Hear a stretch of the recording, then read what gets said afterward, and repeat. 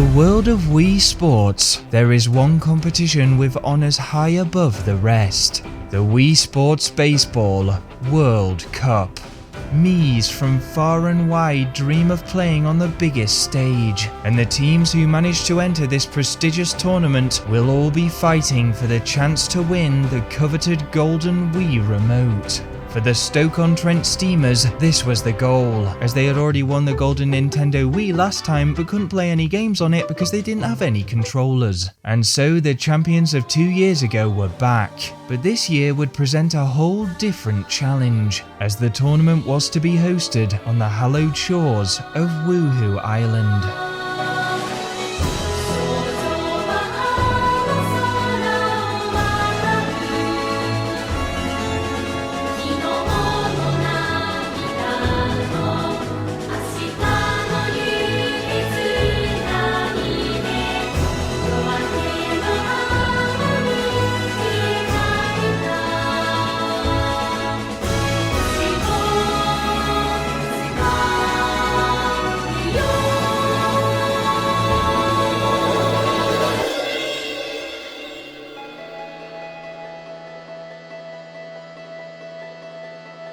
Wow, Wuhu Island is so beautiful. I mean, just look at those majestic polygons. Yes, this really takes me back to about 6 months ago when we were here to watch Venus play table tennis. Wait, I thought Venus could talk now. He's decided to settle halfway and just make various interpretive whistling noises. Whatever makes him comfortable. Now, gather round everyone. I'll come clean as to why I've invited you all here. I mean, I assume it's to play in the Wii Baseball World Cup. We're gonna be re-entering the Wii Baseball World Cup. Wait, how did you know? I mean, it happens every 2 years, and we've been training for the past 4 months. Oh, yeah. Well, anyway, that's not the only reason I've gathered you here early. The truth is... Oh man, interrupted the steamer's pitcher Pipe. It's so good to have everyone back together again. To Pipe, baseball meant everything, and the only thing he loved more than the sport itself was his teammates. There was Engine Room, his reliable captain, Mindbrain, the ingenious tactician, Scalene, their star batter, Xavier, the famous wild card, and then there was Venus. But, hang on, aren't we missing a few people? That's the thing, we're 5 players short. 5? Well, Smaug is having some trouble with dwarves trying to steal her gold, Cardboard says he can't be bothered and he's staying at home, and I haven't seen my blind granddad Wrinkles since he went on holiday to celebrate turning 101. I hope he hasn't got lost. What about the other 2? Spindle isn't feeling very well because her mouth was wide open the whole boat journey here, and she swallowed a lot of seawater. Like, a concerning amount of seawater. Oh, and Barnowl has bird flu. Oh no! How are we gonna compete? This is the problem. We need at least 9 players before tomorrow, but at our current stage with 6, we'll be kicked out of the tournament before it's even started. I am the rock salesman. Before it's even started! I am the rock salesman. Sorry, I'm just in the middle of something here. I am the rock salesman. Would you like to buy a rock? No, sorry, I'm just trying to put a baseball team together right now actually, so... Something tells me you are not in the mood for purchasing a rock. Oh my god. Seems like you are trapped between a rock and a hard place. Ho ho, just a little joke, my friend. Is there any way I can assist? Yes. Do you know anywhere we could find any baseball players on extremely short notice? Oh ho! Fortune is your friend today. There is a basketball tournament happening just down the coast from here. No, we need baseball players. Oh ho! Basketball, baseball, when you take a step back, it is all the same thing. No, it isn't. It very much isn't. But, with desperate times calling for desperate measures, the steamer's only option was to head through Wuhu Town to the basketball courts. Ladies and gentlemen, welcome back to the annual Wii Sports Basketball Skirmish. Oh goodness, I can't wait for those balls to bounce. Our next match will be a feisty one between Megan's Monsters and... oh, I'm not too sure I can read that one out loud. Ozymandias and the Big Bad Netbusters 69420_HD. Yes, thank you, Ron. Okay, Steamers, keep your eyes peeled for anyone with even semi-decent hand-eye coordination. And with the sound of a buzzer, the game began. The Netbusters started on the attack, but within moments, it was obvious they had some team-working problems, as one of their players refused to pass and instead dribbled straight into the opposition. This allowed Megan's monsters to counter, and Megan herself dispatched a beautiful two-pointer with ease. Not bad, said Mindbrain. By calculating the angle of incidence and timesing it by the upper quartile of the ball's trajectory, Megan was able to work out just how many newtons of force to apply to the bottom right seam of the ball. No, Mindbrain, I'm pretty sure she just threw it. Back down the other end, the Netbusters were still struggling. Their team captain, Ozymandias, was so weak and feeble and useless that his shots weren't even reaching the hoop.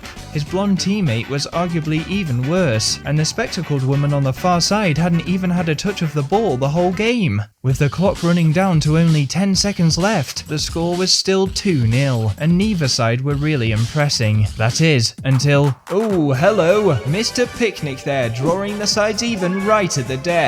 Yes, I was just about to host my own open casket funeral with how boring this match has been, but with that shot I might hold off on burying myself alive. Stay tuned, folks, this one's going right to the buzzer. Buzzer, I barely know her. And then, something incredible happened. Snatching the ball back with 5 seconds left, Ozymandias took on a whole new, confident persona, dribbling straight at the heart of Megan's monster's defense and pulling off a spectacular slam dunk.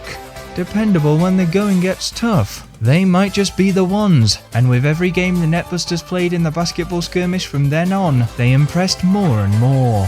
Blimey, even Four Eyes has turned on the style. Look at that defense. She fell over and still made the block. It was decided, and after the game... Well, konnichiwa, my alley-ooping amigos. Fancy playing some baseball? What? It's okay, Xavier, I'll take this one. Hi, Engine Room from the Stoke-On-Trent Steamers baseball team here. We're a few members short for the upcoming Wii Baseball World Cup, and we were wondering if you'd consider joining the team. Ooh, baseball? Wowee! I've never played baseball before really. I've only dipped my toes into basketball and also a little bit of motorsport on the side, but I'll give it a go if that's okay. Great! Yeah, any other takers? I will turn my hand to baseball. It will be light work for someone such as me. Perfect, nice and confident. And you?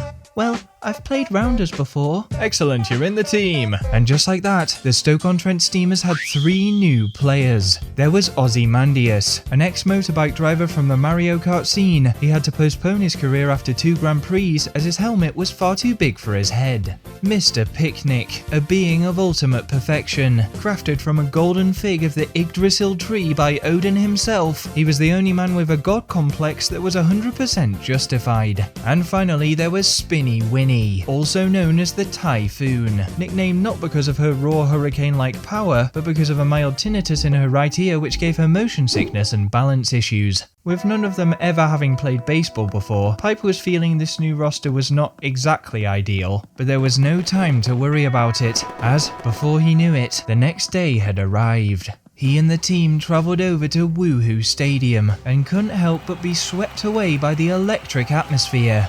I am the rock salesman. Would you like to buy a rock? Oh, no thanks. I am the rock salesman. Would you like to buy a rock? Oh, no thank you. Ladies and gentlewomen, welcome to the Wii Sports Baseball World Cup. I am as ever your grand announcer, and with me every step of the way is my crafty co-commentator Ron Johnson. I'm Ron Johnson. Today we have a delectable medley of baseballing splendor, as 4 groups of 6 will compete in a group stage, with the top 4 of each progressing to the knockout rounds. That all starts today with a ferocious first match in Group 1. It's our favourite underdogs, Underpassage Wanderers, versus a very special opposition. Please make some noise for the defending champions, the Stoke-On-Trent Steamers. The crowd burst into raucous applause. This was a sensation Pipe had never experienced before. For the first time ever, they were the fan favourites, and with it came a great weight of expectation. Okay guys, Underpassage Wanderers are a team not to be sniffed at, and that's not just because of their general body odour. As their name suggests, they've been playing on the underground baseball circuit against all kinds of thugs and vagabonds for years, so keep your peckers up and don't let your guard down. Let's play some baseball, goddammit, roared Engine Room. And at that moment, the referee's whistle blew and the game began.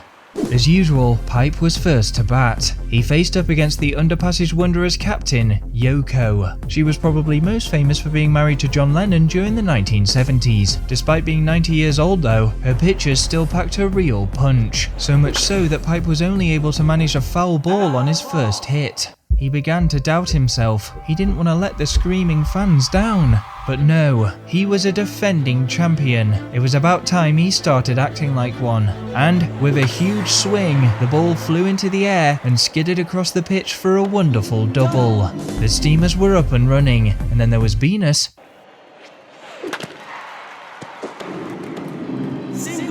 Perfect, the bases were nicely stacked. Just one more single and they would have their first run of the tournament. Unfortunately, up next was Team Newbie, Ozymandias. Oh wowee, I'm nervous. Okay, tell me what to do. Just hold the bat, remain calm, watch the ball, and swing whenever feels right. Whenever feels right? What could that mean? Could it be now? No, that didn't seem right. Or maybe now? Goo cripes, that wasn't right either. It's all over. I can't do this. You've done it again, Ozymandias. You've let them all down.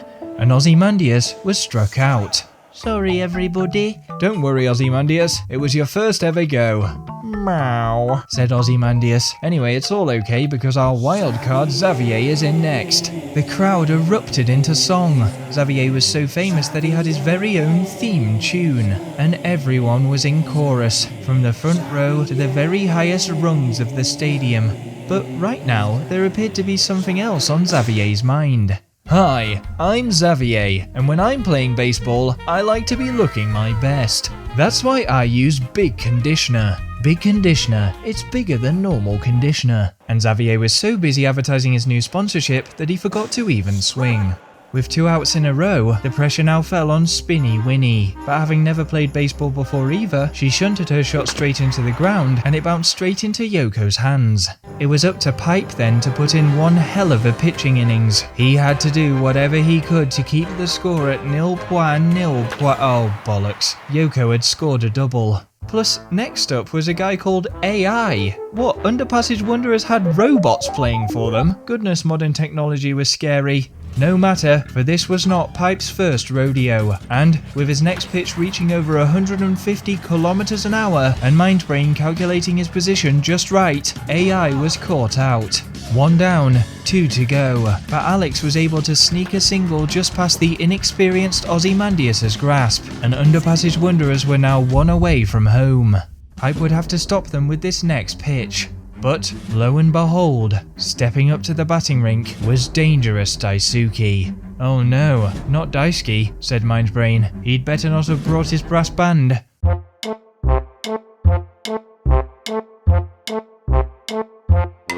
His name is Dangerous Daisuke and he's very, very spooky. He will scare you into some form of submission.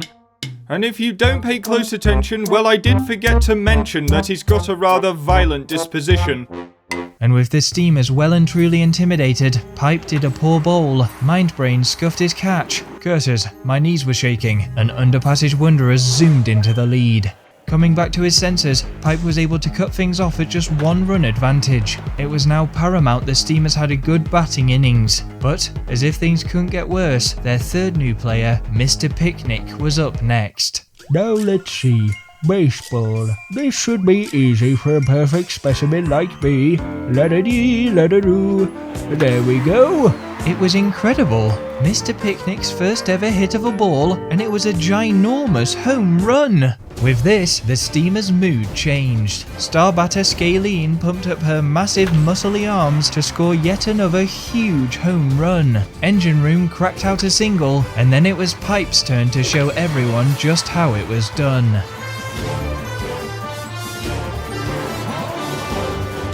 Then there was Venus, who managed to somehow get a single out of this. And, flying high at 4-1 up, the Steamers were finally beginning to relax. That is, except for Mindbrain. Okay, Moonball Strategy Attempt 1.0. Calculating angle of incidence at 46 degrees. Phase of the moon is waning crescent, which means I need to carry the 2, make way for the 4, round and round the garden, minus the butcher, the baker, and the candlestick maker, and hopefully... You're out! Curses, I forgot to hit it upwards. Momentum killed, the Steamer's second innings drew to a close as Ozymandias Oh, shizzle, this is all very overwhelming. and Xavier, by big conditioner, for when small conditioner just isn't quite enough, were both struck out. Thankfully, with a healthy lead, Pipe could take things easy. Oh no, spoke too soon. Underpassage Wanderers player Ashley, known more commonly as Smashley, had done just what her name suggested. 4-2. Pipe was gonna have to get back on his A-game. With a beautiful curveball, Rachel mishit her shot, and as ever, Mindbrain was in the right place at the right time to make the catch. When Yoko stepped up, she placed her shot just out of Pipe's diving reach. Thankfully, the omnipotent Mr. Picnic was there behind him to sweep up the pieces. With a few more swerving curveballs, they had weathered the storm, and the Steamers went from strength to strength. Scalene doing what she did best, and hitting the ball astronomically hard to make the score 5-2, and put the Steamers what any wise man would assume was comfortably out of reach. As the game rolled round into the final part of the third innings, another Pipe and Mindbrain synchronized special made short work of dangerous Daisuke, and with his brass band deflated, the rest of this first match would be a formality. The Stoke-On-Trent Steamers were defending champions after all. Haru scored a single. Whatever, do your worst. Naomi scored a double. Okay, not the best news, but everything was still going fine. And then Smashley stepped into the batting area for the second time today.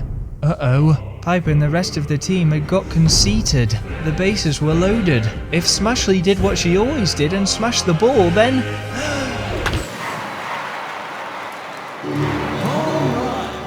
Within a matter of moments, everything had come crashing down.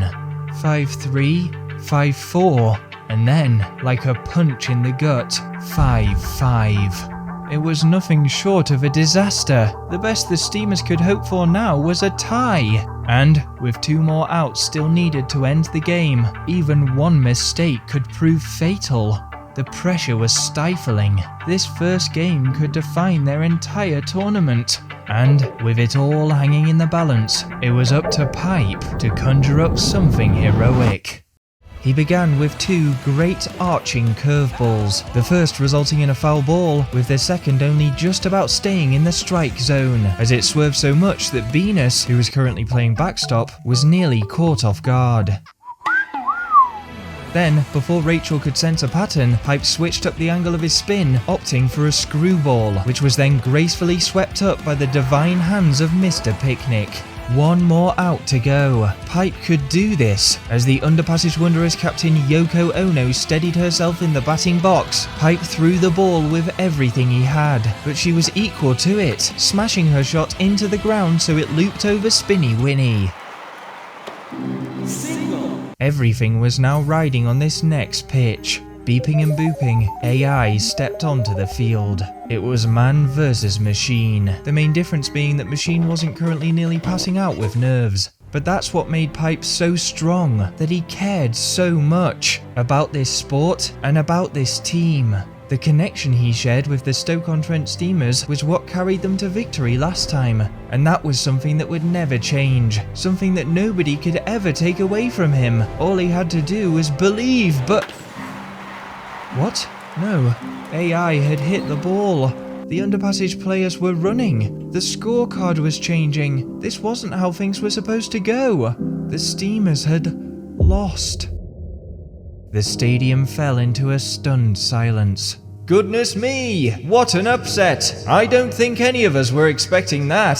Yes, this is a bigger twist than when my ex-wife turned to me and said, "Make a choice, Ron. It's either me or your career as a Wii Sports commentator." I said that decision was pending a VAR review. She did not take that well. Come on, Steamers, off the pitch. The next game will be starting soon. Guys, I'm really... Pipe, come on. The mood was somber, and not a word was spoken until they made it all the way back to the team hotel. everyone, I'm really sorry, but next match, I promise I'll be back to myself. It'll be just like 2 years ago. Pipe, let's face it, said Scalene. We're just not the same team we once were. Without Barn Owl and Spindle and Smaug and Wrinkles and even Cardboard, we just can't compete. Yeah, no offense to our new buckaroos, but they just don't have the same amount of swaz and pizzazz.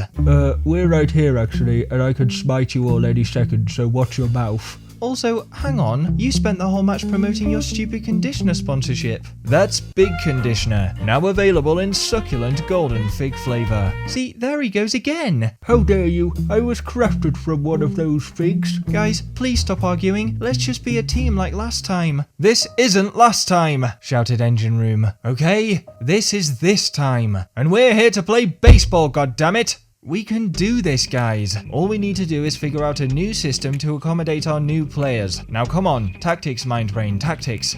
Right. I mean, if we square x and minus y from this decimal, then we can easily rule out and I was thinking if I shout about baseball so much. I am the rock salesman. Oh no. How did you get in here? This is the team hotel. I am the rock salesman. Would you like to buy a rock? No, thank you. We're really busy strategizing about what to do with our new team members, right? Wait, where is that music coming from? Oh god, he's not transitioning into song, is he? Anyone else worried about this at all? No, we're just gonna let this happen, are we? Okay.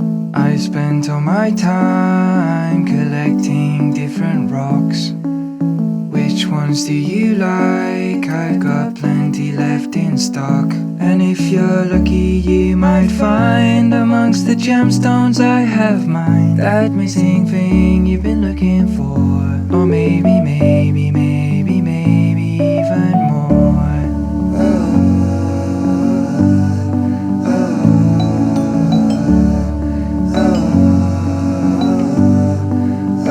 Please take your time, don't miss a deal. Refer back to your color wheel. And if your heart is on the mend, just pick a rock and you will have a new best friend.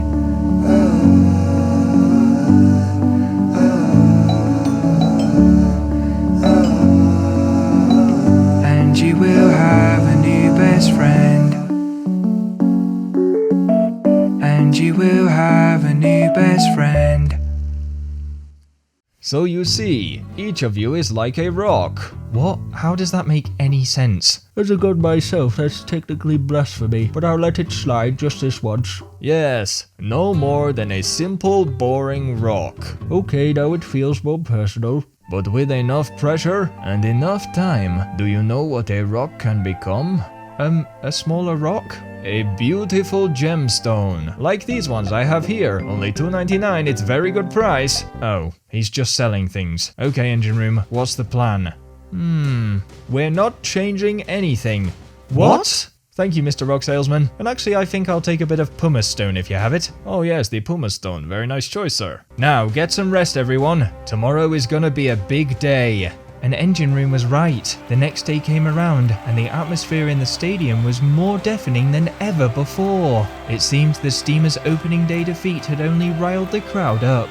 Ladies and gentlewomen, we have a splendid matchup for you today. Will Stoke-On-Trent be back at full steam, or will their nightmare start continue against Martin's Magical Baseball Emporium? Yes, Martin and his School of Wizardry. Oh, hello? Can you hear me okay? Oh, for God's sake, Ron, that's not a microphone. You're talking into a toaster again. The opposition captain Martin was what some referred to as a wizard, and Pipe witnessed this firsthand, as Martin's underarm pitches seemed to hone in towards his face. It was as if he was controlling the ball with some sort of mystical power. Hoping to kickstart the team back into form, Pipe played it safe and managed a smart single. The good news being that second up to bat was the infallible Mr. Picnic. Another day of being perfect, sighed Mr. Picnic as he hit the ball upwards for a surefire home run. But before the ball could reach the stands, Martin put his hands up in the air and began to do some sort of weird chant.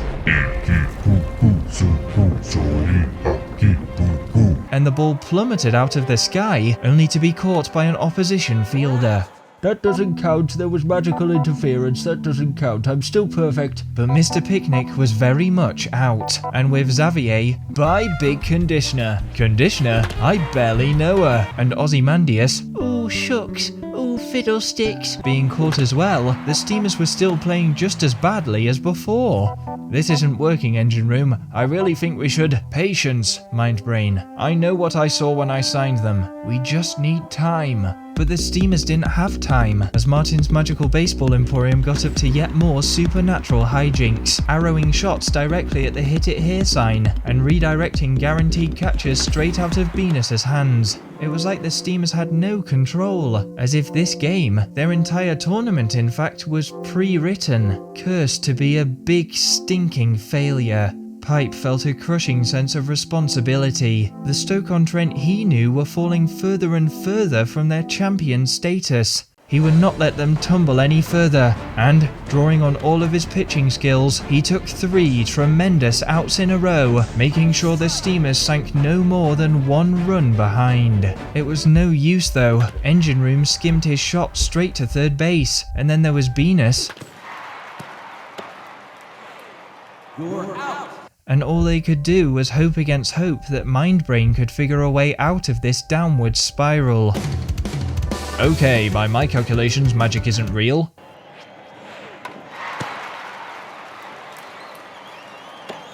Single. The facade was lifted. Mind Brain was right. They had all been so caught up in the illusion, they had failed to realize that Martin's Magical Baseball Emporium were no more than a pretty decent baseball team. Martin himself did kids' birthday parties on the weekend. No need to get so doomsday about things. It was an even playing field. Or was it? Hey, kid, you're up next, right? Yes, I am. Try this. Thank you, but what is it? Oh. Hey, Spinny Winnie has some good form out there. She seems confident. Martin pitched, and all of a sudden, it was the biggest hit of the tournament so far, right to the tippy top of the highest stand. And, in the blink of an eye, the Steamers were ahead. Wow, Winnie, how'd you do it? I don't know. Just beginner's luck, I suppose.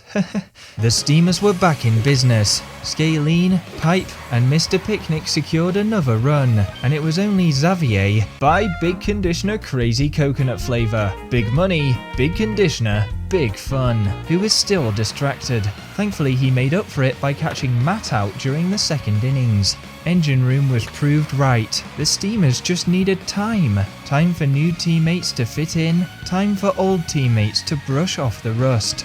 Forget the first game. Their tournament started here. What was to come was anyone's guess. But that was okay. Picking up the underarm honing in on face technique that Martin had used earlier, Pipe safely swerved, curved and spun them to a comfortable 4-1 victory. And their curse, if there ever was one, had been well and truly exercised. Hey guys, I just wanted to apologise for my comments before the game. Yeah, me dose. You bozos are gonna fit right in. And, with spirits high, Engine Room treated them to a big lunchtime meal at the Wuhu Cafe to fuel themselves up for this afternoon. Wow guys, really great stuff out there, and I've got some more good news for you all. Barn Owl is back! Hooray! Welcome back, Barn Owl! Yippee, Hoot hoot! Hoot hoot! Hey, listen, Ozymandias. Oh, yeah, sorry. I was just eating a broccoli floret. Listen, now we have more players, I'm gonna have to make a tough decision, and I want you to spend this next game on the subs bench. Oh, okay. Yeah, of course. But listen, Spindle will be with you while she coughs up more seawater, and I want you to really watch how the others play, okay? Keep lively. Aye, boss. That's the spirit. Okay, everyone quiet down. It's time to get serious. Our next game is against our arch rivals, Lucia's baseball team. Now, we know just how tough they can be from the infamous double final incident of 2 years ago. So, Mind Brain, give them the rundown. What? Where is Mind Brain? I don't know, maybe toilet?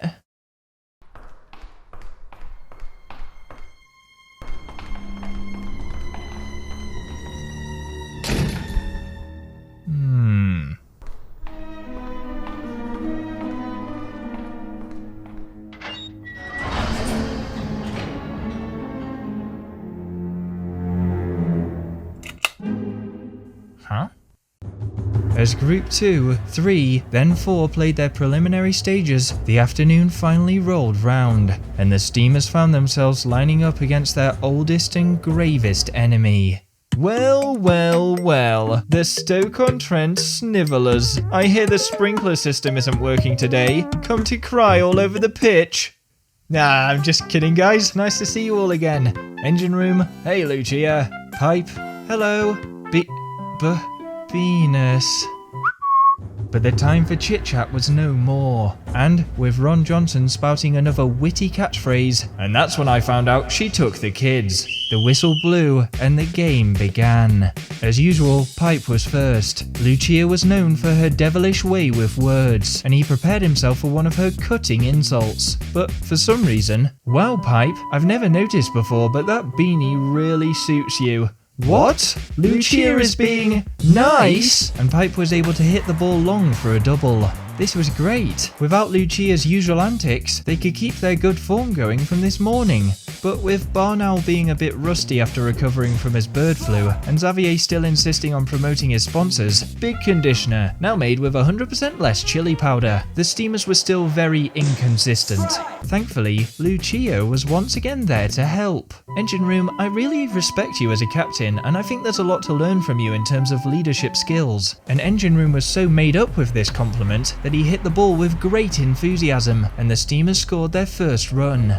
And it didn't stop there. Spinny Winnie continued her drastic change in form by hitting another double, and Mr. Picnic was back to his perfect ways to pile drive the Steamers into an unexpected 3-0 lead.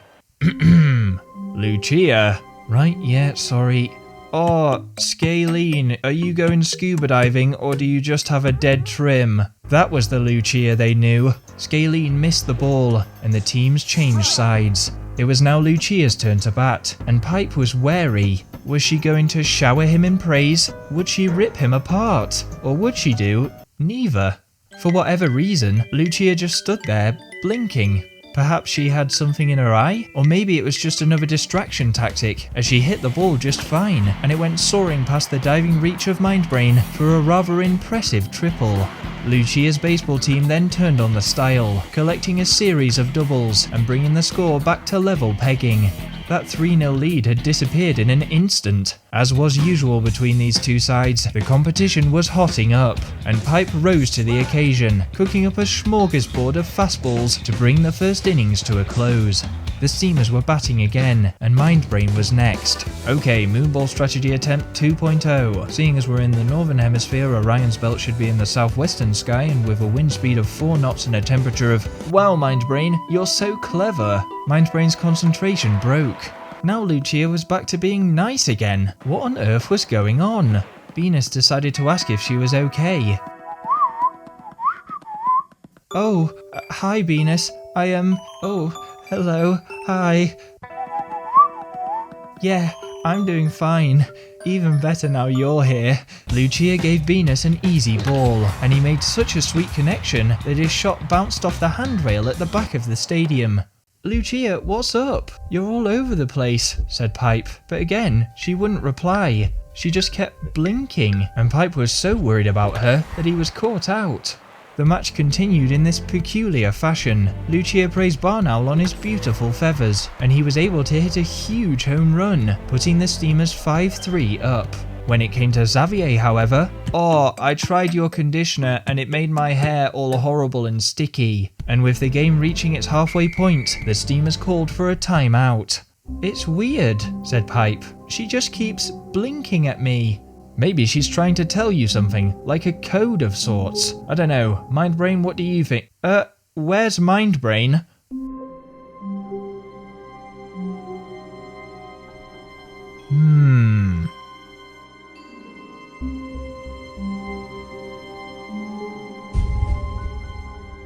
Huh?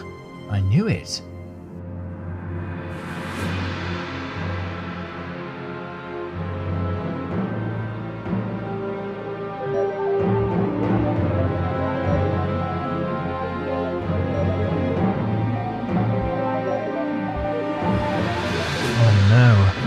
Oh no. This is bad.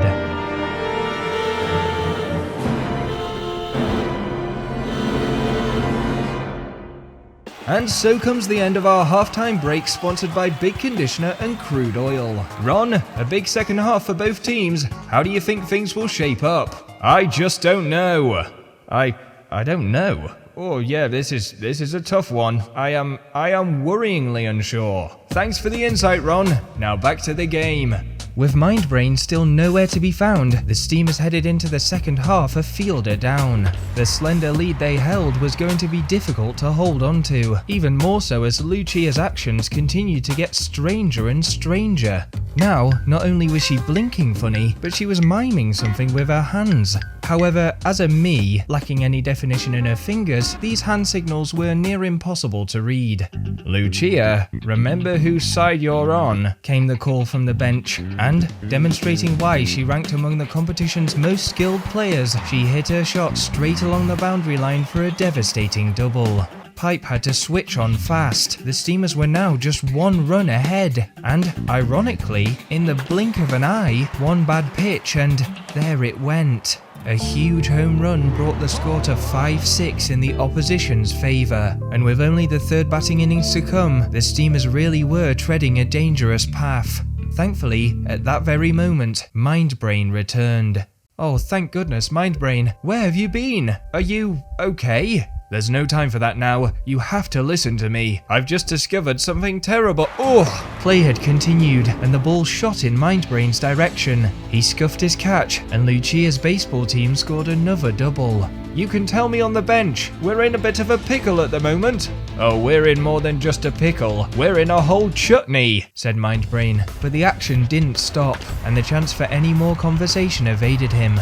A series of missed catches followed, as Lucia's baseball team found fine form. Things were going from bad to worse. By the time Pipe was able to cut the second innings off, the Steamers were down by 5 runs to 9. Any semblance of a comeback now would take a minor miracle. I don't understand, said Pipe. What did we do last tournament that we aren't doing this time? But before he got an answer, everyone, you must listen to me, stressed Mindbrain. It's about what I saw at half-time. Hang on, if I tell them, I'm only putting them in danger. That being said, we're already being targeted. What do I do? No, you've got this, Mindbrain. You can calculate your way out of anything. All I have to do is take the percentage chance I was spotted, multiply by the time I was away, taking into account the TV coverage plus the amount of security cameras in the stadium, then formulate that into a correlation graph removing anomalies 4, 15, 69, 42, 327, 545 and... Rain fog. Mindbrain, is everything alright? Ooh, Jesus wept. He's blown a fuse. He's fine, Ozymandias. He's just stressed. As am I. And all of you. I can see it in your little cartoonish faces. You're thinking, we lose this game and we could be out of the tournament. You're thinking, why can't things just be the same as before? Well, I've got news for you, everyone. This is how things were before. 6-2 down in the final, Wrinkles disqualified, and did we even for a second give up? No, we played baseball, goddammit! So sure, we're 4 behind. Again. But the Stoke-On-Trent Steamers always come back. The effect of this speech was slightly lessened by the fact that Engine Room was then immediately caught out. But that didn't matter. The team were motivated again. That infamous Stoke-On-Trent never say die attitude had returned, and so began their resurgence. Spinny Winnie, albeit with the help of a mysterious substance, raised the roof with a splendid double. Then Perfect Mr. Picnic followed suit, skimming the ball expertly along the barrier at the back of the stadium. I meant to do that. Didn't want to score a home run actually, thought a double might be more exciting. And it was exciting, just 3 more runs to go, as, filled with courage, Scalene drilled the ball along the turf for a solid single. The only steamer yet to feel the full effects of Engine Room's rousing speech was Mindbrain. You're okay, Mindbrain, you're okay. Don't worry about what happened before, just think strategically like you normally do. Let's see, wind speed is 7 miles per hour, temperature is a moderate 15 degrees Celsius, accounting for humidity of 60%. Divide the angle of incidence by the amount of steamers in danger and add the percentage chance of kidnapping through 7 possible trafficking routes and... Rain fog. Once again, Mindbrain spaced out. His shot was undercooked, and the game now hung by a thread. The Steamers could only afford one more mistake. And then there was Venus.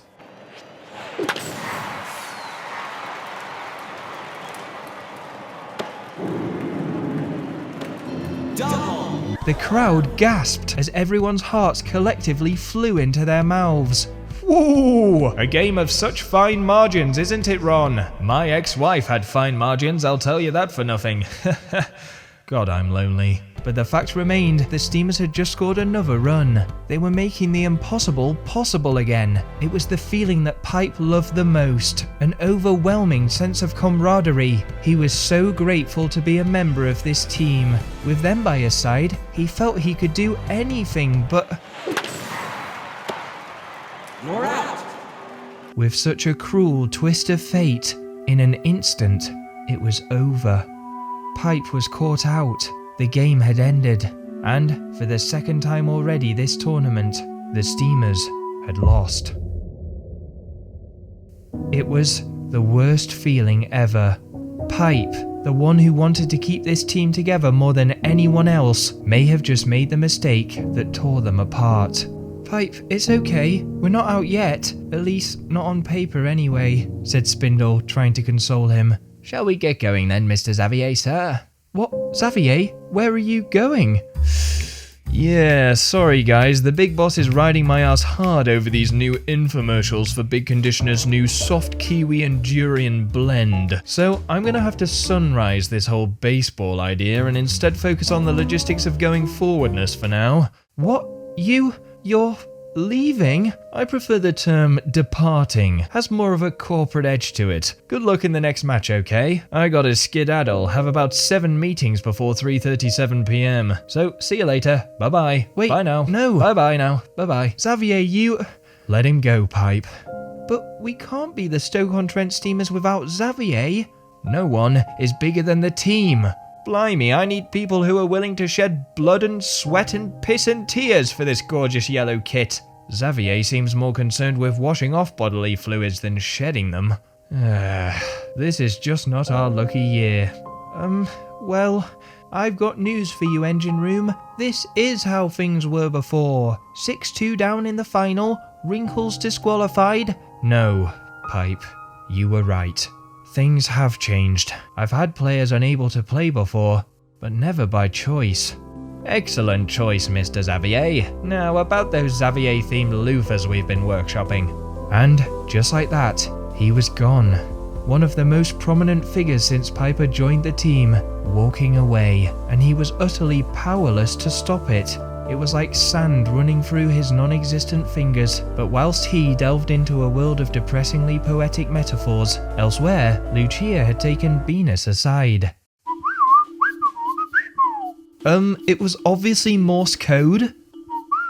Yeah, to be fair, I don't actually speak Morse, so I was just blinking randomly and hoping for the best. But wait, that means Engine Room won't have got my message. Okay, Venus, listen to me very carefully. I trust you with this more than anyone. Mostly because no one can understand what you're saying apart from conveniently the people that matter, but that's why you're so important. There's something terrible going on at this year's competition. I'm not sure. I don't dare find any more out. One day, my team, they just changed. Usually they'd be all subservient and I could just shout abuse at them and they'd do my bidding. But all of a sudden, they began to order me around. They threatened to take you to... So I've been playing along. But I do know one thing that you have to tell Engine Room. Don't you think it's strange how the prize this year is so underwhelming? Oh, come off it. They haven't even included a golden nunchuck. And that's the thing. Rumour has it, the Golden Wii Remote isn't the only prize. The real prize is something much more valuable. Something a lot of bad people will do anything to get their hands on. So please, tell the team, the Stoke-On-Trent Steamers must forfeit the competition this year, or you could all be in grave danger.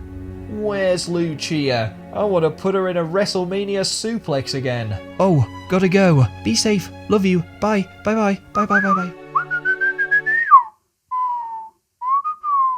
Okay, Steamers, our next game is make or break. When we analyse the statistical situation of the current points table, qualification is still very mathematically possible. Just how it's possible that we could all be kidnapped any second. What Mindbrain meant to say is, we are not done. Okay, we're second bottom of the table. Okay, Xavier walked out on us, but this is why we have reliable subs. Ooh, aye aye, Captain. Spindle, it's good to have you fighting fit again. Oh, yeah. Yay, go Spindle. And the best news of all, the team we're about to play are doing even worse than us. Oh, get it, let's go. No, actually that's a bit disrespectful, Mr. Picnic. They're called the Institute of Throwing and Catching. I would ask Mindbrain for a rundown, but he's, well, let's give him a break for now. And I'll do the analysis instead. My guess is this opposition will be very good at throwing, and I'm willing to bet they're okay at catching as well. I wonder where you got that from, said Scalene. But before Engine Room could make any more astute observations, the game was about to begin. The opposition captain, Theo, was a man with a rather vacant expression, so much so that when Pipe stepped up to bat, he had no idea what awaited him. That is, until, okay Theo, pitch a fastball. Pitching a fastball, and the ball came at Pipe with tremendous speed. Taken aback by the whole situation, Pipe mishit his shot, and it was then scooped up by the opposition fielders. When Spindle stepped up, mouth gaping open as usual, things played out just the same. Okay Theo, pitch a curveball. Pitching a curveball. However, having very obviously overheard the opposition's instructions, Spindle knew exactly what to expect, and she was able to loop the ball perfectly over fourth base and along the foul line to claim an easy single. It was all beginning to make sense. The Institute of Throwing and Catching had practiced fielding so much that not one of them knew how to pitch. So instead they just disguised a ball machine as a person, called it Theo, and controlled it using voice commands. No wonder they were doing so poorly. Okay Theo, pitch a fastball. Pitching a foul ball. No, that's not what I said. This worked out quite well for Mindbrain, who was still zoned out. It was actually the closest he had come so far to pulling off his new moonball strategy. With every one of the opponent's moves so transparent, this game would hopefully play out quite smoothly. Scalene was in next. Okay Theo, pick the ball up. Going up. And the ball was pitched from such a weird angle that Scalene got it all wrong. Perhaps this would not be so straightforward. It seems these voice controls were both a blessing and a curse. When Mr. Picnic hit the ball into the grass, okay Theo, drop to the floor. Dropping the ball. And Mr. Picnic got away with it. I meant to do that. It was all under control. I'm still perfect. The same happened for Engine Room, and the Steamers were able to score their first run. Wowee! Good job, team! Shouted Ozymandias from the bench. He meant it with all of his heart, but deep down, he wished he could join in. Do something meaningful for once, even boost team morale. Hey Winnie, what are you drinking? Is it a special brew, or a witch's potion, or some sort of river water? Oh, no, what, this? No, it's nothing. Nothing at all. No, nothing to see here. Don't ask me any questions. It's nothing. It's nothing, I promise it's nothing. Oh, Jiminy Crickets, Winnie. I was just kidding around. Are you okay? Sorry, Ozymandias. I'm fine, really. I don't think you like that drink, do you? Is it a funny flavour? Want me to throw it away for you? No! Yes, okay. Thank you, Ozymandias. No, it's no problem, really. No, seriously. Thank you. Ooh, well, I don't understand really, but I'm always here for you. Just give me a call. Just bell my line. Just call me on me walkie-talkie. Oh, she's gone. Without her usual dose of baseball juice, however, Winnie could not perform to her usual standards, and purple shirts swarmed around her shot to end the Steamers' first innings. Time to see how the Institute of Throwing and Catching fared at batting. Okay Theo, score a double. Turning stadium to rubble. What? No, don't do that! All of a sudden, the whole ground began to shudder. Goodness me, I think we're having an earthquake. Yes, this reminds me of my ex-wife in the bedroom. Not now, Ron, we need to highlight the emergency exits. But to the Steamers' surprise, the game continued. As was designated in the rulebook, World Cup games could only be abandoned due to earthquakes of magnitude 7 and upwards. And as this was only magnitude 6, the Institute of Throwing and Catching could continue their batting. The disruption was so bad that by the time Pipe managed to throw enough straight pitches to get them out, the Steamers were 4-1 down. What, Venus? I can't hear you over all of this shaking. You're going to be batting next. Just calm down. It's bad enough with mind brain freaking out. I can't have you going insane as well. Hold on. I think the earthquake stopped. What? Wait, Venus? Why are you glowing? Wow, Venus, nice idea. said team substitute Ozymandias. A good old-fashioned rave ought to cheer us up. Yeah, wub wub wub. You're like a human disco ball. No, guys, I'm not sure he's doing it on purpose. Are you alright, Venus? Is it indigestion? Whatever's going on in your large intestine, it's working. Look. No, don't stop now, Theo. Do an earthquake again. I'm sorry. I can't do that right now. Stupid piece of junk. I didn't quite catch that. Do you want me to search the web for stupid Buddhist monk? No. Oh, forget it. Playing Forget You by CeeLo Green. It seems to be messing with their machine, so this is our chance, Venus. If anyone can work miracles, you can. Venus stepped up to the batting area. He didn't know why he'd turned into a glow stick all of a sudden, but he felt stronger. In fact, there was so much power coursing through him it was almost concerning. Theo pitched an easy ball, and as Venus swung, a great surge of energy shot into his arms, so much so that his bat nearly flung out of his hands. The ball was sent spiraling into the air without any control, and although it had plenty of oomph behind it, it came straight back down exactly where it went up, and Venus was caught out. Feeling he had let the team down, the glow in his stomach dimmed a little, allowing Theo to rewire himself. On Barnow's turn, okay Theo, play booing sounds. A chorus of jeers began to play from a small speaker in Theo's nostrils, riling up the already disenfranchised Steamers crowd. A storm of abuse began to ring around the stadium. We've been playing rubbish since you came back into the team. Barnow, this guy isn't any better than a common sparrow or a long-tailed tit.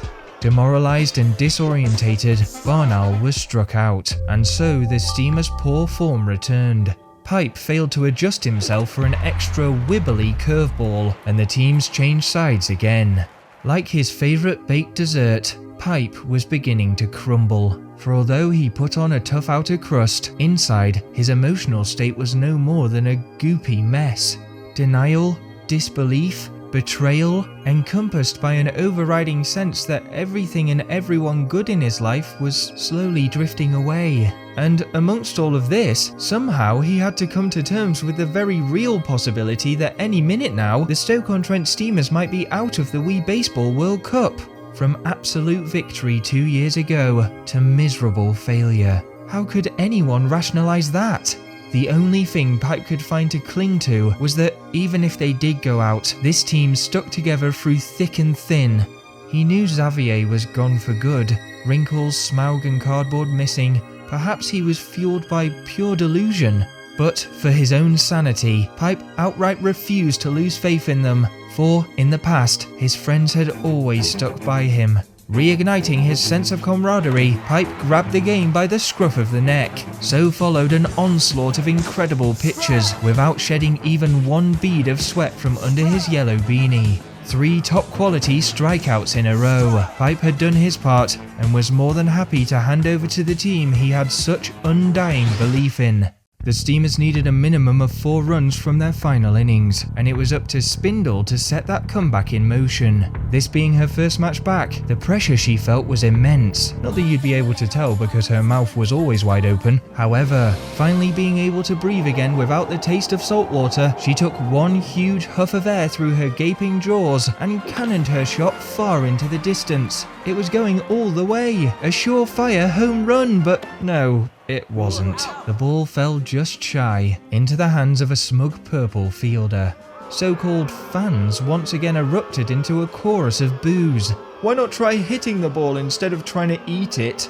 Oi, close your mouth. Gaper, gaper. Oh dear, the Steamers' returning players not faring too well, Ron. Both Spindle and Barnow struggling to make the difference. Yes, very disappointing. I was hoping Barnow would at least be able to turn his head 360 degrees. At this rate, the two of them were in danger of becoming scapegoats, and Pipe wasn't sure the crowd would take too kindly to Mindbrain either. Engine room, I don't know what's happening to me, Mindbrain shouted towards the bench. There's something I really need to tell you, but every time I try, I get brain fog. What if I'm sick? What if it's a tumor, or some sort of brain expansion, or goofy head disease, or pickled hypothalamus, or worst of all, fermented frontal cortex? Yes, I'm showing all the symptoms of fermented frontal cortex. Brain fog. Mindbrain spaced out for the umpteenth time, and he too was caught out.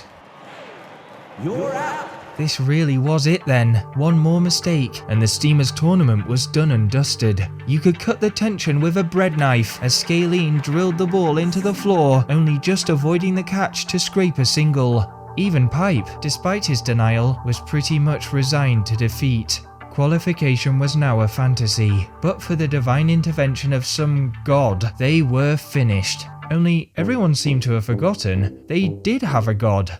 Goo, what an unspeakably hideous day. Oh, Venus, what a cool glowing power you have. Blasphemous, a lot of them. They're all forgetting who the real god is around here. In a fit of what appeared to be jealousy, a great aura began to build around Mr. Picnic. I call upon the powers of Yggdrasil. He bellowed in a low booming voice, and then...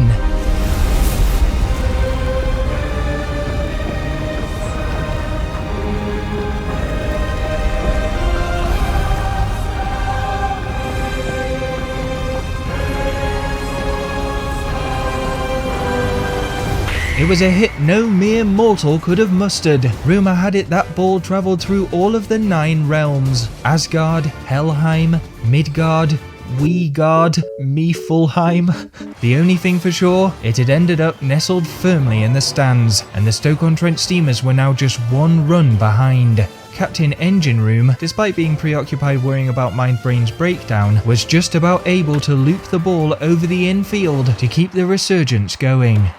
Single. You've got this, Winnie. Go give 'em a right walloping. Cheered Ozymandias as Spinny Winnie stepped up to the plate. All she had to do was not get caught out, plain and simple. But little did anyone expect, Spinny was cooking up something much more spectacular. Pushing up her spectacles, she smashed the ball straight as an arrow. A perfect arc that landed just below the scoreboard, which was soon to change in a way that just moments ago nobody would have thought possible. She and Engine Room arrived back at home base, and the Stoke-On-Trent Steamers were ahead. Wowee, Winnie. See? Look what you can do. You don't need no silly energy drinks.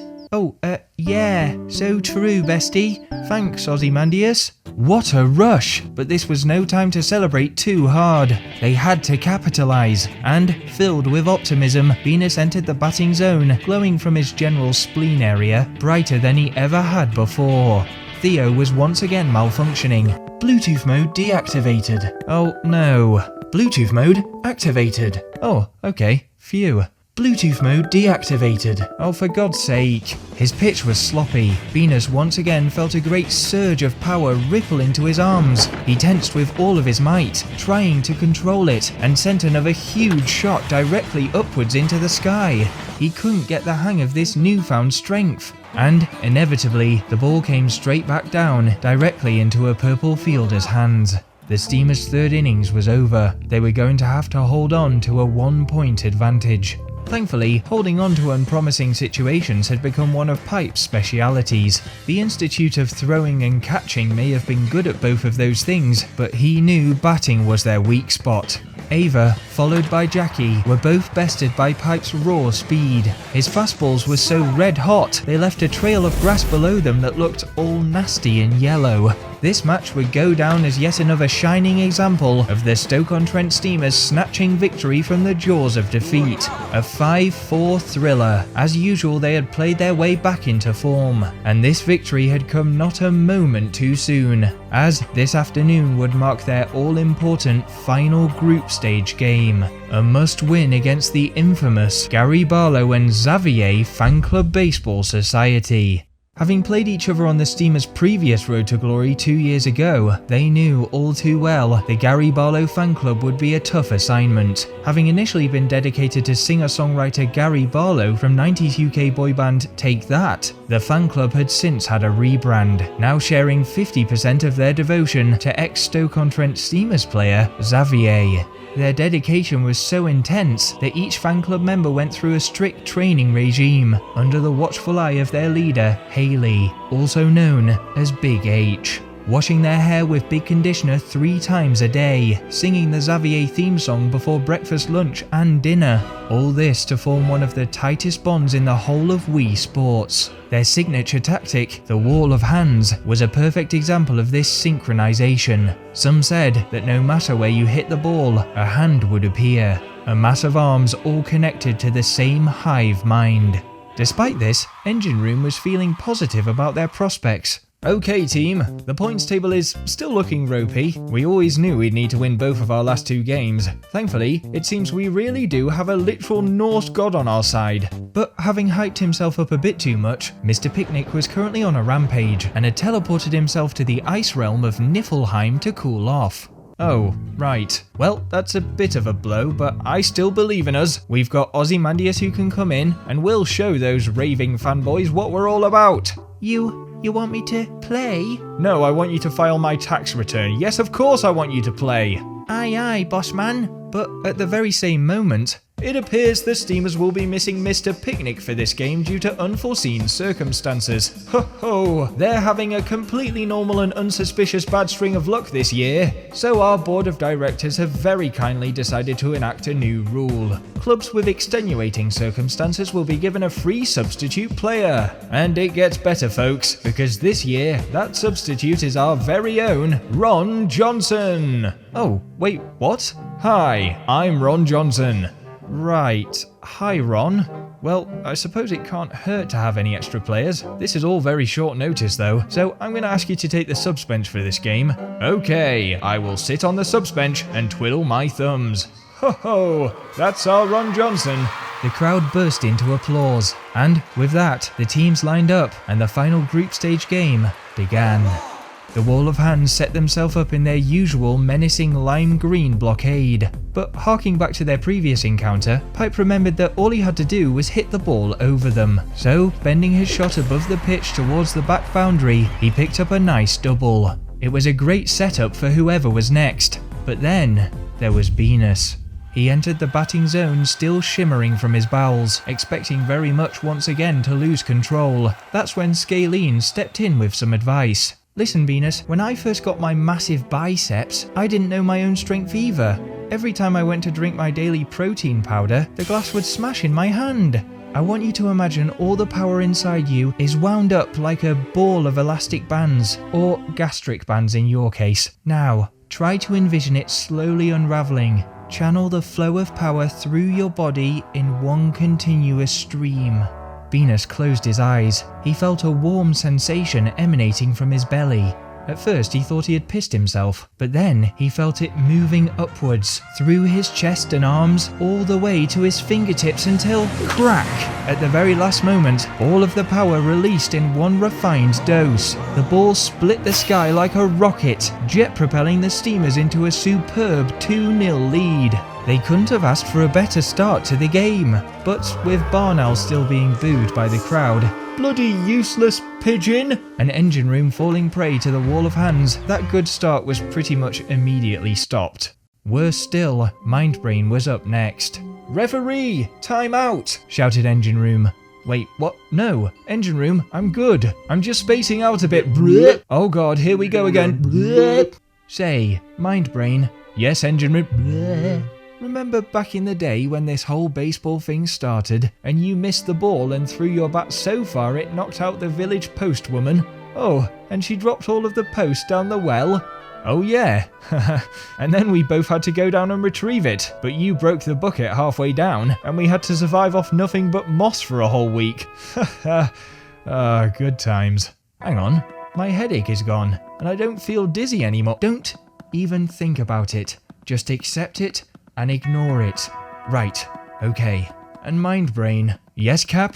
Do me a favour and give me the rundown.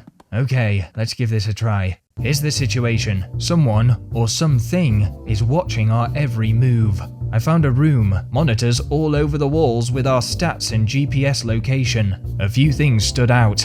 Barnell's medical records. He never had bird flu. He was poisoned on the boat over here. Hoot hoot! What about Spindle? Oh, she just swallowed a load of seawater. There, Spindle, it's okay. What's more intriguing is Smaug, Wrinkles and Cardboard were labelled as location unknown. Engine room, if your granddad was on a retirement holiday as you said, they'd have tracked his plane tickets. I think he must be on the run. Or hobble, considering his age. Anyway, all this goes to suggest someone wants us out of the competition. After we played Martin's Magical Baseball Emporium, I found magnets inside the ball. I mean, that's clearly fishy. And Lucia's baseball team, well, that's the one thing that doesn't quite add up. She was obviously trying to send us a Morse code, but it didn't make any sense.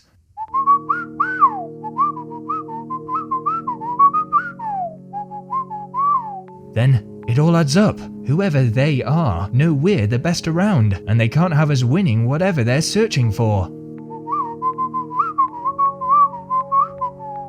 Forfeit? But blimey, that would mean... Yes, I know what that would mean. But Lucia wouldn't want a historic rival like us gone unless she was really serious. Sorry, I'm not quite following. If things have gotten this bad, we can always leave and then come back in 2 years. Yeah, what do you mean, gone? Dearie, dearie me. The Wii Baseball World Cup works on a loyalty system. You don't have enough players to compete, you can never re-enter again. You get beaten by a score of more than 20 runs, you can never re-enter again. And if you forfeit, you can never... But that would mean... It's true. The club would have to disband. I am the rock salesman. Oh, for heaven's sake, now really is not the time. I am the rock salesman. Would you like to buy a rock? No, no, and 1,000 times no. When will you get the message? Please, sir, buy a rock. Okay, fine. I'll have a... I know your grandfather, and I know what he is searching for. He is looking in the wrong place. Tell him to come home. What? How do I know I can trust you? You must win this competition. Please, it is the only way. How do I know I can trust you? Would an untrustworthy man really offer you such a splendid deal on basalt? 90% off for my favorite customer. And here, take some free samples. For you, and for you, and for you. Okay, bye. Rock salesman, away! The whistle blew. So, what do we do, engine room? If this really is the end, let me just say it's been an honor playing with you. What? No, hey, come on guys. I wasn't seriously suggesting we quit now. Just a little funny joke from me to you. We've still got this, we just have to stick together. At all costs. Come to think of it, I really must call my granddad pretty urgently. It's his favourite day of the week, and he'll be pretty upset if he doesn't get his Fun Time Thursday phone call. I'll be back in a second, you guys take the reins. Let's play some baseball! God damn it. Hold on, it isn't even Thursday. But before they could begin to question him, the game had restarted. And, with Mindbrain's head much clearer now, he was able to put himself on the score sheet for the first time in a hot minute, skimming the ball off the back rail for a nice double. It didn't matter though, as Spinny Winnie, who had never faced the Gary Barlow fan club before, failed to breach its infamous wall. With their first batting stint over, Pipe was up to pitch. He hit Big H with one of his classic overhand fastballs, but as he picked up the pieces to run her out, the conversation that just transpired began to sink in.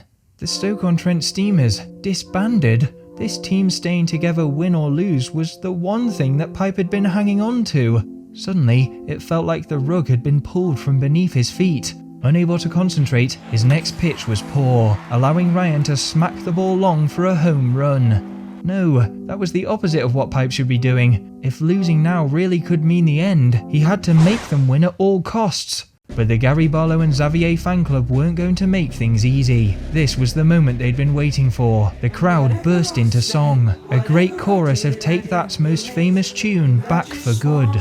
As if rallied to a battle cry, the opposition unexpectedly stood up from their dugout and walked onto the field. Hold on, wasn't that against the rules? The referee was all too conveniently looking the other way. One by one, Big H ordered them to form ranks. And then, in a move nobody expected, they began to swing their baseball bats back and forth, as if hitting imaginary pitchers. Combined with the singing, the swishing and swooshing sounds were so loud that, as Pipe pitched, those in the outfield couldn't hear when the ball was hit. Caught by surprise, Spindle fumbled her catch. The wall of hands had become the wall of bats. It was a clever, if not completely illegal tactic that ensured the opposition was as dangerous offensively as they were at defense. Spindle mishandled the ball yet again. A drone of boos and hisses added to the noise. The Steamers tried their best, Spinny Winnie making a smart dive, Barn Owl scooping up a grass cutter, but by the end of the first innings, they were 3-2 down. Ozymandias couldn't imagine a more intimidating scenario to come back into, but as if to rub salt into the wounds, as he arrived at the batting area, the fans burst into a rendition of Xavier's theme song. "Oh, Xavier, finally, it's such a privilege to see you again." "Hold on," said Big H. "Who is this pretender? Where is Xavier?" He left the team, sold out. "Sold out? How dare you? That's the man we devoted our club towards." Big H was so angry, she gave poor Ozymandias an extra difficult pitch, and just as Engine Room returned, he was struck out. Oh, bum fluff. "Engine Room, where is he? You better not have replaced the big man himself with this coward." But the reality was, Xavier was now a long, long way away. So, Mr. Xavier, make yourself at home. We've just finished the prototypes for your new Xavier-themed bath bombs. Yes, minestrone flavour. One of my better ideas, not to toot my own horn. And we're thinking for the next big conditioner advert, how about the slogan, War, Starvation, Famine, Dandruff. Big conditioner, making the world's biggest problems that little bit smaller. I like it. Very poignant, very thoughtful. And we've also made you a new theme tune. Oh, well, I don't know if we need to do that necessarily. No, you'll love it. Let me play it for you.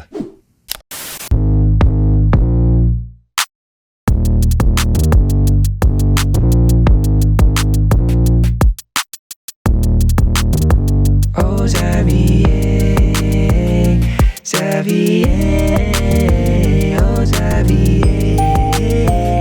Xavier, oh, Xavier, oh, Xavier, oh, Xavier, oh, Xavier, Xavier.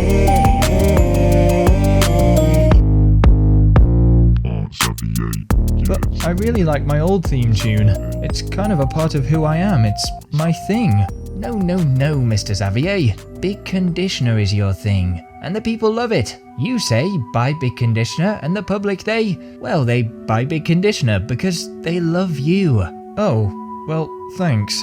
And so that's the other thing, Mr. Xavier. We've been thinking, and we'd like you to do a public press conference. Oh, okay, sure. Denouncing your ties to the Stoke-On-Trent Steamers. Whoa, wait, slow down.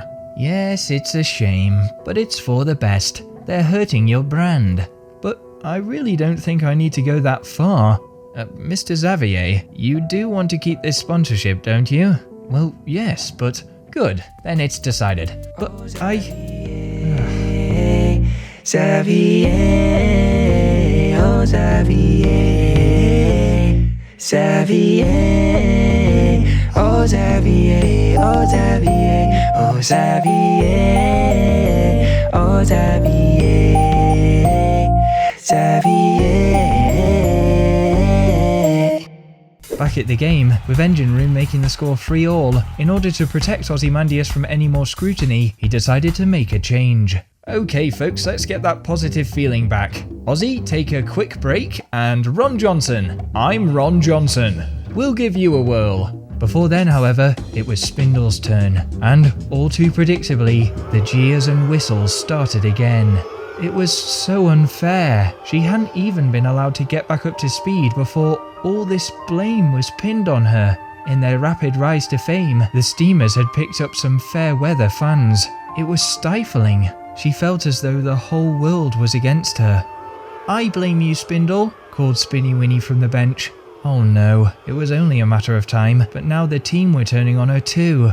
"I blame you for being so kind and welcoming and helping me settle in." "I blame you, Spindle," said Pipe. "I blame you for teaching me that cool breathing technique you do." "I blame you for attending all of my World's Strongest Woman events," said Scalene. Whistled Venus. Oh goodness, who was she trying to please? The penny had dropped. Spindle didn't need the adoration of a small minority of fickle glory supporters. She already had the backing of those few who were most important to her, and she'd be damned if she was gonna let them down. As her bat wrapped around the ball, the whole stadium fell into a stunned silence. For the very first time, Spindle did not feel out of place, as every single person's jaw dropped gaping open.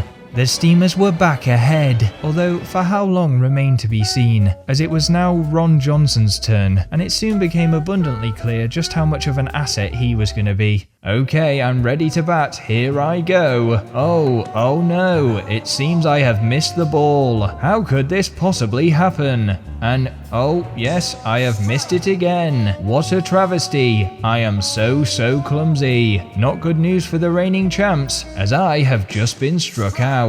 Right, great substitution engine room, he's obviously throwing. Ozymandias, I'm going to be putting you back in if that's okay. Ozzy, wait, come back. Oh, you'll do better without me. I'll just let you all down again. Ozzy, please don't go. We've already lost enough players and I don't think I can do this without you.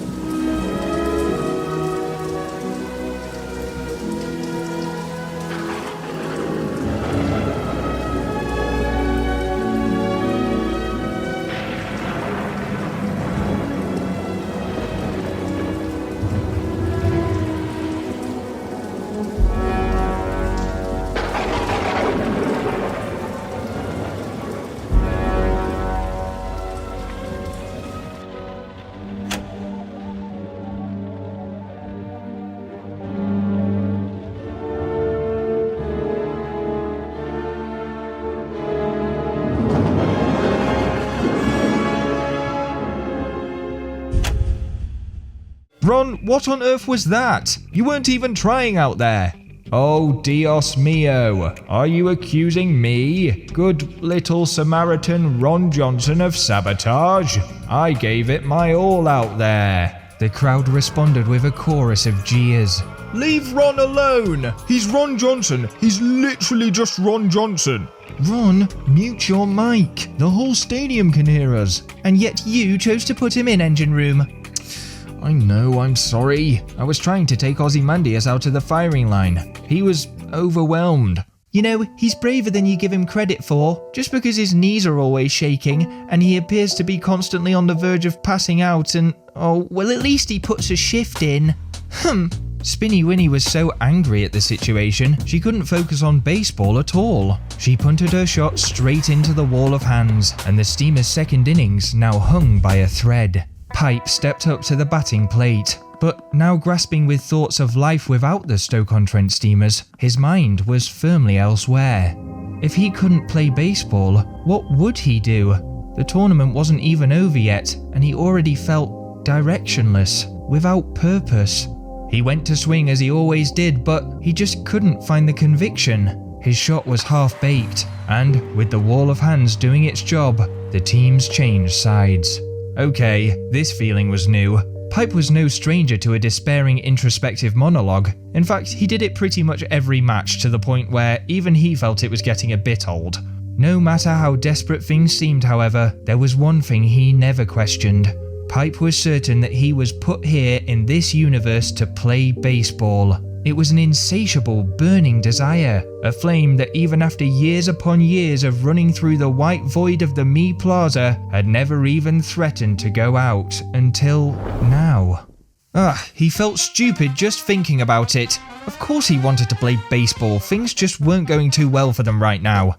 And, channeling his frustration into his pitches, ironically, he began to do some of the best work he had done all tournament. Alex didn't even swing before he was struck out. Big H had a tame effort swept up by the determined hands of Engine Room, who knew his leadership was in question. Before the Gary Barlow fan club could even enact their wall of bats strategy, Ryan saw the ball flash past him, and the Steamers were still just about in front, heading into their final innings. Wow, nice job, Pipe, cheered Scalene. I'd have my mouth open in awe if it wasn't already gaping, said Spindle. The Institute of Throwing and Catching are currently beating Underpassage Wanderers, which means as things stand, we're going through. Yes, the last time I've seen balls pelted like that, my ex-wife kicked me in the gonads. In other news, it looks like Ron Johnson, that's me, I'm Ron Johnson, is batting next. What? That's not the right batting order. Yes, breaking news, I have walked onto the field. My ex-wife said I'd never make it as a sports star, but look at me now, Deborah. I've made it to the big leagues, and I hope you're happy with your miserable little life. Oh, it appears I was so busy being bitter that I have been struck out. But that wasn't entirely true. Opposition captain Big H was up to her usual tricks, pitching all manner of splitters and curveballs. However, seeing as Ron had forgotten to swing, these were all penalised, and after ball 4, he was given a free single. I would like to inform the crowd that I am also free and single. The Steamers had had a lucky break, and Barnowl made sure to keep the streak going, skillfully hitting the ball into the floor to grab a single of his own. Engine Room was next, but uncharacteristically, he seemed lost in thought, hitting his shot without his usual gusto and failing to bypass the wall of hands. Is everything okay with Engine Room? No, when he stands upside down, people mistake his chin for one of the pyramids of Giza. Alright, Spinny, I know you're mad with him, but that's uncalled for. Yeah, sorry, I did cross the line there. Thankfully, star batter Scalene was there to pick up the pieces. And stepping up now is Scalene. I've never noticed how round your trim is before. How beautifully spherical it sits on top of your head. I find myself thinking, awooga, awooga. Oh, give me a break. And Scalene was so put off that she decided to smash the ball directly at Ron's face. As it turned out, this was a good strategy, and with the ball arrowing past Ron's ear for a powerful single, the bases were now fully stacked. Mindbrain began his calculations. I need to go 4 quartiles upwards, accounting for a radius bigger than your mother. Add 47, discard the anomaly. Oh, bless me, got a bit of dust up my nose. But before he could finish his workings out, Big H pulled out her conductor's baton, and the Gary Barlow fan club began to enact another new strategy. In unison, their fielders started to stomp up and down, a smattering of thuds and thumps, kicking up plumes of dust into the air. "Commence the wall of smog!" bellowed Big H, as the dust rose higher and higher until nearly half of the field was enveloped in a smoke screen. Mindbrain couldn't see a thing, partially because he kept sneezing, and with his calculations unfinished, he was caught out. You're out. The Steamers had just one strike remaining to extend their lead. But Spindle, who had managed to collect a small sand dune's worth of dust in her mouth at this point, was more concerned with trying not to choke. "Just hit it long," called Engine Room from the bench, trying to give at least one correct instruction this tournament. Spindle followed her captain, and, although she could barely see it, from somewhere amongst the haze, she heard the referee call "double," and the Steamers breathed a huge sigh of relief. Then of course coughing and spluttering as they muscled their way to a 6-3 advantage. The Gary Barlow and Xavier fan club were not happy. They doubled their efforts, jumping up and down so violently they created me-shaped dents in the field. A cyclone of dirt whipped and swirled around the stadium, fans and players alike covering their eyes. What's going on out there? I can't even see who's batting anymore. I would look at the team sheet, but it blew away in the storm.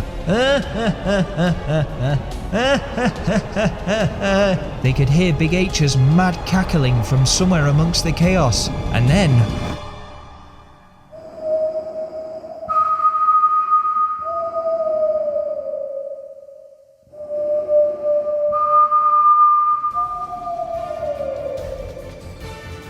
there was Venus.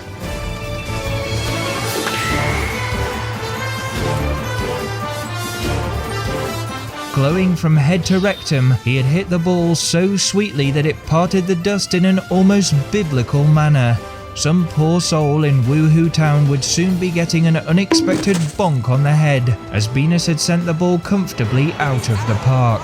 With this, the Steamers were flying. 9-3 ahead, the mood had changed from desperation to jubilation. Well, for the most part anyway. Oh, excuse me. Sumimasen. Ow, Bungus! Congratulations, that penis of yours just hit a peach. Yes, not good. Not good at all. Come again? Mr. and Mrs. Spool, I don't suppose you happen to have seen a man selling rocks around here, have you? No, nothing of the sort. I'll ask Spindle for you after the game.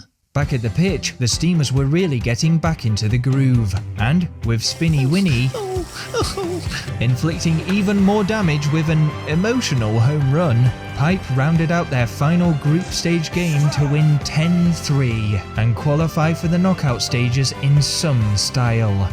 Whoa, yeah, Venus, that was sick! Great job, team. I always knew we could do it. What's up, Spinny? You just scored an amazing home run. Oh, did I miss something? Mr. Picnic, you're back! Yes, marvel at thine stature. Anyway, where is Ozymandias? He's gone. He ran away. Oh, crumpets. What to do, what to do? I know. I don't understand how everyone else can be celebrating. It's sad, isn't it? No, I'm not sad. Couldn't be sad. Not me, not ever. Oh, well, maybe you should be a little sad. No, I'm not. I was merely hoping to share with him the various flavours of cheesecake I had gathered in the realm of Niflheim. But doesn't it worry you at all? No. How he's all alone? Nope. How he could be anywhere by now.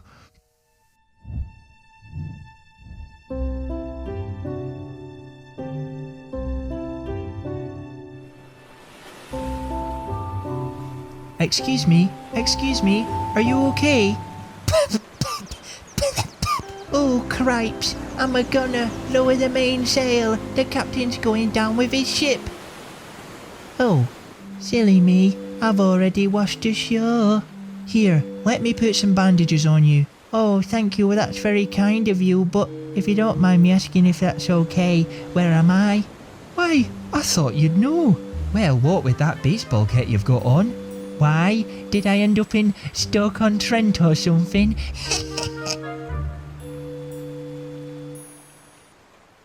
Oh, crumbs.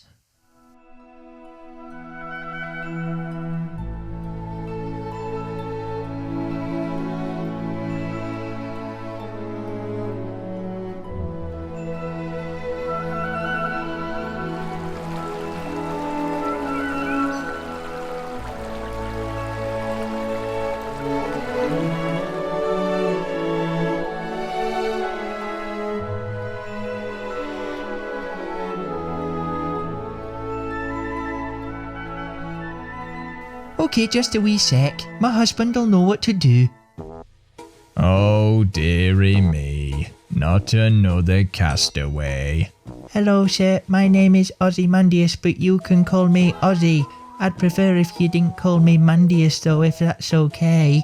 Oh, heavens no. I can't be bothered with this. Oh, give him a chance, you wet flannel. He plays for your team.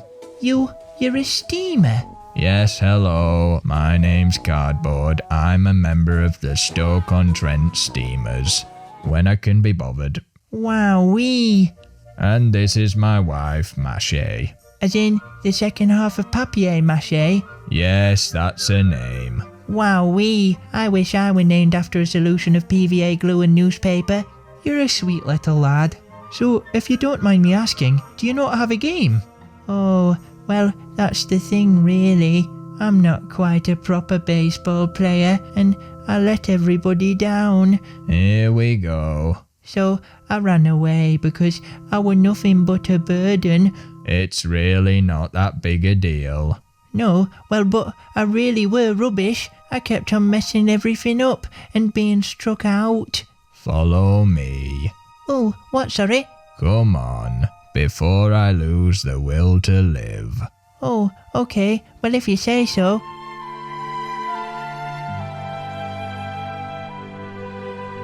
Oh, beans on toast. This is...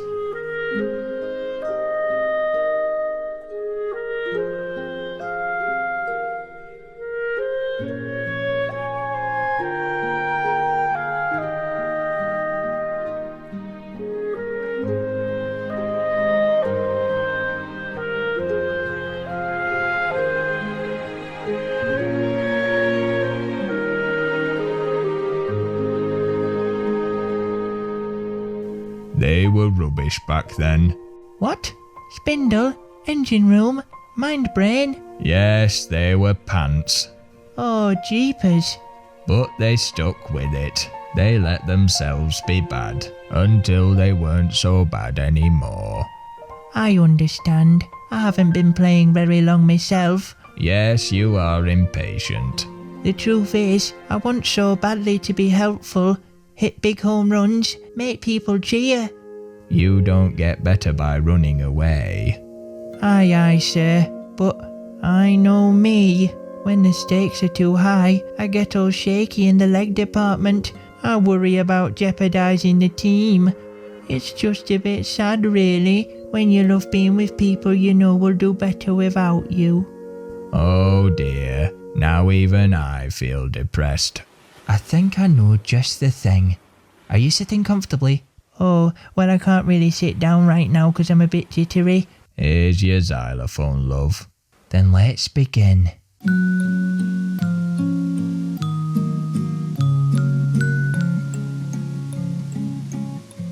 You want to be big. You want to be small. You want to have everyone love you, else no one can see you at all. You want to have impact, to lift people up. Yet just by your very existence, you seem to be messing it up. But please do not steal yourself away, thinking you've rid us all a burden you will not see unless you stay. Wires you've crossed and lines you've blurred, and when the rain comes tumbling down, no, it ends just where it ends. When you're overthinking, call upon your friends and just take some time to feel the wind.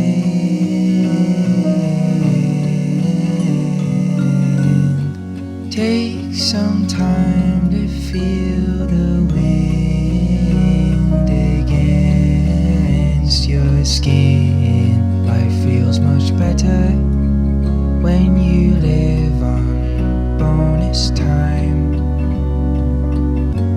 And we all could be buried already, so take a breath and just try to unwind.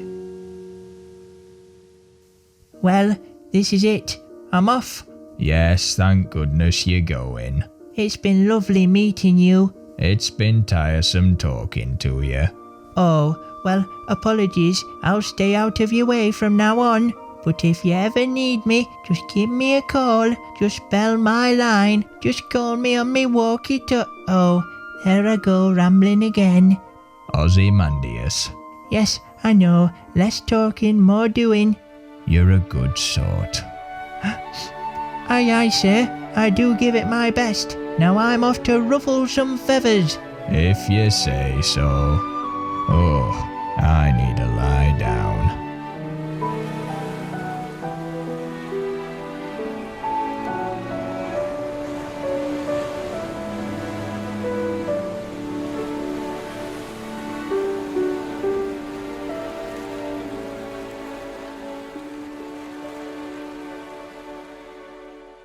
Meanwhile, back on Wuhu Island. Shush! Everybody, it's about to come on! And that's the last time I ever play Frisbee whilst eating quiche. And what's this? Yes, it's breaking news! The news is breaking as we head over to the draw for the Wii Baseball World Cup round of 16. And because our very own Ron Johnson is out on duty, we instead head to our pitchside reporter, Neil Shovel. Yes, hello, Grand Announcer. To be fair, it's an honour to do this draw, but to be fair, let's take a look at who's qualified from the groups at this moment in time. In Group 1, Lucia's baseball team emerged victorious. The Stoke-On-Trent Steamers, who to be fair I thought have been a disgrace in the first half of this tournament, somehow managing to come in second. Also through the Gary Barlow and Xavier Fan Club Baseball Society, and to be fair, Underpassage Wanderers beating the odds to qualify for the first knockout game in their club history. Group 2 was bullied and dominated by Yarikawa Prefecture, but to be fair, silly, goofy, wacky, zany FC with enough character in the dressing room to keep them within reach. Me Parade Mafia and Sporting Vatican City bringing up the rear as Peter's Pile Drivers and Spicy Steve and the Brunch Boys crash out. Group 3 sees Borussia Tinky Winky progress, the German outfit joined by Browntown, the British Museum Association baseball team, and the Salmon Fishers. And finally, to be fair, in Group 4, Turtlenecks United were cut from a different cloth. Bread Crust Rovers and the Grumble Volcano Retirement Home will progress with Worm Federation, our final team at this moment in time. So, at this moment in time, it would seem I can head into the draw. Okay everyone, listen closely. Oh, but sorry to cut you off there, Neil. You're cutting me off? That's a disgrace. That's an utter disgrace. I've just been informed we have a special sponsored press conference from our friends over at Big Conditioner. Enjoy this exclusive interview with ex-professional baseball player, Xavier. Oh, hello? Is this thing on? Hello, fans of me, Xavier. I know what you're thinking. What's he done this time? Are they finally locking him up for being too handsome? Perhaps for promoting hair products despite having very little hair of his own. Maybe you're thinking this is an apology for the deadly skin rashes caused by the new range of Xavier-themed loofahs. But no, I must put those things to the side, as it's with a heavy heart that I must announce that I am no longer a member of the Stoke-On-Trent Steamers. I will not from this day forward be associated with them in any way. They were my colleagues and nothing more. I'm not reading that. Read the paper, Mr. Xavier. No, actually, I've had enough of this. Stay seated, please. No, I decide when to sit on my massive dump truck of an arse, thank you very much. Perhaps we just get on with the draw then. Let's hand back over to Neil Shovel. Please, Mr. Xavier, be reasonable. No, I'm not going back out there. That script is liable, or defamation, or terrestrialization. I don't know the legal terms, I just signed the contracts blindly. And the Stoke-On-Trent Steamers will be facing Bread Crust Rovers. They'll be needing all the help they can get at this moment in time, with Xavier and now, to be fair, team substitute Ozymandias leaving the team. Wait, someone else left as well. Turn that up. Hey, I said turn it up, not off. Now let's all be civilized. I'm gonna take a walk. I'm afraid that's not possible, sir. What? No, I'm taking a walk. You will stay where you are told. Let me take that elevator or I'll walk right back out there and tell everyone that Big Conditioner turns your hair to limescale. Very well then, sir. It's a shame to see you go. A real shame. I, for one, felt you had potential. I can press the buttons myself, thank you. I know which floor to go to.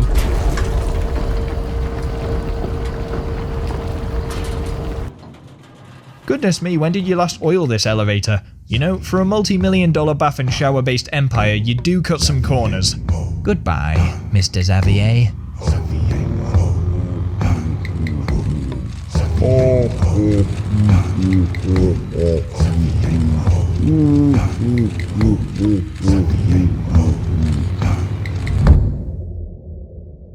Well, I know they call football the beautiful game, but how can it be when you play baseball? Look, Ron, I appreciate it, but the way you say things is just so monotone that I'm really not interested. Oh, scold me more. And with that, Ron, you're back on the bench. Mr. Picnic, lovely to have you back in the team. And this is it, the knockout stages. One wrong move here, and we are toast, which is ironic because the team we're playing next is Bread Crust Rovers. Now, I know we've had a few blips so far. Not everyone has been thrilled with my decision making, but it's okay because,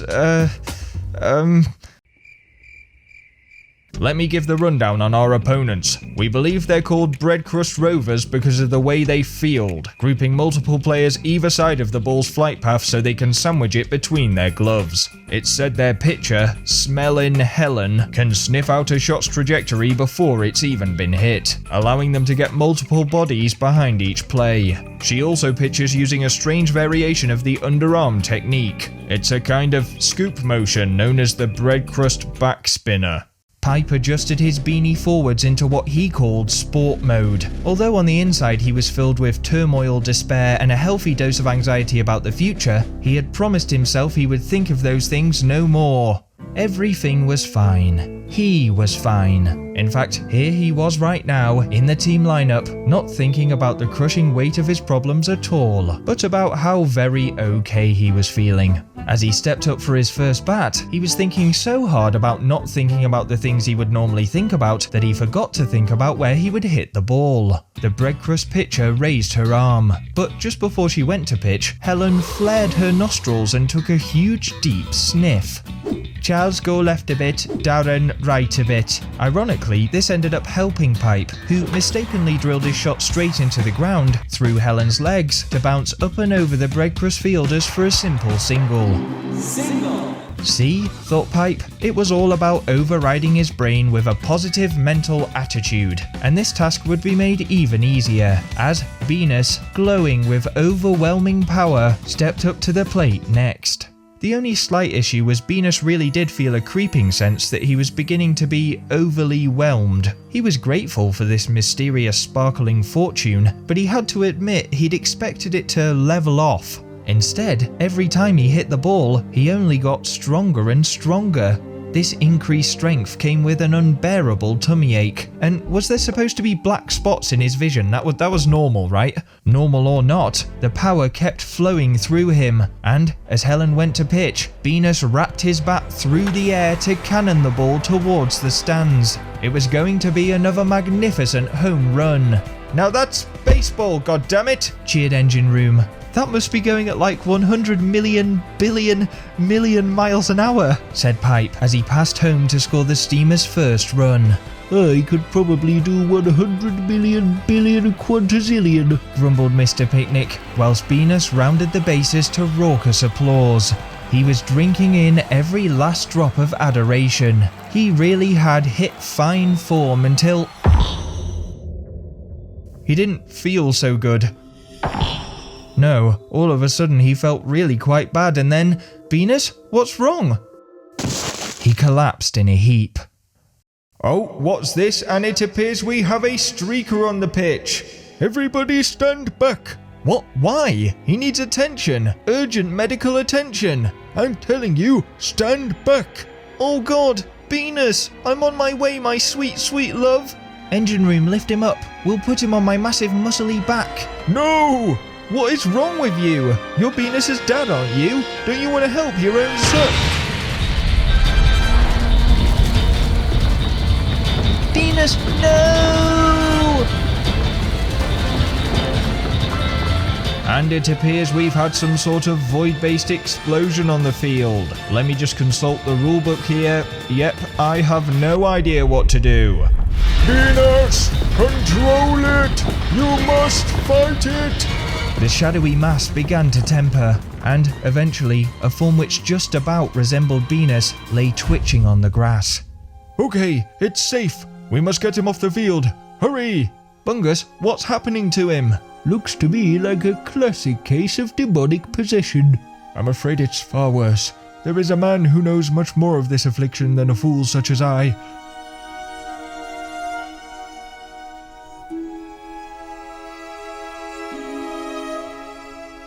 And yes, just reading one of my favourite paragraphs of Ron's rulebook, available in all good bookstores. It appears as Venus never made it to home base, despite planting his shot firmly in the stands, the Steamers will receive only one run. Hey, that's not fair. In other news, it appears this injury will trigger the automatic substitution of Ron Johnson. That's me, I'm Ron Johnson. Oh, piss and poo. Just what we didn't need. Ozzy? No, he's not here. Smaug? No, she's absent too. Xavier? Ugh, if only Xavier were here.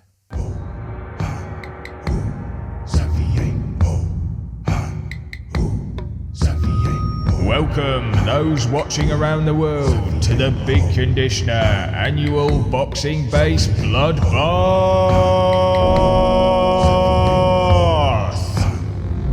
In the blue corner, his arms are as thin as soba noodles to the point where you might as well call him Mr. Tickle. It's a surprise those boxing gloves don't slide off his dainty hands. Weighing in at 2 bags of flour and a small to medium sized pebble, ladies and gentlemen, fighting for his freedom, it's Xavier.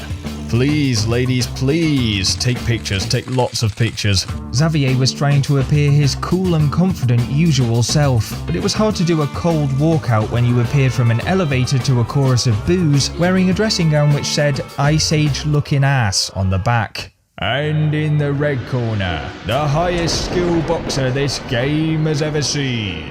The Devourer of Souls, Scourge of Sports Resort, weighing in at a seismic 3 boulders and a large German Shepherd, it's the champion, Matt.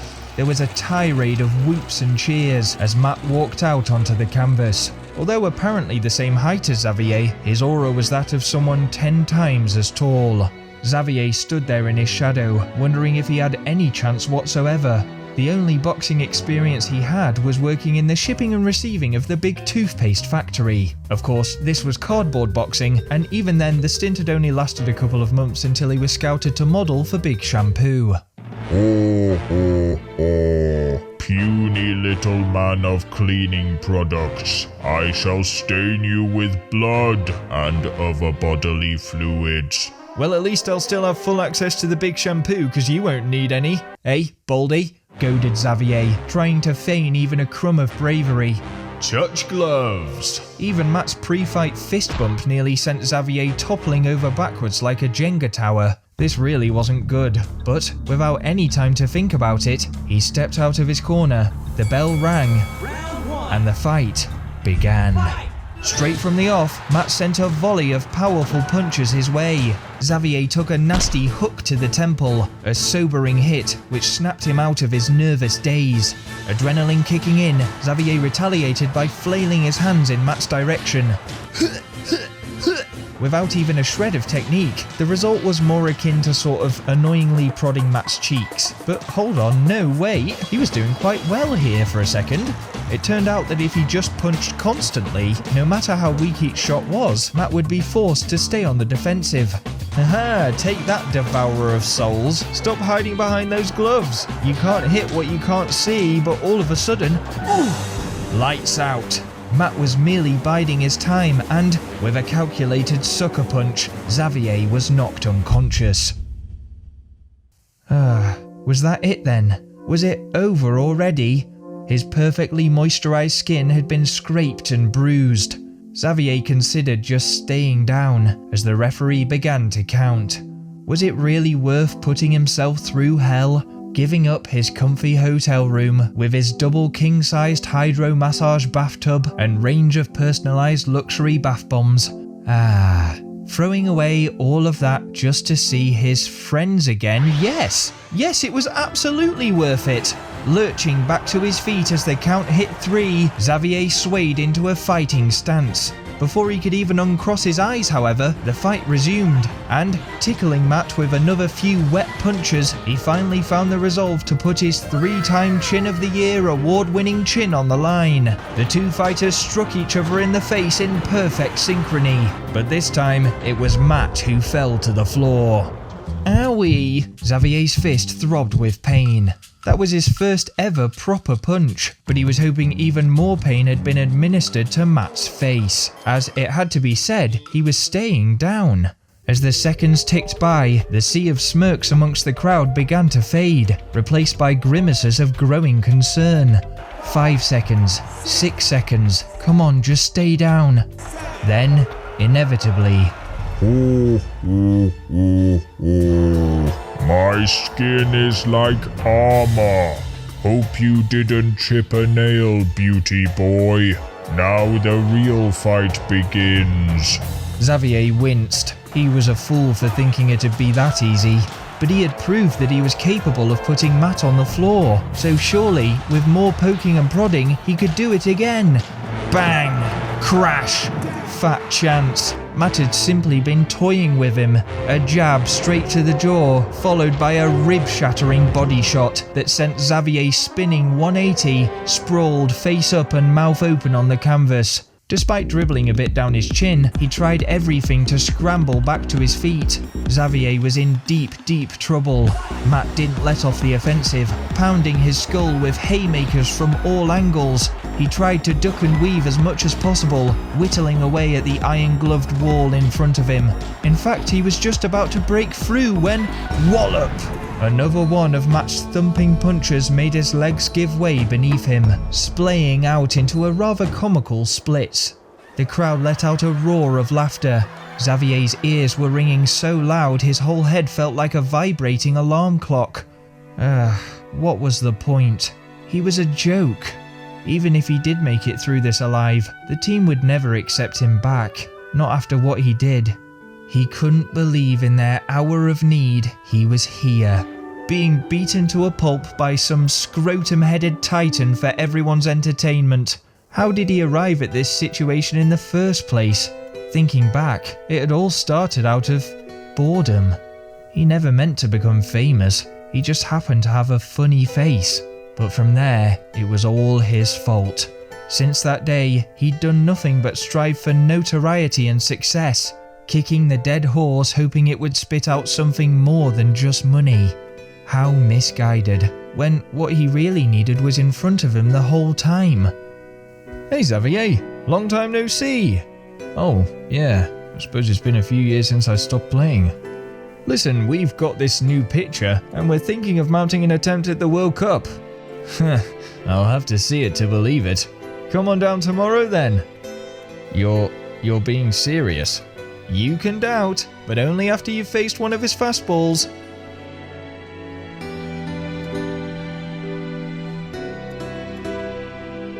Xavier felt for the first time the true extent of his betrayal.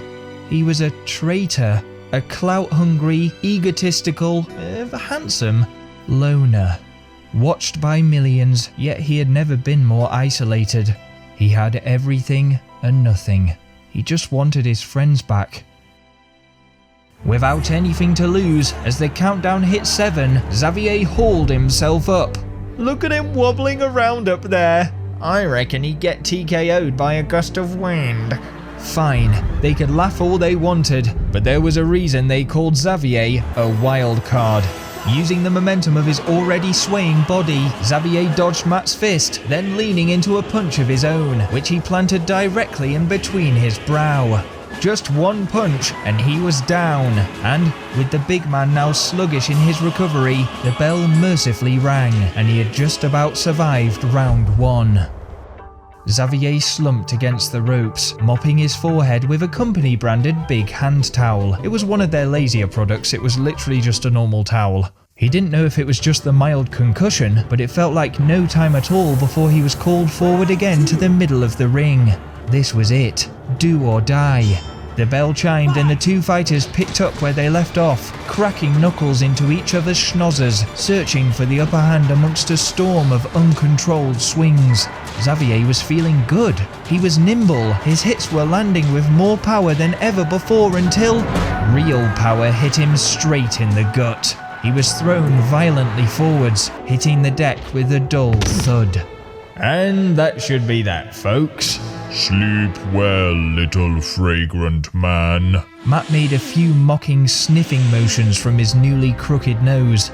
Xavier lay still and limp. I'd be surprised if he ever moves again, as the countdown begins to another surefire, scintillating victory for our undefeated champion. Ladies and gentlemen, give it up for... What? I don't believe it. How can he possibly be? If I'm so fragrant, then I'd invite you to smell my fists. It was a minor miracle. Xavier was back from the death, and more than that, he was on the attack. Matt fixed him with a wide-eyed stare as Xavier forced him backwards, step by step, uppercut by uppercut. The arena was still shocked by his incredible resurrection, but the best was yet to come.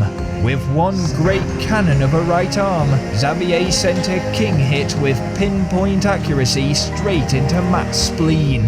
The giant fell to the floor with a definitive clatter, as Xavier pumped his hands in the air, cheering every second that passed. 8, 9, 10, he had done it.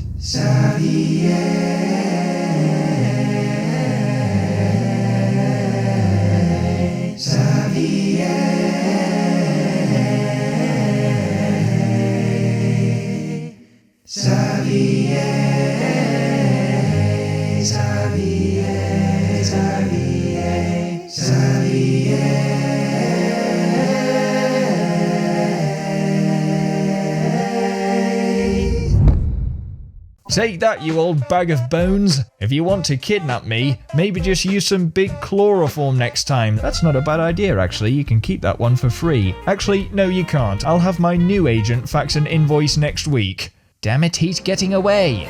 Like a bird out of its cage, Xavier jumped straight from the ring, made his way outside, and beelined for the ocean. The only question now was, how did he make it back to the Stoke-On-Trent Steamers?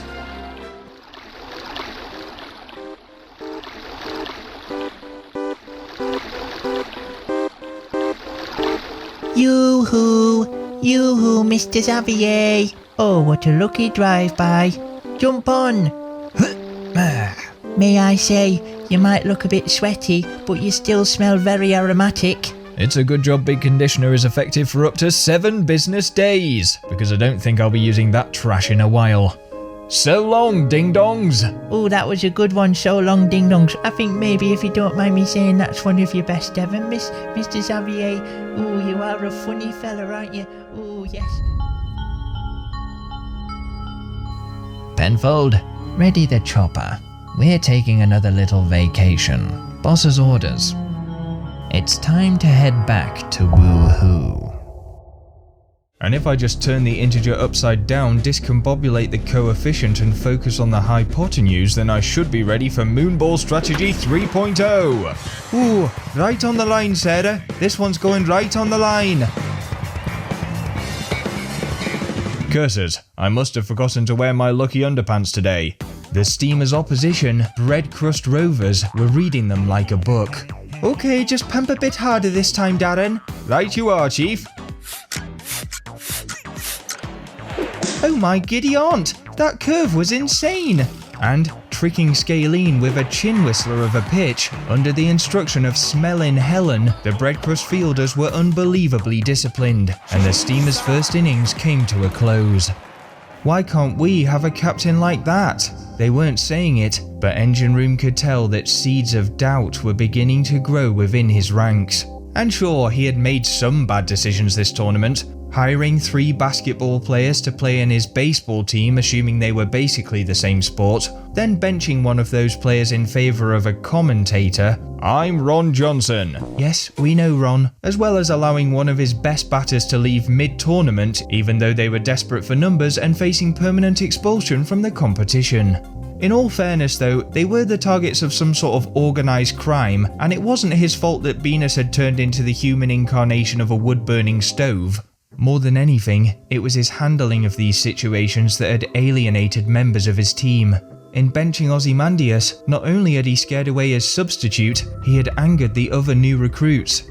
In staying in the competition, he was putting his players in danger, whilst being forced to conceal the whole truth, breaking trust with his most reliable companions. Right, so we'll have Scalene, Spinney and Barnowl infield, then I'll go central outfield, and we'll go with Ron on the right. No, we can't have Ron deep. He can barely catch a cold, never mind a pop fly. Then how did I catch this rare disease known as love, Scalene? If only it was you I could hold within my hands. I agree, Engine Room. Breadcrust Rovers hit to the right 51% of the time. It would be better for him to be on the left where he would face only 49% of shots. They were answering back to him. This had never happened before. Well, listen, Why are we even still here? Just to suffer. Don't worry, nothing's wrong, Spinny. Nothing is wrong at all. Everything is fine. Engine room said so. I could carry Ron on my shoulders and then throw him at the ball so he can't miss. That won't be necessary, Mr. Picnic, because I trust Ron. You what? Ooh, yes, I am very trustworthy. Give me the details to your credit cards. Engine room, I know you naturally place a lot of faith in people, but... Hand me your children. I won't drop them. He's going on the right, and I'm willing to depend on him. Ooh, yeah, depend on me. You're depending on me. With the team now questioning Engine Room's sanity as well as his tactics, him fumbling his next catch didn't do much in the way of instilling any confidence. Especially once he did it again immediately afterwards. The cracks were beginning to show. Pipe was pitching as wide as possible to close off any chance of hitting right field. It was working. That is until a left-hander stepped up to the plate and sent the ball spiralling into the air. Oh no, it was gonna fall just right of centre, too far for Engine Room to make up the ground when, out of nowhere, Ron swooped in and wrapped a commanding glove around the ball. I did it. I'm grabbing balls like my ex-wife on a Saturday night. But the rest of his sentence couldn't be heard over the jubilant screams and hollers of his fans. I never doubted him. I've listened to all of his commentary and his ASMR podcasts. I told you he was Ron Johnson. He literally is Ron Johnson. With this out-of-character moment of brilliance, the team was shaken from their sullen state. Spinny Winnie proving particularly re-energized as she sprung upon a loose ball, her eyes wide as the teams changed sides. Even a broken clock was right twice a day, and it seemed Engine Room's tactics were paying dividends. But the Steamers were still only one run ahead, and they needed to capitalize on this fortune. Unfortunately, despite Barnow getting decent purchase on the ball, smelling Helen once again snorted through her sizable nostrils, sniffing out the ball's trajectory. "It's coming to you again, Sarah," and Barnow was caught out. Spinny Winnie should have been stepping up to bat in fine form, but for whatever reason, she seemed to be shaking. In fact, she appeared to have very little control of her bat at all, and was struck out without even threatening to hit the ball properly. I'm perfect. Oh, well, good for you. But you don't seem to be doing so perfect. I'm just sad about Ozymandias, Mr. Picnic, okay? Sad? No, I would never be sad. I'm a god. What is there to be sad about? It's okay, Mr. Picnic. Listen, me and you will talk in a bit. I've just got something I need to do first. Now just stay calm, everyone. Calm? He looks like he's been barbecued. Oh, Venus, even as a crisp I still love you. Where's that blasted rock salesman anyway? Winnie, are you heading in? I need you to search the locker rooms for a man with a nondescript, slightly questionable accent. The rock salesman. Got it, I'll look for him. Oh, thank you. She seems to be in a bit of a hurry.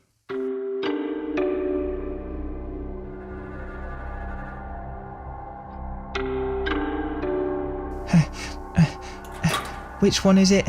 Which one is it? I'll stop after this one. Ooh, passion fruit flavour. It's very tangy. Bit tart actually. They could do with taking the edge off. Oh no, look what I've done now. I'm going to be done for vandalism and everyone will find out. Wait a second, what on earth is that? Was it a bird? Was it a plane? Oh yeah, it was just a plane. But it was who was inside of the plane that counted.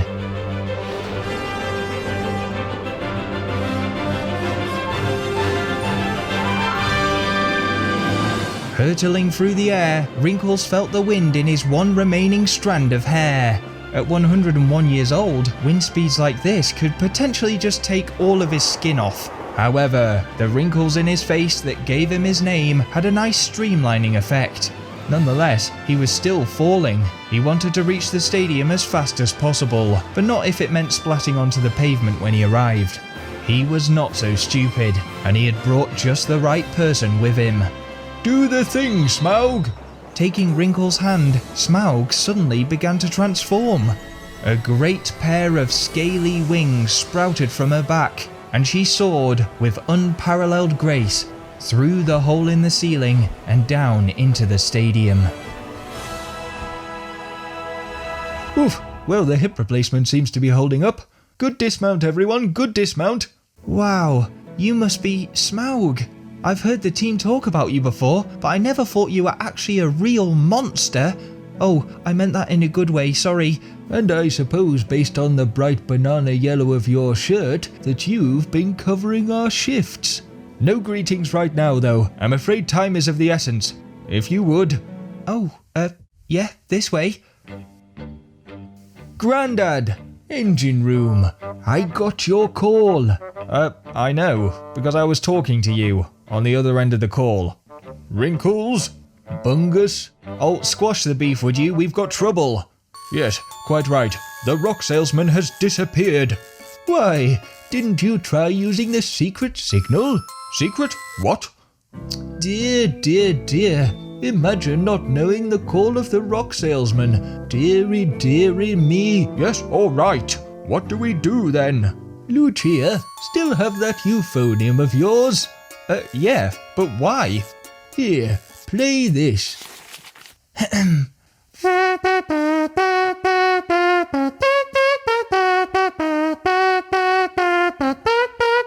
For a secret call, it's not very discreet. Oh-ho! What a pleasing melody, like the wind whistling through the mountain caves. I am the rock salesman. Would you like to buy a rock? My old friend. Your face may have eroded since we last met, but I sense you are still strong, like a slab of granite. And next up, it seems we have the formidable godly figure of Mr. Picnic. Oh, yeah, I forgot the game was still going on. Mr. Picnic gripped his bat with his usual swaggering confidence, but for the first time, maybe in his life, something was bothering him. He couldn't get over Spinny's comment. She was offering to talk with him. Why? And even stranger for that matter, why did he feel like it was a good idea? He had nothing to say. Did he? All this ruminating had resulted in something he nor anyone else ever thought possible. He had mishit it. He, Mr. Picnic, had made a mistake. That was, I wanted to get out because... Hard luck, Mr. Picnic. Let's keep things going. Hard luck? I do not bow to the mistress known as Luck. I am Luck. I am a god. But he soon realised everyone was ignoring him. Oh, typical, and now we're fielding. Hold that thought, Grandad. As the teams changed sides, despite everything that was going on around him, Pipe was feeling optimistic. At least that's what he was telling himself. I am feeling fabulous, he repeated under his breath as he pitched two of the worst balls he had ever thrown. The second of which was hit so high in the air that Mindbrain started taking notes for his moonball strategy. Fortunately, it would not go the distance, and Spinny Winnie was perfectly positioned to... Oh no, she dropped it. But what about the baseball juice? She worried. She was obviously building up some sort of tolerance to this stuff. Maybe just another few sips wouldn't hurt, and feeling the power course through her veins, she was back in form, this time trapping the ball with an iron grip. See, everything was just fine, thought Pipe as he fumbled an easy catch that Barnall had to pounce on. The Breadcrust Rovers tied up the score, and at this point Pipe was so hyper-focused on remaining positive that his pitchers weren't even reaching the plate. However, from sniffing copium to sniffing something else, Spinny Winnie was on such a rush that their pitchers' poor form didn't even matter. And as they transitioned into the third innings, it was now Engine Room's turn to bat. This was his chance for redemption, especially now his granddad was watching. He wanted to become the beacon of strength his team needed. Enough with the poor decisions. He may be this team's captain, but trust was not given, it was earned. Using his many years of experience, Engine Room struck the ball with the perfect arc. It nestled itself safely into the back of the lower stand, and the Steamers had regained the lead. Now, to consolidate his team's faith in him, stepped up the man in which he had placed his trust. Come on, Ron Johnson, he thought. Prove them all wrong. Show them why I believed in you, but... Oh my god! Oh my god! It's Smaug! I'm such a big fan! Okay, collect yourself, Ron. Strike one. Smaug, I've read all of your books. The Hobbit? I think that's probably it, but I've read it multiple times. Strike two. Wait, Smaug is back? Oh, she's back alright. Sign my mustache. And strike three. Strike. Batter out. Ron had not repaid Engine Room's faith, and so the Steamers fell back into a slump, as Pipe, still having the worst game of his life but feigning a grin from ear to ear nonetheless, was caught out. With Mindbrain getting ever closer to whatever his moonball technique was, and Spindle counteracting the effect of Darren's billows using the suction of her gaping mouth, the Steamers did manage to pick up a couple of doubles before being entirely struck out. They would enter the final stage of the game with a 2-run cushion. But would it be enough? As the players spread back out onto the field, Engine Room took up position on the far side of the pitch, right next to the stands. So, you two know each other then? But of course, since all the way back in my old samurai days. In some ways, that is where this saga began. It was the year 1999, deep in the Edo period of Wuhu Island's history. On the day of the great samurai competition, the town was full of celebration. That is, until the ground started to shake. A host of ships appeared off the shore, and the island was ravaged by bandits. I lived in a small shop along with my friend the Grand Announcer. Hang on, Grandad, you've told this story before. Pipe sent another poor pitch straight down the barrel, but Barnowl used his razor-sharp reactions to pull off an amazing instinctual catch. Yes, your Grandad repelled the bandits almost single-handedly. He saved our people, but he could not save my shop. My home was destroyed, along with my rock collection. My life's work. I had lost everything, and so I went to the volcano and prepared myself for the end. But in my darkest hour, the island showed a ray of hope. Your grandfather lay unconscious, and next to him, stones that shone like the stars of the night sky. The people around here tell tales of an orb of wisdom, but very few know of its other title, Heaven's Testicles. One was of dazzling pink, the other a shimmering gold. I had stumbled upon this treasure by chance, but it felt to me the island was asking me to protect them. So, the rumours are true. I had always suspected the orb was this World Cup's secret prize, but if there's two, what about the other one? Another pitch ran straight down the middle, a rasping shot to first base, but Spindle was its equal. Just one more out to go. What followed for me was many months of pain. Wrinkles tried to make sure I was fed, but he had family. I had no home, and nobody would buy my rocks in such a time of crisis. I became an outcast, and eventually, in a moment of weakness, I caved in to desperation. I sold the golden gemstone in return for a house and a lifetime supply of pom bears. It seemed like a great deal at the time, but now we start to see the terrible consequences of my foolish mistake. Why? Who was it? Who bought the second orb? All of a sudden, Venus began to fluctuate just as Pipe went to throw his next pitch. He had started well with an excellent strike, but... Just stay calm, ladies and gentlewomen. We seem to be having a malfunction with the stadium's roof. The shutters began to close. Venus, oh, I'm here. I'm right here. You must keep fighting. The ground became dimmer and dimmer until, as Pipe pitched the final ball, they were thrust into darkness. Go, now! There was a rush of bodies. Dark shadows were moving around them. What's going on? Ow! Scalene, are you okay? Then, a spark. The shutters jolted back open. Light cascaded onto the pitch, and all eyes collectively moved to the ball, which now sat comfortably in the backstop's gloves. Yes, and I think that's a strikeout. They've won it. The Steamers are through to the quarters. Are we? I couldn't see. Yes, we must be. What a final pitch. Great work, Pipe. Pipe? Hold on. Where's Pipe? So let's really get down to the nittiest of gritty with regards to that performance, Neil. A word on the Stoke-On-Trent Steamers. Well, I run out of superlatives, Grand Announcer. I think you've got to say at this moment in time they look dangerous. Really, really sort of dangerous. And I think, to be fair, it's that element of danger that really... Yeah, just gonna cut you off there, Neil, as I was nodding into a dream and there seems to be some sort of panic down on the pitch. Scalene! Scalene!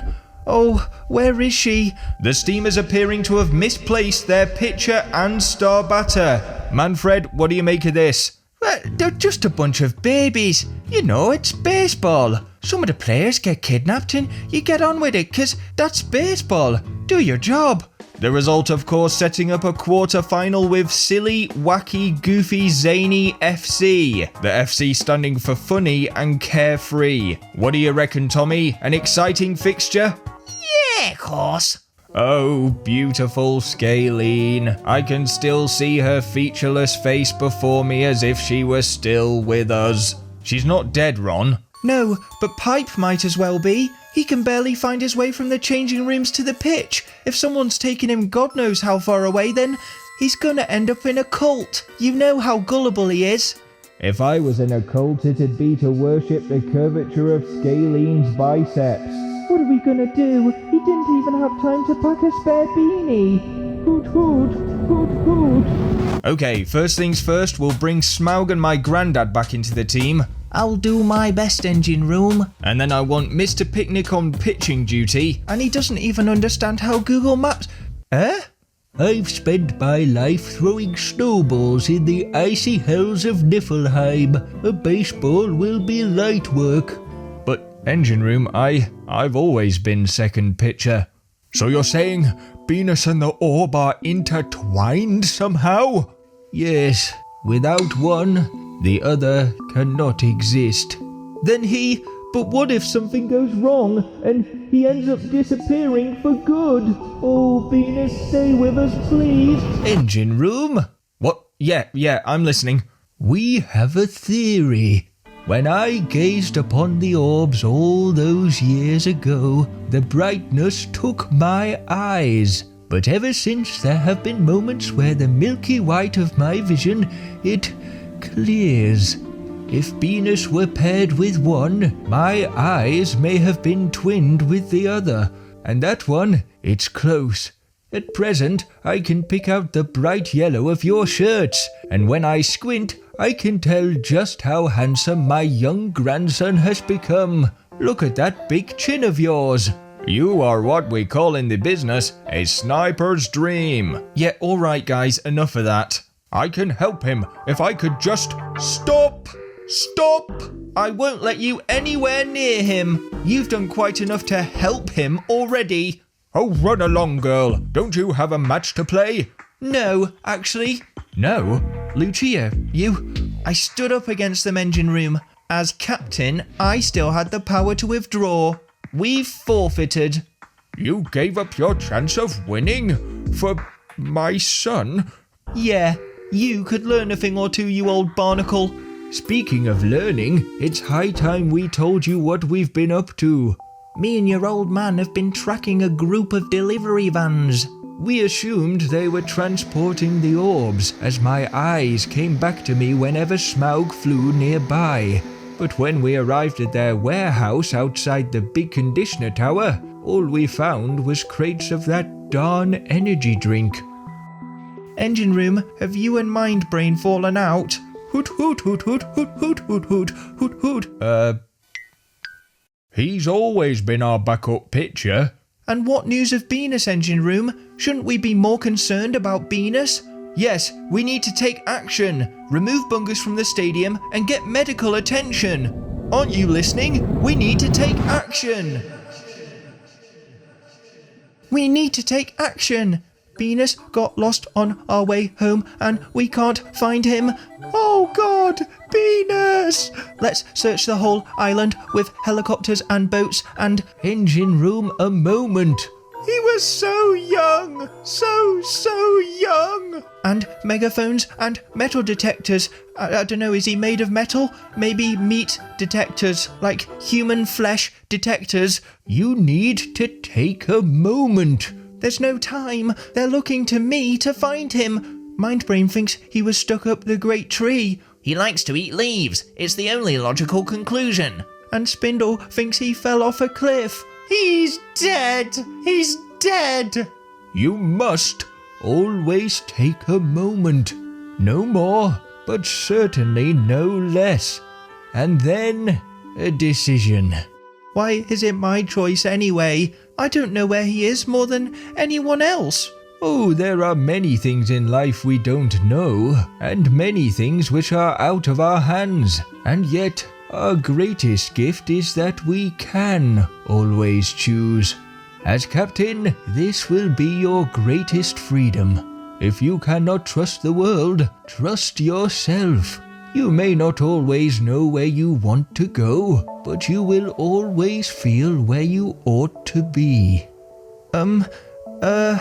Wrong decisions are better than indecision. He's probably sleeping in the flower fields. Then, to the flower fields we go.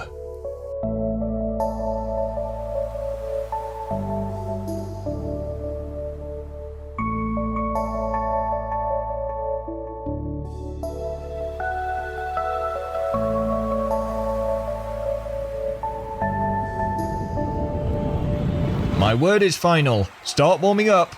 Lunges, people. Lunges. Listen, friend. I pitched for years before Pipe was even a part of this team. I know my strikes to innings ratio isn't optimal, but the numbers are still good, and I would have thought after everything I'd done for the club I would forget the small stuff, Mindbrain. Small? I'm showing you data. This is big data. And this is bigger than spreadsheets now. This is literally the biggest spreadsheet I own. I need you free to investigate Pipe and Scalene's kidnapping. Oh, right. I want background checks on everyone related to the organisation of this tournament. Event managers, commentators, bar staff, the lot. And I could plot a massive correlation graph to see if there's any anomalies compared to previous years. I like it. Plus, I'll do a deep scan of this PC. What? Why are you scanning your own laptop? You haven't been torrenting again, have you? No, this isn't mine. I found it in some secret bunker. The secret bunker. Down a long corridor, big screen. I did mention this. And yes, it seems that the Steamers only have 8 players under the age of 99 years old, leaving them 1 player short of Federation standard. Oh no, I forgot my granddad was old. None of this will matter if we're kicked out of the competition. Oh, hang on, give me a millisecond. And all of a sudden, I'm receiving an urgent rule change. Competitors over the age of 101 can now trade in their senior citizens Wuhu Island bus pass for a free immersive on-field tournament experience. So, it seems the game will go ahead? Against all the odds, that afternoon, the teams lined up and the quarterfinals began. As the team's new pitcher, Mr. Picnic was up first. He had no idea of the caliber of his opponents. All he knew was that he was undoubtedly above them. And the proof was in the pudding. Not a moment later, he had stroked home a fantastic home run and was rounding the bases. This new starring role was tailor-made for him. And now carting his Zimmer frame across the pitch is veteran Steamers player Wrinkles. He looks a bit frail out there. But Wrinkles was not to be underestimated. With his vision having returned somewhat, he didn't even need to utilize his samurai sensors to power a satisfying daisy cutter across the grass. Engine Room stepped up with his jaw clenched in unwavering determination. He was the spitting image of a stalwart leader. On the outside he was anyway. His P-roller of a shot told a different story. You're out. It was up to Barnowl to pick up the slack. But more than that, he felt he had bigger shoes to fill. Ugh, here we go, Barnowl again. A predictable single. Where's the big hitter Scalene? I miss Xavier. He was such a wild card, you know? So wild. Such a card. They wanted wild. Barnowl would show them wild. He was raised in the woods, for God's sake. He ate pine cones on the daily. With a shrill squawk, he ballooned his shot up into the air. It was as if the ball had wings as it soared to the top of the stands for a second home run of the game. Mindbrain would be extremely jealous of the height Barnowl had managed. That is, if he hadn't been so absorbed in Task Manager tabs and WinRAR folders. That was 3-0 already. Without arguably their two standout players, things were going unnervingly well. But Mindbrain was so engrossed in his hacking, what's this in the recycle bin, that he forgot to concentrate on the game. Strike. And as Ron Johnson took his turn, something was not quite right. Oh, romance, must you forsake me at every turn? Strike. Oh, Ron, please, now is not the time. Am I doomed to walk this earth alone? Sheds a single tear.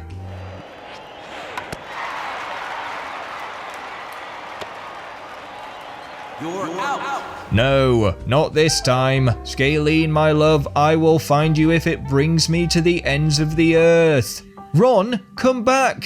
You don't even know where she's gone. Ugh.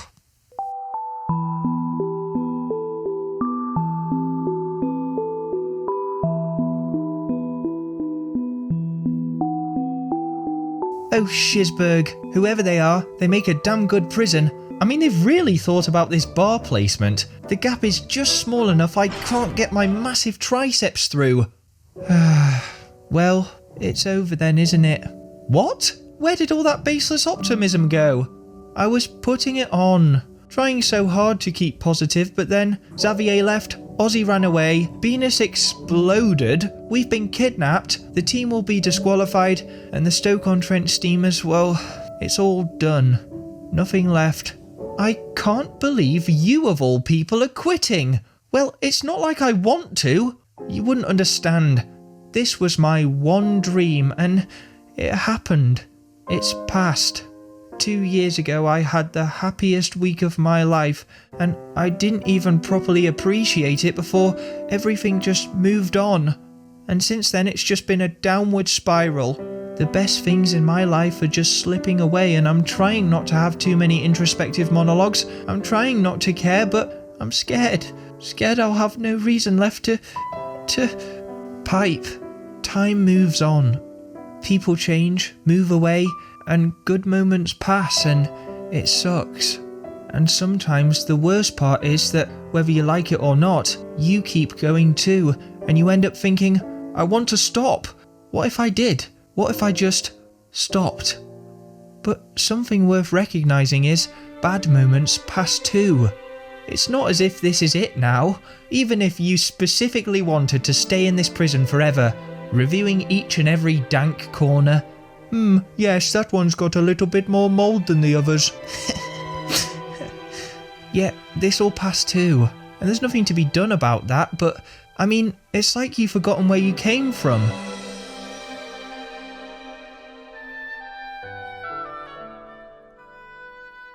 You've been very naughty indeed.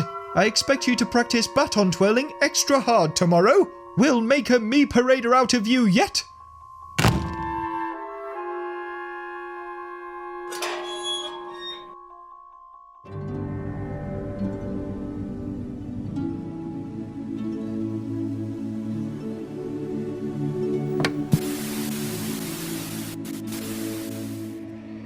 And that's a wonderful hit from the Pompleshoot Prospectors. Roger Todger is putting on quite the show. They think it's all over, but Goldhand's Barrymold saves them at the death. You've got to say that's some performance out there. It's the greatest cup final of a generation. Wow, You like baseball too, do you? Oh, I'm sorry. I'm not allowed to be here. Please don't tell my... Ooh, kids and their wide-eyed fantasies. I have a son about your age. Never could stop him playing. I tried, believe me, I tried. But he's good, no thanks to his old man. He'll be on the telly soon, you just watch. And who knows, maybe you'll join him. Yes, a bit of company, that'd be nice for him. Oh, I'm sorry, sir. I can't. They tell me I'm to be in the me parade. A word of advice, little man. Never let any old fool tell you what you can and can't do. And is that the Steamers losing yet another player? Getting a bit repetitive at this point. Surely they can't continue. No, it's just a substitution. A very extended substitution. Quick, find literally anyone else.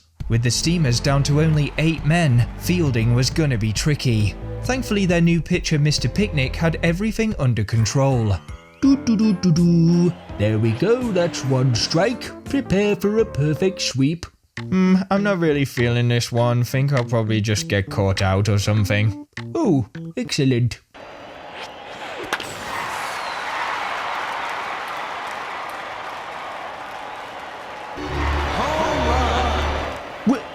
But he said...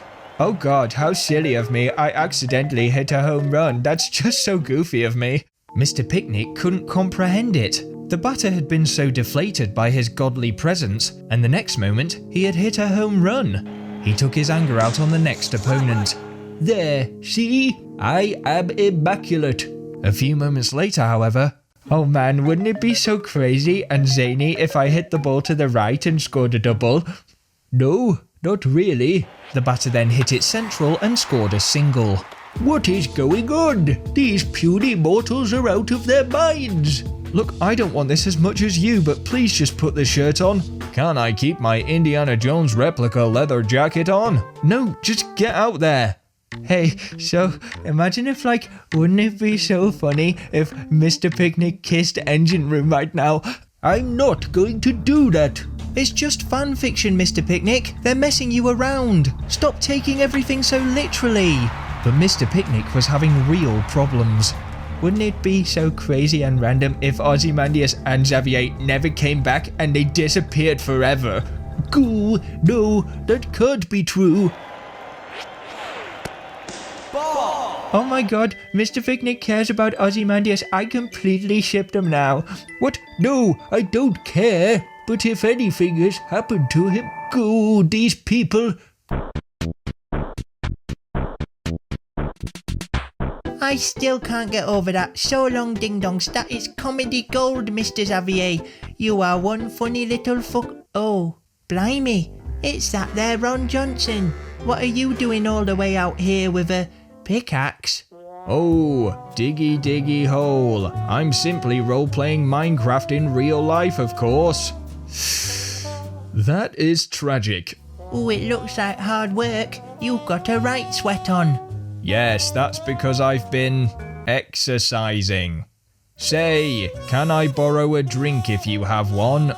Oh, sorry. I've only got this funny energy tonic I confiscated off Winnie, but it says on the back it's perfect for high exertion activities like badminton and hungry hippos. Yes, I'll take it. Right then, must be off. You're in quite the hurry. Just be careful. That juice has some wacky side effects if you drink too much. Wuhu Town is just south of here. Oh, thank you very much. Xavier's got concussion and his directions were getting us in a right pickle. No problem, fellas. And thank you again for the beverage. This will be very useful.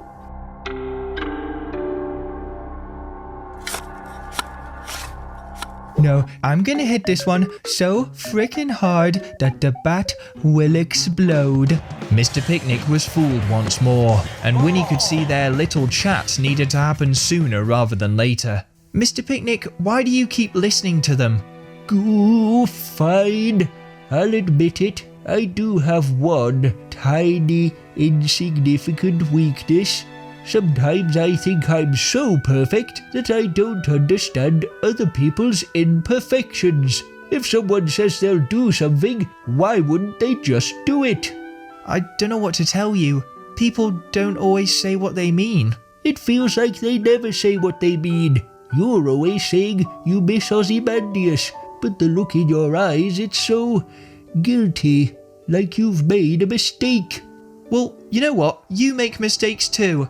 Nope. So can't you understand how it feels? That's liable. I could sue for that. Won't you at least try to understand, Mr. Picnic? Oh, forget it. I'm supposed to be the one helping you. I am trying to be your friend, but whenever I think of words of comfort, all that comes to mind is get on my level noob and goo goo gaga does baby need her bottle. I suppose just between you and me, I do feel a weedy bit of remorse or a fleeting sort of sorrow that I was focused on other things when Ozymandias left. Perhaps that is similar to your guilt, and if so, it is not nice. Did you know I can shoot lightning bolts from my fingers? Yes, I know, Mr. Picnic. But I often wish I could read minds instead. I'm beginning to consider there are times when I am not so perfect. People would rather lean on a cushion than a shield. All of a sudden, Mr. Picnic began to slouch, as if his usual defiant spark had been sapped away. His thunderous throws had been replaced by the wettest pitches the team had ever seen, each ball barely with enough power to reach the plate. Ironically, this was such a depressing sight that the silly, goofy opposition were struggling to keep the tone up. So, wouldn't it be so funny and zany if you burst into tears right now? No, that wouldn't be very funny at all. And the innings ended with a strange, somber tone. The atmosphere in the stadium was flat, undoing all of the good work Barnowl had managed on his previous bat. I dunno, it's just not the same without Scalene corking one out the park. And it was only the abrupt interruption of the rock salesman that shifted the tone. Oh ho! I am the rock salesman. Would you like to buy a... Ooh! No, you don't have time for intro dialogue when you're playing, Mr. Rock Salesman. In that case, I shall go straight into the art of the deal. 80% off on your first purchase of lead. And stop shilling your products mid-game. Oh great, he's been caught out. I didn't think it possible, but he might be even worse than Ron. About that engine room, there's something I've uncovered. About Ron? Not quite. It's about Ron's wife. His ex-wife? This better not be another crude divorce joke. Well, that's the thing. I'm not sure it was just a divorce.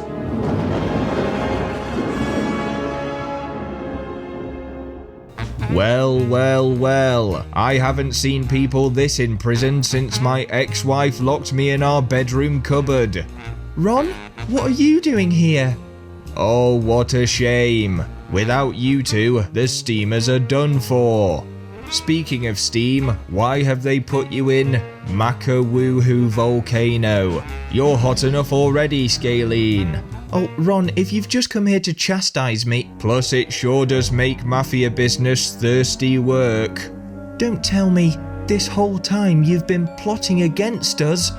Yes, there sure were some sweat-inducing moments where I thought you'd figured me out. So much so that I might even have to replenish myself with a cool swig of this electrolyte drink. Shame the only thing you have to drink around here is red-hot lava, and you can't make any kind of mass-marketable sports beverage out of that. That would just be silly. They actually used to call me Mr. Lava Lava. Or at least a certain someone did. But that's beside the point. Enjoy rotting in a cell, you couple of bin bags. Ron Johnson, away! Moo ha ha ha ha ha ha ha ha.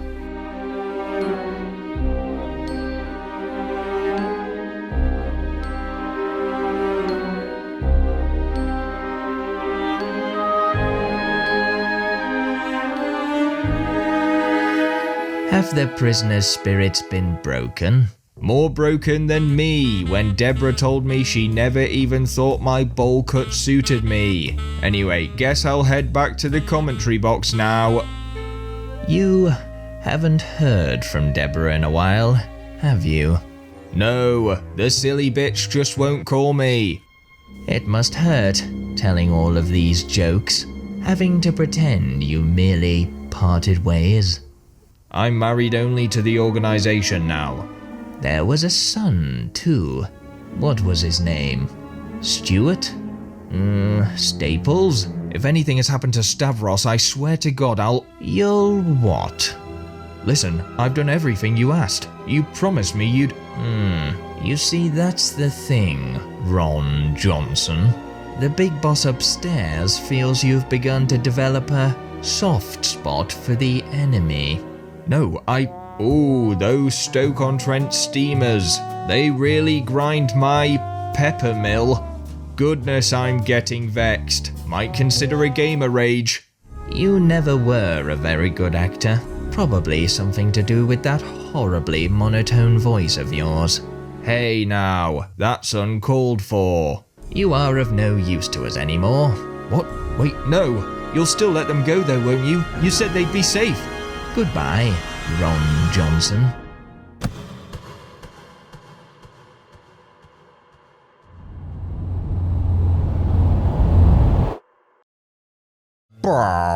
Sighed Mr. Picnic. He had become so forlorn that a smattering of icicles were forming on his chin.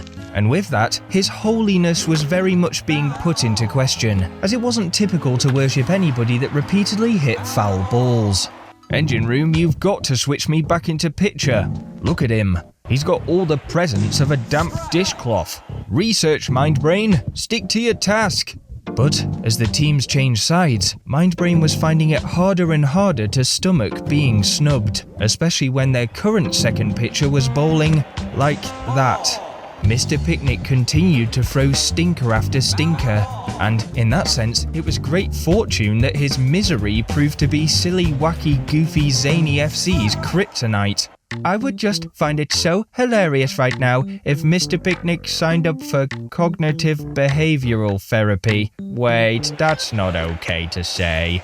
With Smaug skidding down to her left to scoop up a loose shot from Chris, the semi-finals were in tickling, if not touching, distance. It was hard to feel positive about anything, however, when they were witnessing a display so feeble and dismal. Bro. Come on, engine room, just sub me in. I could have this wrapped up in a matter of milliseconds. No, Mindbrain. Mr. Picnic is, gonna cook. Let him cook any moment now. Anyway, I was thinking, I need you to finish that moonball strategy of yours. Oh, that's basically finished already, save a few safety tests and integral parts. Now, trade me in. I mean, properly finish it. My gut tells me we'll need it. Your gut seems to tell you a lot of things recently, apart from anything about Mindbrain. Nothing about the perfect acute angle of Mindbrain's pitching elbow. Nothing about the Steamers' win percentage with or without Mindbrain in the team. All the data backs me, so...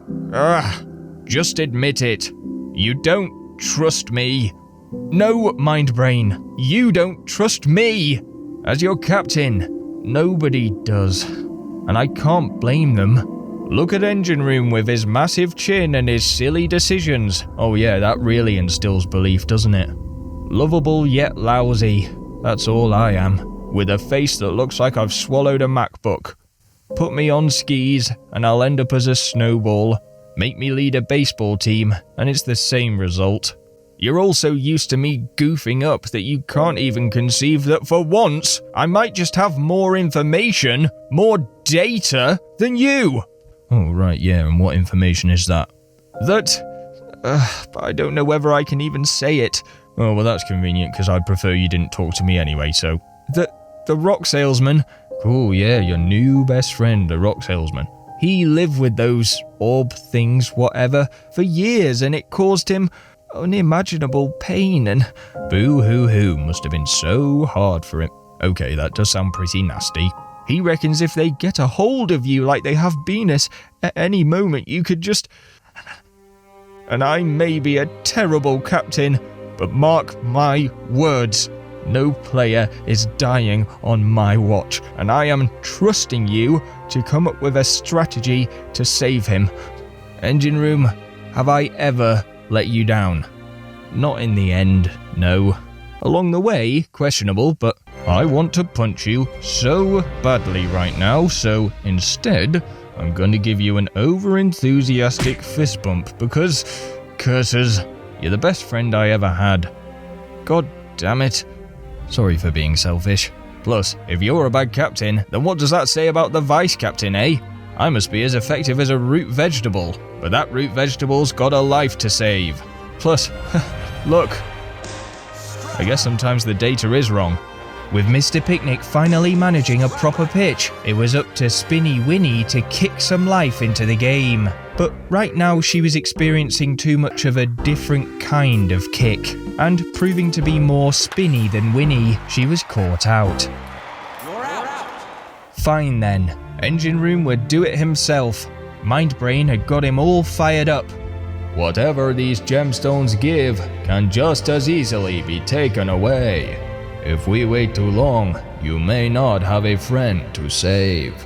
He had been cautious with his information. All good captains know how to keep the illusion of control, to stave off panic amongst their ranks, but he had to admit it. Sharing this burden with his lifelong friend was a great weight off his chest. His arms felt like they were floating as he swished his bat effortlessly.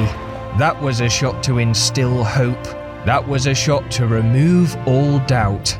4-1, a scoreline insurmountable. And surely now we find ourselves facing a Stoke-On-Trent semis. If only Ron were here, he'd say something inappropriately funny like, "After that shot, I know I've got a semi." Goodness, I miss him.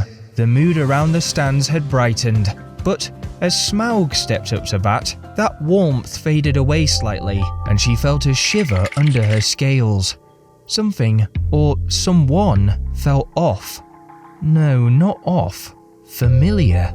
What is it, Smaug? Before she could put a claw on it, however, the game had resumed, and she had no time to think before her shot had settled in the opposition's gloves. With Mindbrain still in the testing phase of his moonball strategy, curses, how did that go behind me?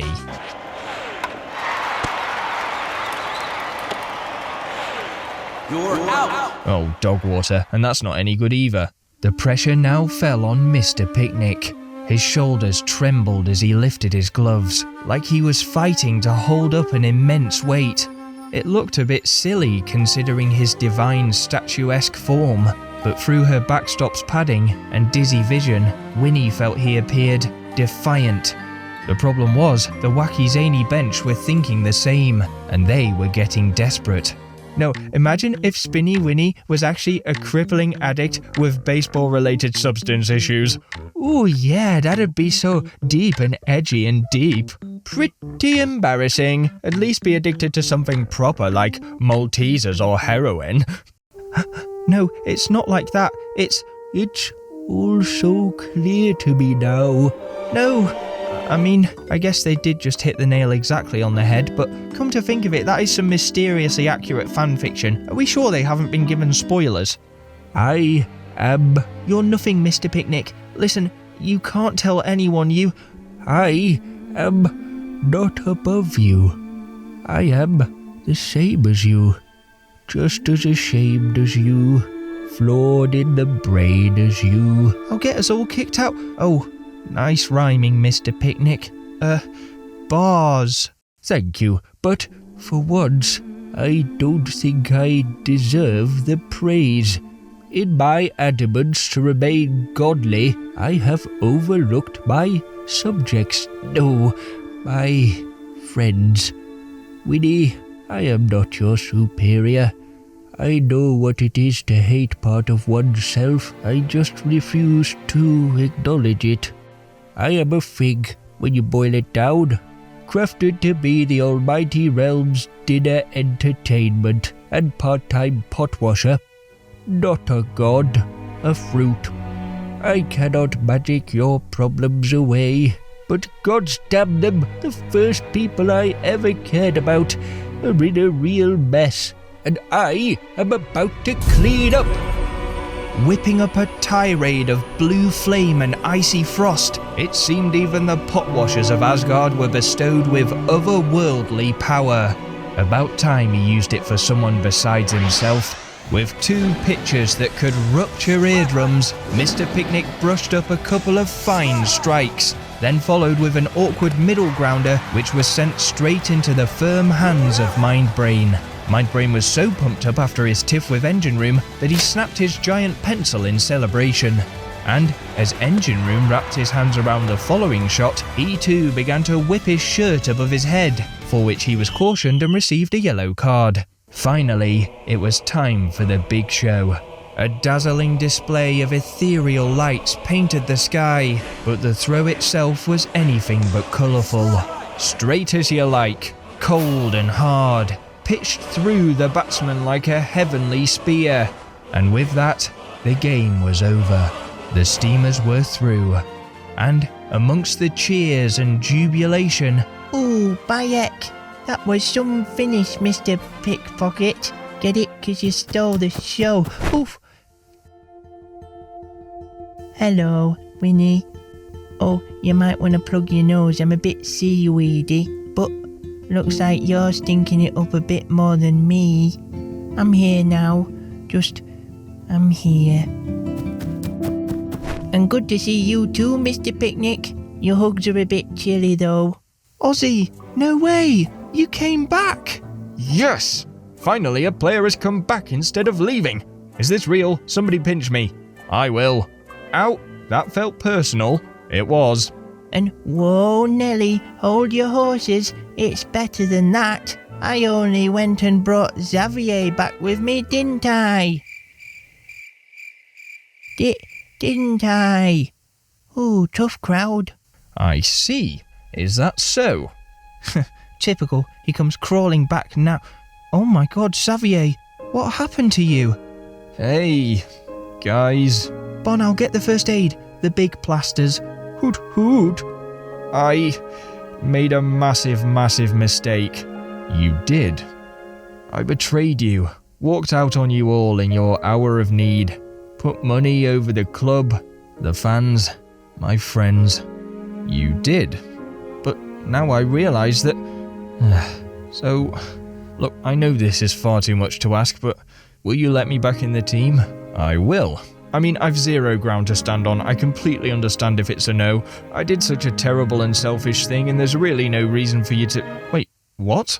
I'll be real with you. We're pretty desperate for players right now. Oh, right. Yeah. We're actually missing a team wildcard at the moment. Yeah, of course you are. There's lots of good wildcards in this competition. I know there is. It's a good job I'll only accept you as ours then. Yes, I suppose. So, I'd shake your hand, but the state you're in, I'm afraid it might fall off.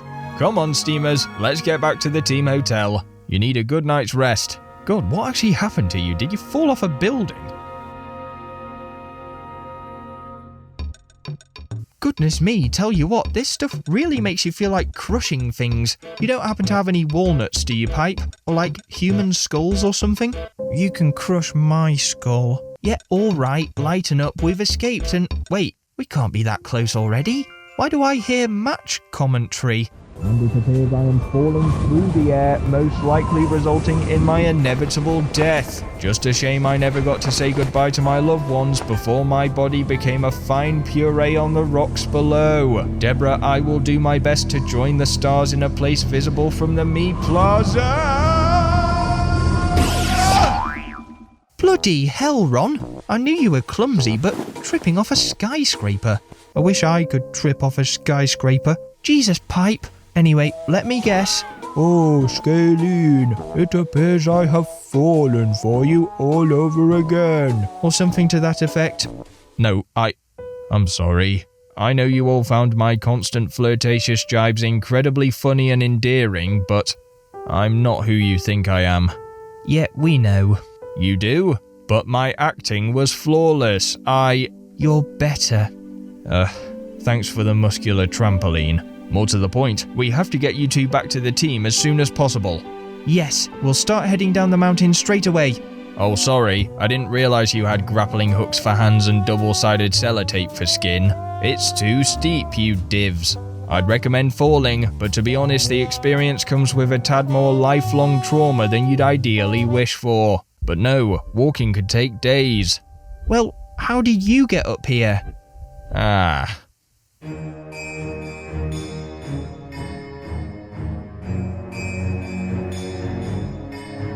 Okay, just hop in the minecart. And I suppose this is the point where you roll a giant boulder after us, is it? Not as long as you don't trigger any of the many death traps. Now listen, tomorrow morning, the Tour de Wuhu is passing by the bottom of this cave. What's that? French? I only know how to say dans ma trousse j'ai un petit poisson. What? No, it's cycling. There'll be a bike there for you. That much I can arrange. Ooh, I've been really getting into BMX recently. See, they'll fall for it. Thanks, Ron. Honestly. And be safe. I'd worry about yourselves. Just whatever you do, don't press any big red buttons, no matter what they say on the... Oh.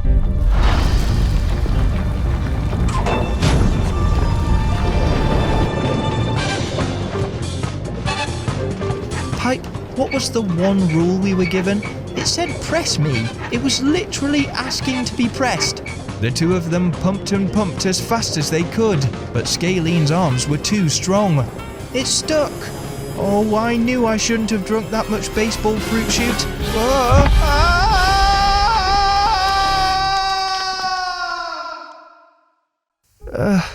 Where are we?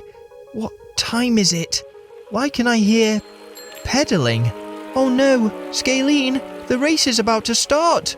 Quick, get on the bike. A tandem? Is Ron serious? Oof, I don't want to read the rest of that anyway. Suppose we've got no choice. Pipe, stop lying down in the road. And just like that, they wheeled over to the starting line, and they were off. 30 sets of spokes whizzed away in front of them, and before they knew it, they were right at the back of the pack. Their best bet of escaping unnoticed would be to nestle somewhere in the middle of the peloton, but both of them were far too competitive for that, and they zoomed out the blocks at some speed.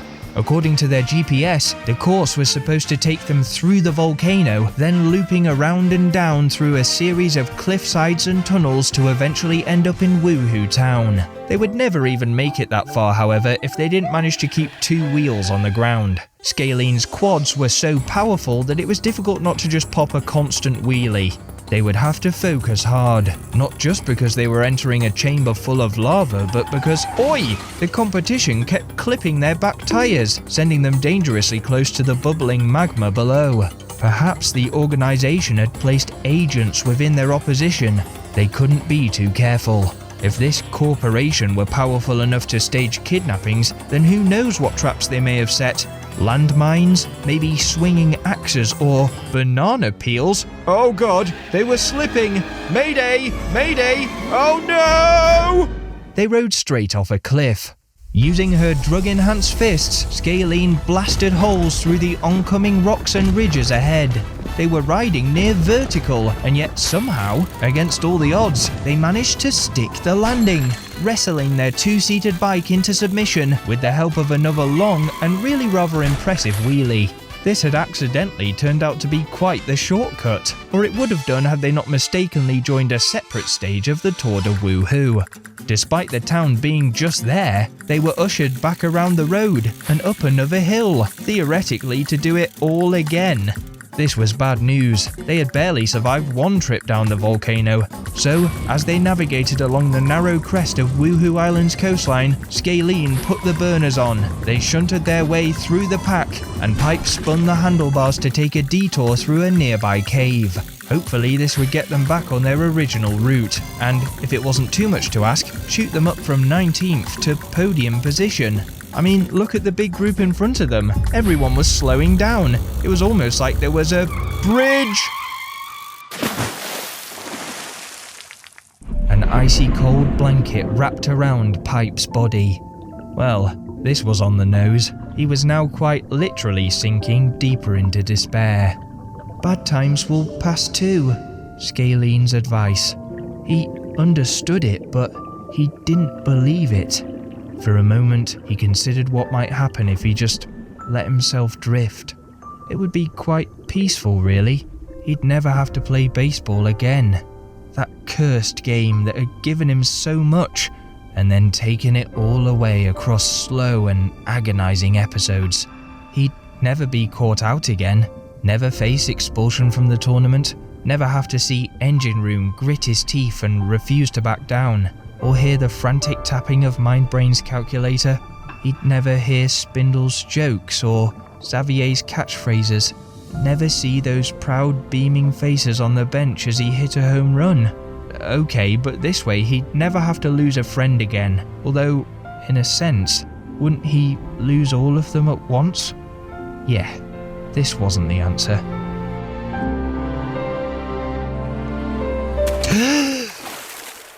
Pipe! Are you okay? Here, I've got the bike. Just hold on to this log. Scalene? Yeah, just grab onto the tree trunk. Scalene, what's up? That's your forearm. Oh yeah! Oh, don't make me laugh, I'm gonna choke. Toot-toodle-doo! Rise and shine, ladies and gentlemen, it's a morning you aren't gonna wanna miss, as reigning champions the Stoke-On-Trent Steamers arrive at the semi-finals. Will they chunter on to their final destination, or will they be stopped by our surprise candidates? That's right, they've come all this way without unravelling. It's the Knights of the Knitted Jumpers, Turtlenecks United! And may I just say, it's been so lovely to play with you all this tournament. There's the captain. Give me Granny Sweater. Interesting, I'm just hearing breaking news that they've nominated a new captain for this tie. Some fella named Mac. I'd recognise that shiny dome anywhere, but how can that be possible? He doesn't have a scratch on him. I mean, there's moisturising and then there's, I don't know, regenerating? Yeah, careful, don't touch him, just keep him contained. This is working great, Mindbrain. Matt, that's not fair. Engine Room, what do we do? It's okay, Mindbrain predicted we might be facing another sabotage. Ah, sweet, sweet numbers. Yeah, but we can only play what's in front of us, and Xavier's told me about all the dents he left in Matt's cranium. Plus, our own god is back in form. I'm ready to decimate. It's such a wonderful morning. What could possibly go wrong? Well, actually, but before Xavier could get a word in, the trumpet sounded, the crowd went wild, and the World Cup semi-final began. Mr. Picnic was up first. He walked up with a new sort of understated humility about him. Unfortunately, he was being too respectful, and, unprepared for Matt's sheer force, he was immediately caught out. Oops, look at how unperfect I am. I get the sentiment, Mr. Picnic, but we are still trying to win here. Engine Room fared slightly better. He bravely faced off Matt's thunderous pitch with a towering shot. Now that was a leader's confidence. Unfortunately, confidence only gets you so far. The ball didn't quite reach the boundary, and he was caught out. Are you sure you beat him up, Xavier? The only person who could handle that kind of throw is, well, Scalene. And who's going to replace her? Oh, Prit Sticks. Oh no, why does Ozzy have to be next? I was hoping we could rebuild his confidence little by little. The poor guy's going to get flustered again. I thought I was playing against me's, not mice. Ooh, you've been warned. I've been through multiple training montages. Ozzy, it's going to be okay. Just stay calm out there. He's got this. Bingo. Still as clear water, the ball didn't even spin. His stomach may have been somersaulting on the inside, but Ozzy had hit the ball pure and true, and he turned to the bench with a cheeky grin. You can call me Scalene's right bicep. Now who's gonna be the left? It was a spirited rallying cry, one which Xavier was keen to answer.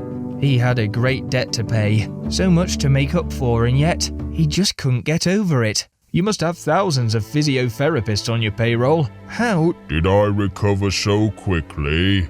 Xavier just about managed to squeeze a single. I was once like you, frail, breakable. I have been changed by forces you could never understand.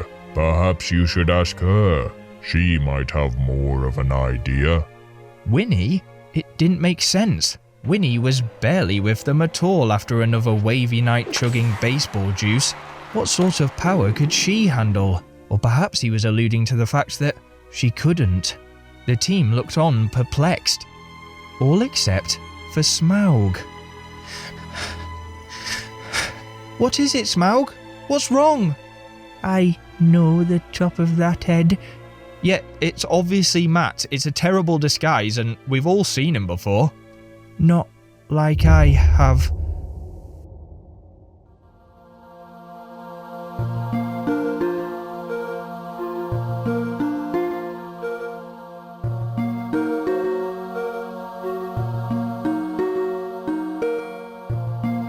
Freaky!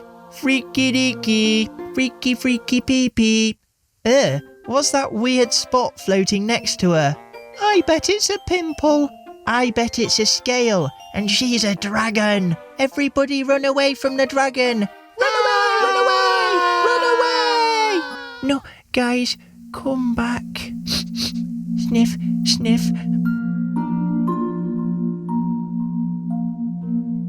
Oh, there's me birthday girl. Don't cry, Poppet. Here, I got you some prezzies. Mum, why do I have this stupid ugly spot?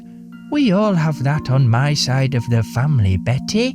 It's just a freckle that's gone walkabout. The other kids say it's a scale. They say I'm a monster. Call me a dragon. Well, that sounds like a compliment to me. It is not. In the legends, they're strong and brave like Spyro, a magical purple dragon who used the portal of power to defeat the evil Emperor Chaos. Or here, read this book. It's about a dragon that sits on hoards of gold and owns a whole mountain. A whole mountain?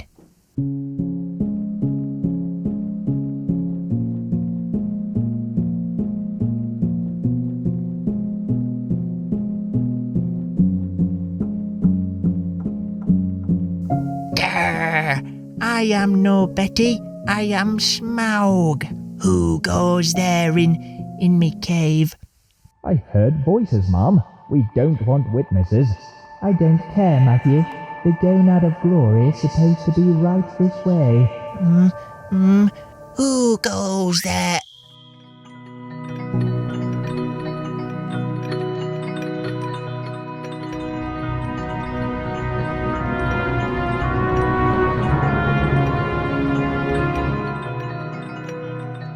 There it is, Matt. After so long. The thing we most desire. Grr. With this, we can reshape things. Make this world a better place. Oh ho ho, so you're after me gold, are ya? Who is this role player? I don't know, Mom. Take pity on her. She appears to have a deformity. My scales are like a shield of steel. This is not of my concern. Cut it from the rock. But Mom, this swordplay baton is unwieldy. I may hit the girl. Cut it! Now! As you say, Mom. No! That's my treasure!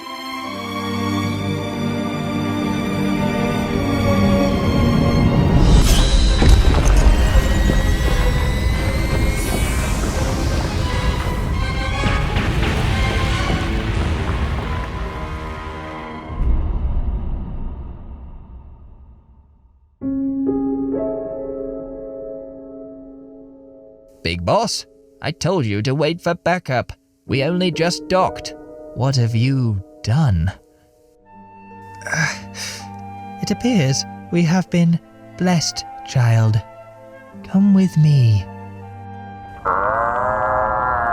I am a monster. So thirsty. Matt, no, be careful. Matthew!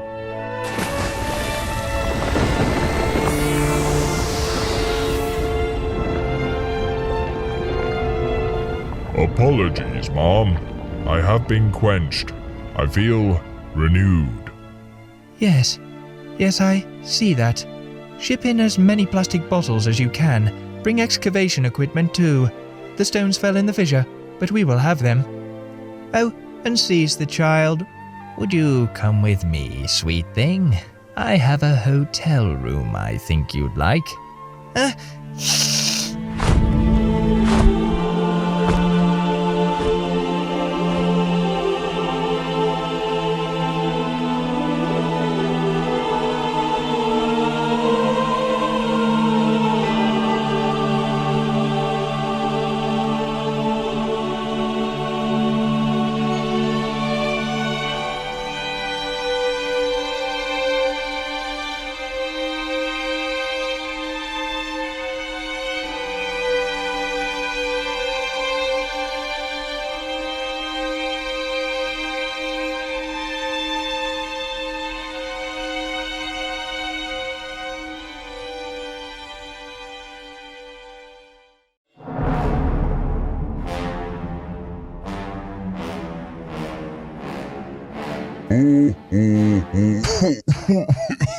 Oof, this sweater chafes a little bit when I do my evil laugh.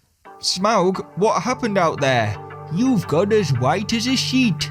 Almost as white as a sheet washed with big detergent. The best washing powder this side of the... No, wait, I'm not sponsored anymore. Really gonna have to break that habit. A story from a long time ago. I can't... I'm sorry, I can't. Look, don't worry. We're 1-0 up and we're fielding now anyway. Let Mr. Picnic handle things. He's a massive sociopath. He can deal with this stuff. Oi, I heard that. With my beautiful divine earlobes. Bet you're just jealous of their shape and size. And besides, I literally unlocked empathy like 5 minutes ago. I can feel things really good now. But Mr. Picnic was unaccustomed to his newfound emotional range. As he stared towards the batting square and set his eyes upon Matt's seismic head, the hairs on his statuesque body began to stand on end.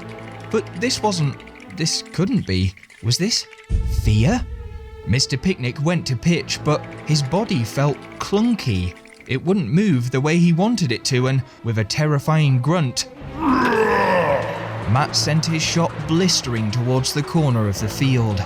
Thankfully, Xavier was on his toes, because despite Matt's miraculous recovery, remembering how he'd hit the canvas like a sack of potatoes made it hard for Xavier to find him threatening in quite the same way. Mr. Picnic, however, was really shaken. His next few pitches yawned to the left, spinning out the side of his trembling fingers. Smaug, who had been switched into backstop, gritted her sharp teeth, doing her best to set trauma aside as she wrapped a claw around each wavering ball. They hadn't made it look effortless, but a strikeout was a strikeout. A strikeout is still a strikeout, said Engine Room, confirming they had indeed managed to strike out. Look what's written on that scorecard. Turtlenecks United, not Matt's miserable monsters. This is baseball, goddammit. We're playing a team, not one man. That's the beauty of it. I thought I was the beauty of it. Nobody can play this game alone. A point which was proved immediately, as Spindle compensated for Mr. Picnic's wonky pitching by doing some arts and crafts with the bottom of a baseball juice bottle, then using it as a funnel to suck the ball into a possession. I guess you could say I had that one on lock. Jaw. Wait guys, why is no one looking at me? Why, that was my big moment. From the depths of pain comes unlimited power. You puny mortals cannot fathom what it means to be truly strong. He reminds me so much of me, although considerably more bone-chilling. It was no good.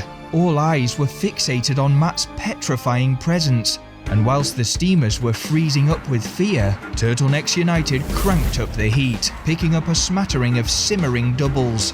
Xavier was having to do 3 people's worth of fielding. Sacre bleu, my legs are tired. If only I had some big heat packs to keep them loose and limber. No, that's another advertisement. Really gotta stop doing that. By the time Mr. Picnic collected himself and drew the first innings to a close, the Steamers were down 1 run to 3. I know he's scary enough to frighten the urine out of you, but I'll say it again. He's only one man. Where's that beeping noise coming from? We'll go smaller and smaller helpings until you're drinking out of a thimble. So let's see here, it's 10 a.m. Winnie, so that's 1 XXL tablespoon of baseball juice now, and you can have 1 tablespoon of tropical punch, that's your favourite, isn't it, this afternoon. Winnie was really struggling. It wasn't just that her entire body was shaking from withdrawal, although that certainly didn't help from an accuracy standpoint. She felt vulnerable. And yes, an evil demigod was currently throwing projectiles directly at her face, but it wasn't that. It was like a safety net had been taken away. Baseball Juice, it had been almost a friend. In every situation, it was there. No matter how anxious, how sad, how empty she was feeling, Baseball Juice was a guaranteed escape. An escape that had the wonderful caveat of making her incredible at baseball.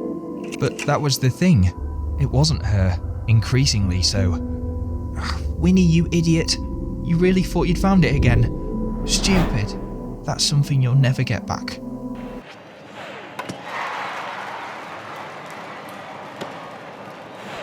You're out. Okay, trust the process, I guess, Ozymandias? We'll see how we're doing when we get to the littler spoons. It was hard to conceptualise how this semi-final could be going much worse. That is until Mindbrain stepped up holding 77 pages of calculations. Okay, perhaps if I could genetically engineer my way to becoming half werewolf. No, that's not it, Mindbrain. Come on, you've got to crack this. Oh, perhaps just -1 off this anti-gravity backspin theorem.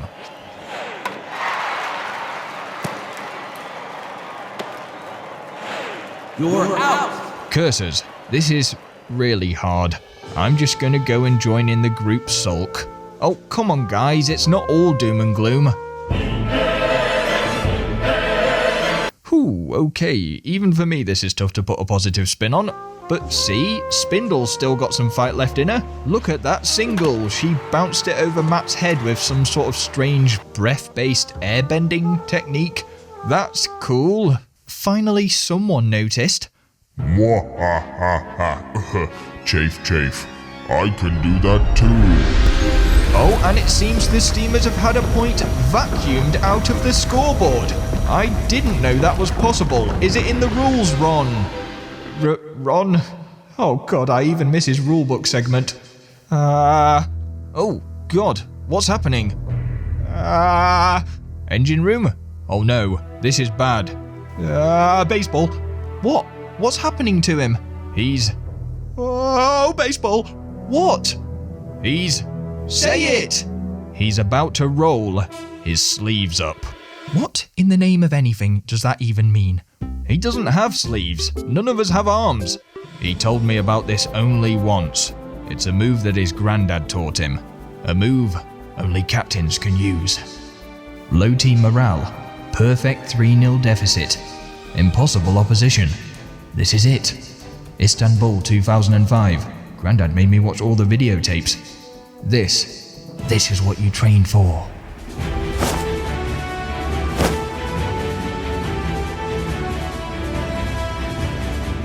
You must win this competition. Please, it is the only way. Lovable yet lousy. That's all I am. Our greatest gift is that we can always choose. As captain, this will be your greatest freedom. This isn't last time. Okay, this is this time. And we're here to play baseball, goddammit. We can do this, guys.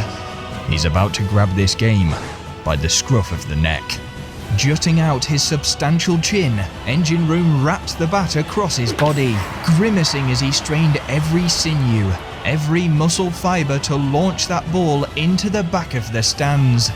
Hello, here we go. Engine Room puts a grain of doubt in the back of Matt's mind. Within touching distance, that was more than half the job done. As with all good captains, however, Engine Room knew this wasn't about him. For some, the deficit was more than just a scoreline.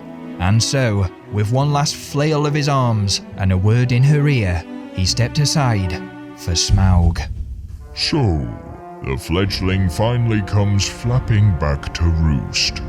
She's a dragon. Dragons don't make nests, they live in caves, so pretty cringe. Yeah, get 'em. How long was it you hid yourself away? Rumors of dwarves and hordes of gold, content to become no more than a children's story.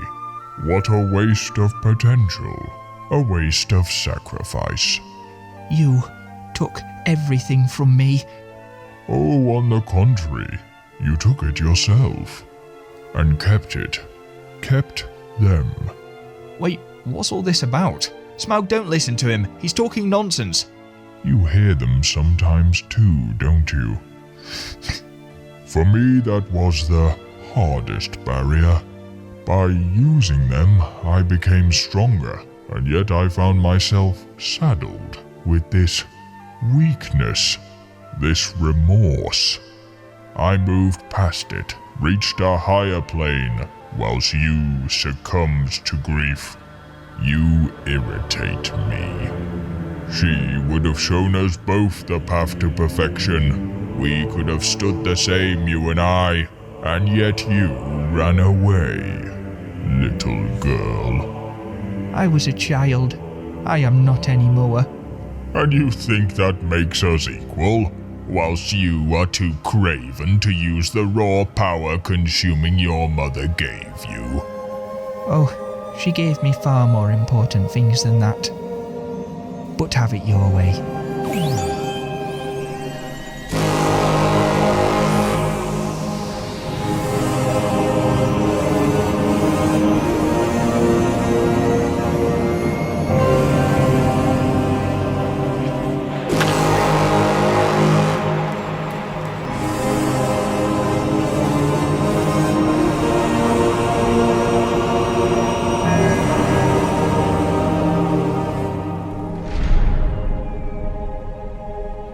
Good job, Poppet. Now give me a roar. Roar. Oh ho. That's my little monster. Meanwhile, in a river, How did we even end up in this situation? I don't know, I just thought about how useful a boat would be, and my left bum cheek turned into one. Tell you what, I am never drinking this stuff again. Anyway, forget about your big ass. Let's worry about that big ass rock. Whoa! Oh! Phew, I think the effects have finally worn off. Good job, I used to do lifeguarding for the annual wakeboard competition. I remember one year where Spindle damn near swallowed a shoal of fish, and my CPR was so heavy-handed, it dug a hole deep enough that we found buried treasure. Scalene, how do you do it? Well, I've got really powerful latimus dorsi, so I'm decent at front crawl, and no, I mean, I've been so miserable. How are you always this strong? Well, I've got really powerful latimus dorsi, so... I see what you mean. You never give up. No, Pipe, that's literally you. You know, I used to be really jealous of you. What? Why? You're a beast. You can bench press elephants. Yeah, world's strongest woman and all that, but I'm big. I've always been big. People told me that from day one, whether I liked it or not, so kinda just felt like the thing I should do. Whereas you've always had this dream that you'd die for. Baseball means so much to you that you walked and walked and walked across the whole Me Plaza, and I find that so admirable, and I've never really found my... Well, anyway, it doesn't matter now, because turns out I was looking at it all wrong. Wrong how? Because it's never really been about finding things to die for. It's about finding things to live for. I can hear pedalling. Have we... Yeah, wait, I think this is part of the course. If I remember rightly, it loops around the dog frisbee arena. Oh, and that's a delightful throw from Elizabeth, and a wonderful catch from her dog Pooch, who is of course celebrating her 7th birthday at this moment in time. Let's hope she'll be getting lots of yummy dog treats later on. Bloody hell, what am I doing? Give me anything else to watch. Oh, and to be fair, it seems the Tour de Wuhu is about to come streaming by. Watch out for those spokes, Pooch. With a signature Scalene wheelie, the duo hopped back on their tandem, sending a spray of sand spitting out behind them. They were hot in pursuit of the leading peloton, which, arguably re-entering the race in 7th after acting out the plot of Flushed Away and then washing up on a beach was kind of cheating. But why would they put water hazards in the course if you weren't supposed to use them? Speaking of hazards, this sand was making cornering a dicey affair. So, the two of them put their feet to the floor in an effort to get back on solid ground as soon as possible. The town was just up ahead. They were nearing the finish line, but as the race looped back round and across the Wuhu Island suspension bridge, Pipe's cold water plunge from earlier finally began to catch up with him. In his exhaustion, his steering became a bit limp, and he managed to drive them straight into a banana peel. They went skidding across the cobbles, colliding with just about everyone in the vicinity. "Just don't black out, Pipe. Oh god, don't make me give CPR again," pleaded Scalene as they steered into yet another banana peel. The line was right there, but they were running on empty. Pipe was turning blue, which can't have been healthy, and then they were popping a wheelie and the whole thing was a complete mess and they finished 5th. Despite all of this, however, yay, winner! Okay, and now he's delirious. We should get off the bike. No, I'm fine. We lost and I'm actually fine. Even though we nearly died in a runaway minecart incident, then fell off a cliff, got washed down a river, and finished with a barely conscious, ridiculous wheelie skid combo. It was ridiculous. Probably the best and worst and most fun finish anyone has ever seen. Fun? Yeah. It was really fun. What? Nothing, just... Thanks. And I've just remembered we're in a rush. Oh, good point. Let's actually go and play baseball. And stepping up once more is Spindle. Again? Yes, I know you should have had 2 turns by now, Barnowl, but we've got to catch the goldfish before we perform the surgery. Hurry it up, though. I think they're catching on to our faulty batting order. Where did you get all this equipment? Secret bunker. Oh right, yeah, forgot about that. If only this moonball strategy didn't take so much setup. Oh no, this isn't the moonball one. What? You said you'd finally finished it. Yeah, it's finished. Right, well then, it just wasn't remotely helpful. Oh. Great for hitting home runs, but not so good, as we probably should have expected, for exercising dangerous magical pebbles from teammates' bellies. Sorry, Mind Brain. I've wasted your time. I don't know what I was thinking, but it did lead me to discover this. I knew exactly what I was thinking. All along. Yes! As part of my research, I was studying replays of Venus's best shots this tournament. Look here.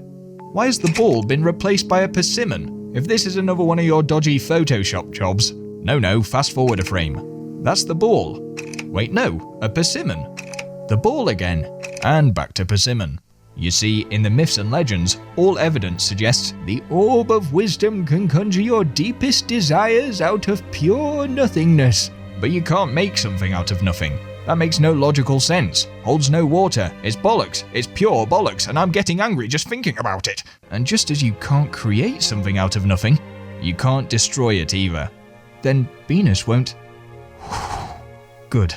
That's really good. We aren't out of the woods yet, though. Hoot hoot! Well, yes, I know you are, Barnowl, but I didn't mean literally. I don't think the orbs can create or destroy matter, but they can change, edit things. For your granddad, that meant editing the composition of his eyeballs. Gross. For Venus, it's a bit more serious. It seems to be editing his entire character. The question is, what might he become? Free. Eh? He will become free. Free from the shackles of pain and anger, the frivolousness of love and joy. To live life in simpler terms, where strength is the only statistic. If you are fortunate, you may even be of service, as he learns that force is more useful than friends or family.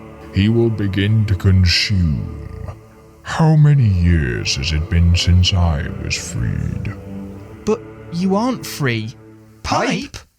You're trapped in a box with no feelings, like some sort of emotional deprivation tank. The twitterings of a jealous little tit. No, I don't envy you. I pity you. I'm led to believe you've just made a tremendous comeback from being humiliated by a man who wears t-shirts of his own face. He's talking about me, isn't he? To playing baseball on the biggest stage in front of tens of thousands of screaming fans, and you don't feel it. The only thing you've been freed from is reasons to live. Well, and the ability to have a decent hairline. Ooh, nice one! Pipe made sure his cheeky return was punctuated by a cracking shot as he sent the ball swirling into the sky. His fighting talk didn't look quite so tough, however, once it began to plummet, and he only just got away with a fortunate double. Speaking of doubles, he hadn't returned alone, and as he assumed position halfway across the diamond, his tandem partner took centre stage. Hey Pipe, did you get us 2 tickets? To what, Scalene? To the gun show! Boom! Scalene's arms ripped her sleeves wide open as she smacked a thumping shot straight into row Z. We missed you so much! Gawped a teary-eyed engine room. My goat! Echoed Mindbrain. The band was back together, and now, with a 6-3 lead, as the teams changed over, Pipe sprinted over to the pitcher's mound and felt the familiar texture of sand and clay beneath his feet. This was what it was all about. Time to have some fun. He sent them wide. He sent them short. Sometimes they scored off him, other times not. Either way, it was such a joy to throw again. As he faced up against Matt, the big man barely got a whiff. The top of his round head began to smoke as he blew hot under his bright orange collar. And though he was eventually able to bunt a lackluster single, Pipe laughed it off with a, "That's probably the first hot single you've scored in a long time." Go on, Pipe, do it to him. You ancient bowling ball. Ooh, he's got your number. The stupid grin never left his face as he pitched fastball after fastball, taking great satisfaction in the soft thud of each shot nestling in the backstop's gloves. From here on out, the Steamers had the wind in their sails. Ozymandias spooned a single, with Barnowl, who had finally been given his chance to bat, just about scuffing another towards first base. Then, buoyed by the fact he had a full roster for the first time this tournament, Engine Room performed yet more heroics to send the Steamers out of sight. Too many times this World Cup, it felt that fate itself was against them, so it was a welcome relief to finally get some good luck, as the game was rounded off with a spectacular Xavier salmon leap catch. And if you kids at home want to increase your vertical jump, then you should buy nothing. You shouldn't buy anything. The Steamers collapsed into a great yellow celebratory dogpile. Through troubles and tears, scheming, plotting, and all manner of disaster, somehow, at the end of it all, they had reached the final. The end of their journey was in sight, but before it lay one more storm to weather. It's ready. Wonderful news. Okay, I'm gonna need to know what you've built though. It's a funnel, and I'm a frying pan. No, I'll explain. I've been looking at the contents of this juice stuff, and here, 28% distilled mystical magma. That would explain the acid reflux. Hang on, the orbs came from the volcano, and putting 2 and 2 together, yes, this is basically Heaven's Testicle Tonic. Drinking this garbage mimics the effects of the Orbs of Wisdom, and it's using this that we will counteract the changes being made to Venus's intestines. And the rest of him as well. Wow, Mindbrain. The caveat is, to do so, we need crates of the stuff. Do you know, I was just looking for a place to store Winnie's extras. No, it's mine. Winnie, we've talked about this hissing business. Sorry, yeah, that is a weird withdrawal symptom, but listen, I know better than anyone. Ingesting that much is beyond dangerous. I only ever had 1 or like 2 or 3 or 4 bottles at the same time. And look at me. Sorry, pardon me. She's right. It's gonna take a while for me to work out a safe dosage. I'll do it. You? You've got one foot in the grave already, oldie. And no, you'll just hurt him again. We can't trust you. I am his father. Anyway, you're one to talk about trustworthy. I was literally evil for one tournament. It's called character progression. And anyway, I'll just say it. I love him. We know. You've said before. Quite a few times. At considerable volume.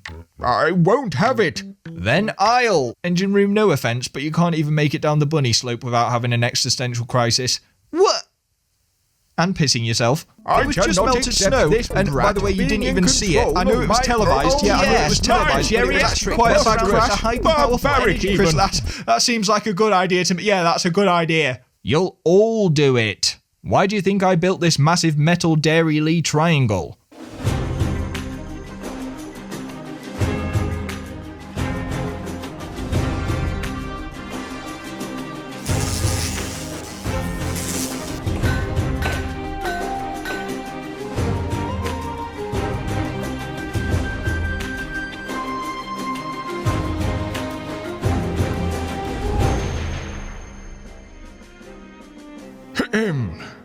Down the hatch then, old man. Chug. Oh, sorry. Inappropriate. That was inappropriate, wasn't it? Steady.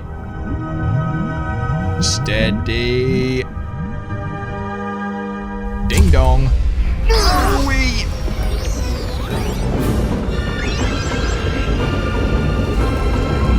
It's working.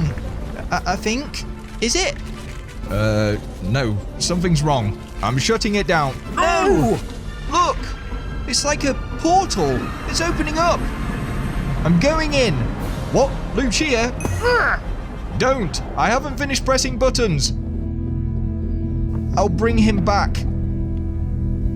When you get there, give him a hug. Wait, if you do that, you'll... What's happening? He's in... Oh, I should have written an instruction manual before I turned this thing on. You daft old man. Oh, no, sorry, that's the shopping channel. And that's the weather. That's... I don't even know what that is. Ah, here we go.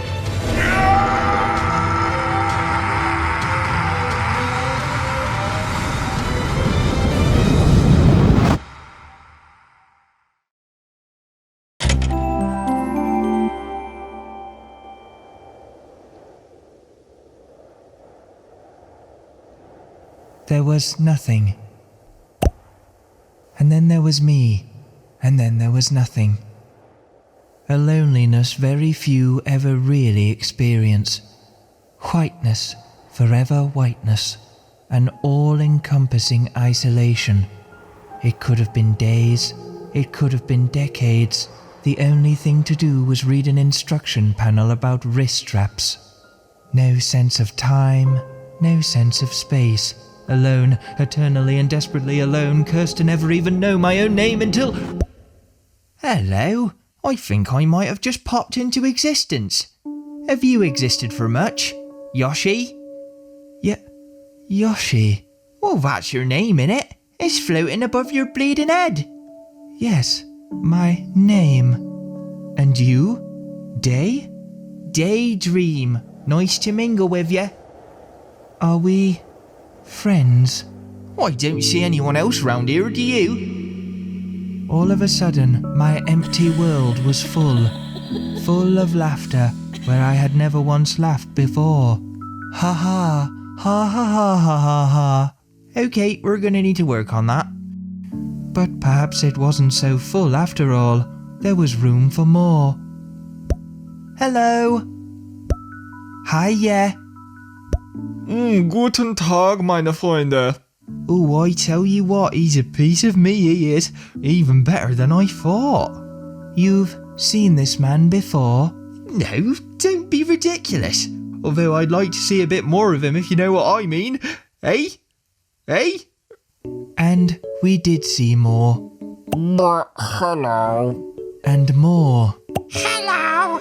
Oh, goodness me. And before long, I had friends upon friends upon friends. Kill me. Oh, dearie me. Went a bit overboard this time. We were so many, yet still as one, content with our unchanging world, until, at some point, it did change. Here, what's that big-ass floating-ass loading bar in the sky?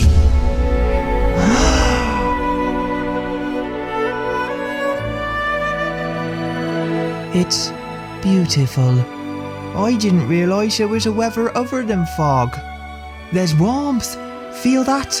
Warmth. Wow. Okay, well, let's head back. Right you are, Yoshi. Sure, whatever you say. Bah, I was getting a bit hungry, actually. Bah. I think I might stay. You don't want to be with us? Well, no, I do, but over there it's new. I want to try something new. Bit of a change. And change means leaving. Look, there's people. Oh, I just gotta go see.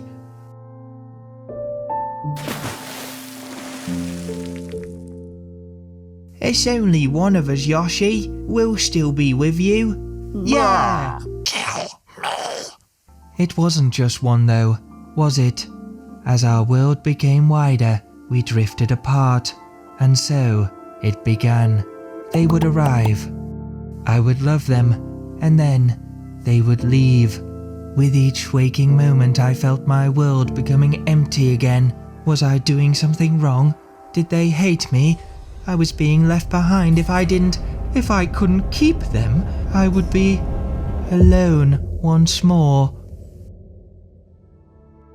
And I think his little eyes should be round and lacking in definition like mine.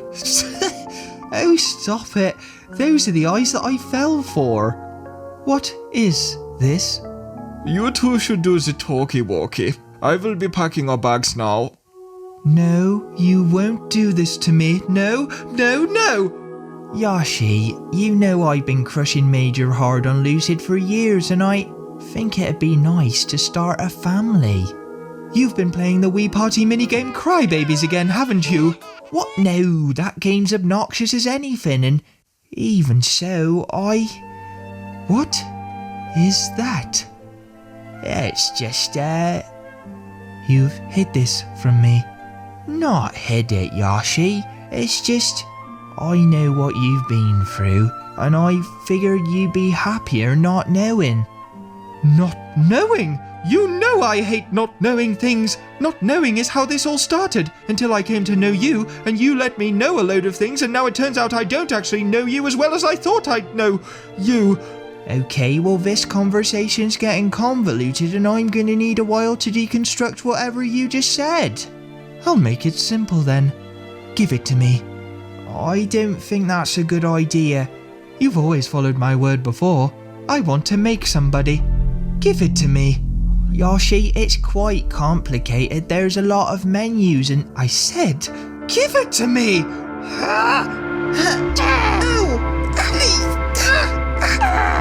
Please, Yoshi, it's in the middle of something. Don't go messing with the... Then I'll just delete it. No!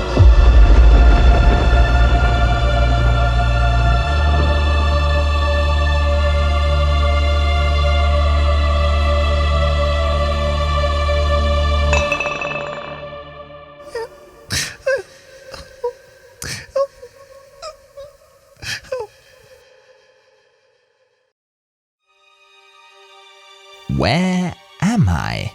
What is my purpose? I feel like a schemer. Do I do schemes? Oh, I do hope I do schemes. You are as I made you, a me who creates order. We will do it together, construct a legion that can't be left. One big, happy parade. Then I suppose that makes you my big boss. Ooh, now do me. Who am I? Who am I? Who am I? You. You are where it ends, child. Satsuma? Kill me. No. Kill him.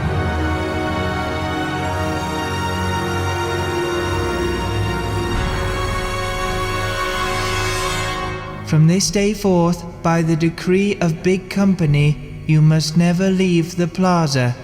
But I were just on me way to Nintendogs to get me son a new pet. You don't have a son, Barrimold. I do now. Me and Donna were chatting it up a storm t'other night, and all of a sudden this menu appeared. Like magic it were. No, impossible. The orb had broken, and yet, in the air, its spirit, no, her spirit lived on. We're going far away. Take the children, leave the rest. Big Boss, we've been walking for days. This whole giant lollipop business feels rather dodgy even for me, and we're hopelessly far from Wuhu by now. Not far enough. Children, whiny little things, but admittedly more malleable. I'd still have my parade, a parade that wouldn't ask stupid questions like, who am I? What is it I do? You! No, I destroyed you! What do I want to be? Who am I?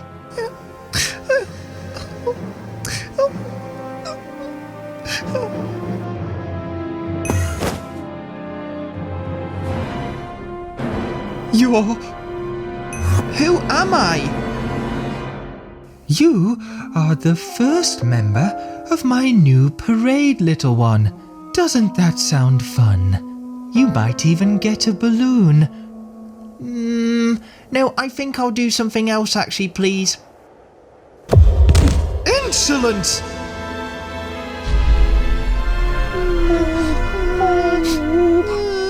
And that's what happens when you disappoint your teacher, children.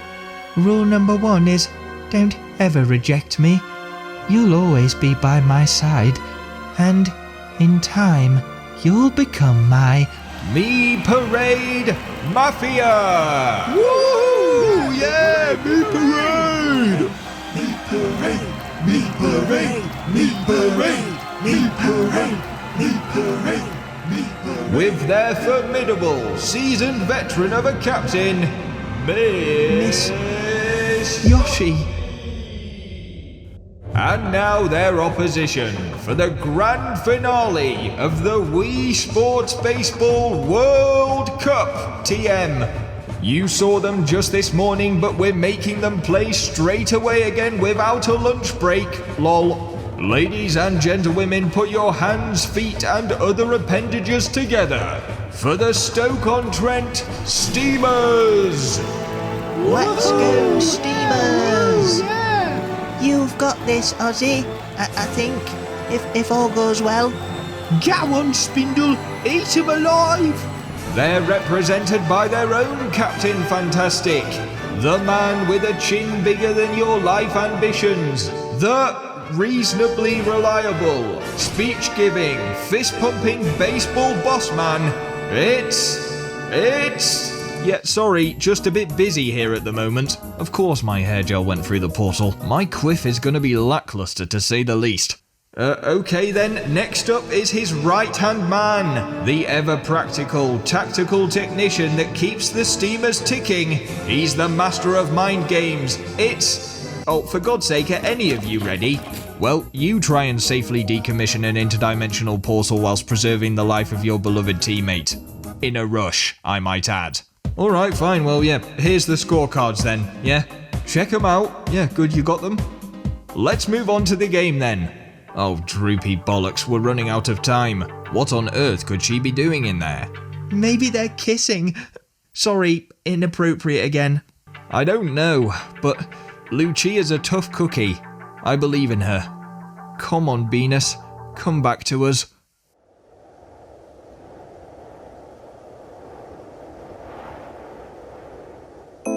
Baseball's won, and baseball's lost. invest your life within it, but what's the cost? I lost my marbles and started foaming at the mouth. I guess that you could say things were heading pretty south. I guess that you could say things were heading pretty south. But then there was Venus, and then my head was clear. But it seems to me that you can see my life is much better every time that you are near. My life is much better every time. When you see reason, then you might find that many people, much more than I, think you are beautiful, want to spend time with you, spend time with you.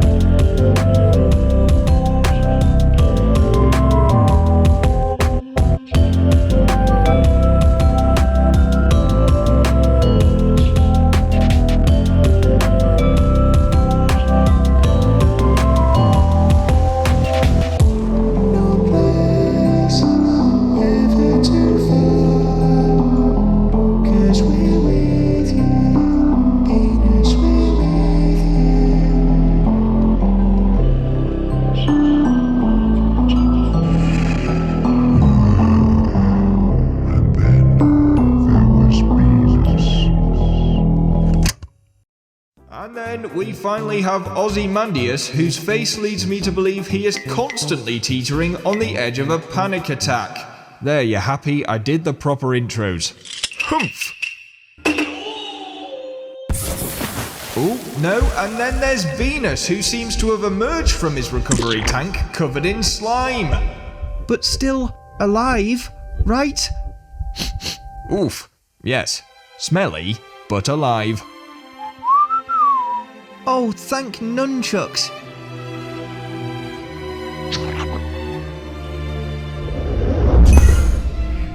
Here, just have a sit down. Barnell's feathered a pillow for you. You did a really great job. Yes. You certainly did. It almost makes up for the years I had to pretend to take orders from you.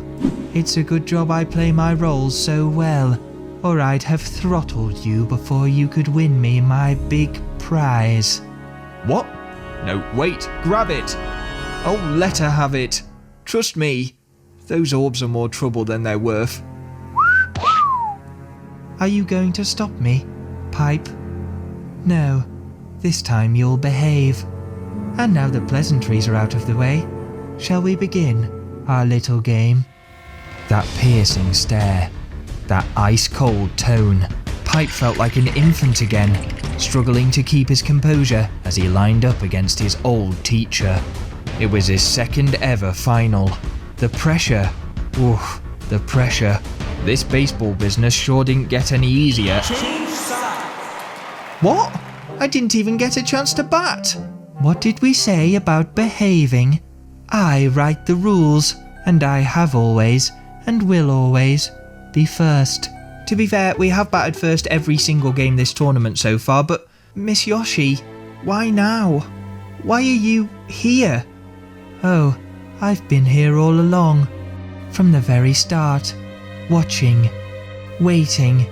Interfering. But not for much longer. Soon we'll all go back. Okay, that does not answer my question though. But the time for elaboration was over. As the referee's whistle blew, Pipe geared up to pitch, and the final, began. Despite looking like the middle-aged receptionist at a library, Miss Yoshi had quite the swing on her, as she sourced a sizable double to get the Me Parade Mafia up and running. No, Pipe had to get a grip. He hadn't gone through all that tightly scripted emotional development just to succumb to some last-minute childhood trauma. Thankfully, as always, Scalene had his back. With their original cast reunited, the Steamers would take this final in full force. That didn't mean there'd be no mishaps, however, as Barnowl let a simple single slip past his talons. I've been saying this for ages, man. This whole tournament, Birdbrain over there has been playing as if he was deep-fried. It was hard not being a fan favourite. Barnowl had never quite captured the spotlight. Often opting for caution and precision, he was rarely out there getting the sexy home runs. And he lacked that bit of swagger and charisma you found in big hitters like Scalene. Hoot hoot! Cheers, Barnowl! Hoot hoot hoot hoot hoot hoot hoot hoot! Yeah, alright. But I should be thanking you too, you know. Hoot? The fans might not say it, but I can only do what I do because I know you're behind me. Sure, it was hard yards, dirty work behind the scenes, but Barnowl cherished his role. Still, it didn't hurt to have some starring moments. What a catch from Barnowl! He pounced on that like it was a vulnerable field mouse. A tasty-looking shrew. Oh yeah, forgot to mention, Barnowl's parents have joined me on the comms. Only 1-0 down heading into their first batting innings. Not bad, especially once Scalene performed her usual power show to punt a quick double, as per. Even Mindbrain, who was no longer experimenting with his moonball strategy, thank God, managed to hit a perfectly ordinary single. That felt wrong. I didn't get to monologue. The bases were nicely stacked. All it would take was one home run and the Steamers would go streaming into the lead. You're out. Alright, no worries then. Everyone knew that Barnowl was more at home out in a field. I mean, in the outfield. No, this one was a job for a true showman. Bring down the spotlight on Xavier. You're out. Not ideal. Instead, all attention now shifted towards Pipe. He wanted to pull his beanie over his eyes, plug his ears with Barnowl's feathers or something. As he was finding out though, you could never block out the past.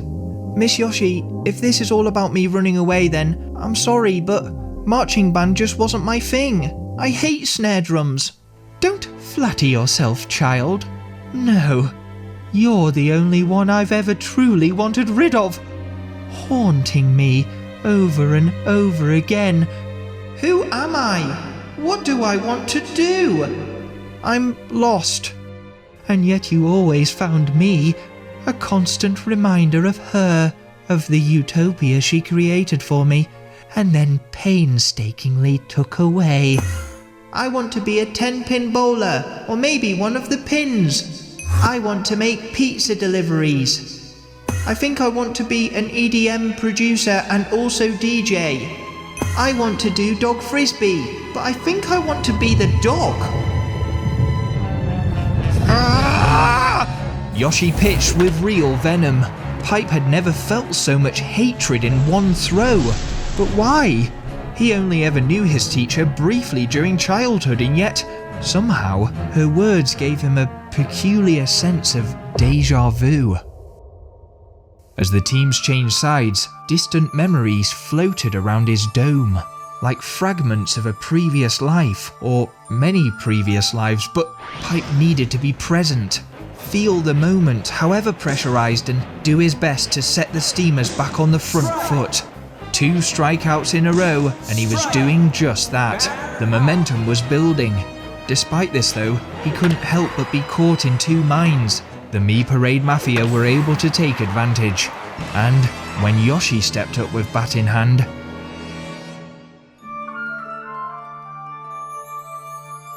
oh, at least I got to see him this one time. I'm sorry, little one. I'm sorry you were only ever a pipe dream. It was too much. By the time Spindle cut the scoring off, the Steamers' deficit had doubled. Do you reckon we should trade in Mr. Picnic?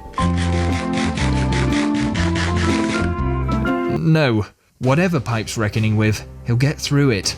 In the meantime, Steamers, it's our job to pick up the mantle. Let's play baseball, goddammit!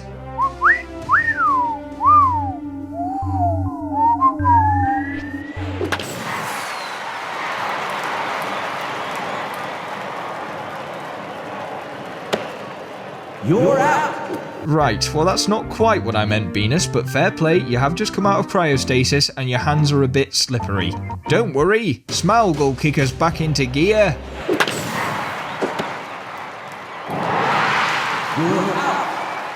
Oops, sorry. It looks like Venus has been dripping all over the kit bag. One time, just one single time, can it not be easy? Alright then, allow me to jog your memories. Remind you how the Steamers classic lineup used to play. Cooking up a cloud kisser of a shot, Engine Room somehow managed to bounce the ball off not one but two boundaries for an unorthodox but really rather satisfying trick shot triple. I meant that. I definitely meant that. You're starting to sound like Mr. Picnic, boss. It's true, that's my line. I'll be charging royalties.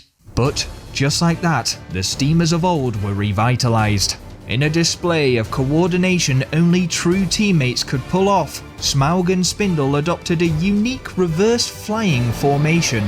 With Spindle's breath propelling them through the air at Mach 12, she held the bat out behind her and almost crashed into the ball, sending it skyward for a majestic home run. Score already levelled, Scalene took it one step further. You literally left the team too. I don't see how this is fair. I was abducted. It's a bit different. Now tense up. Be brave, my poor smooth skin. Here comes more bruises.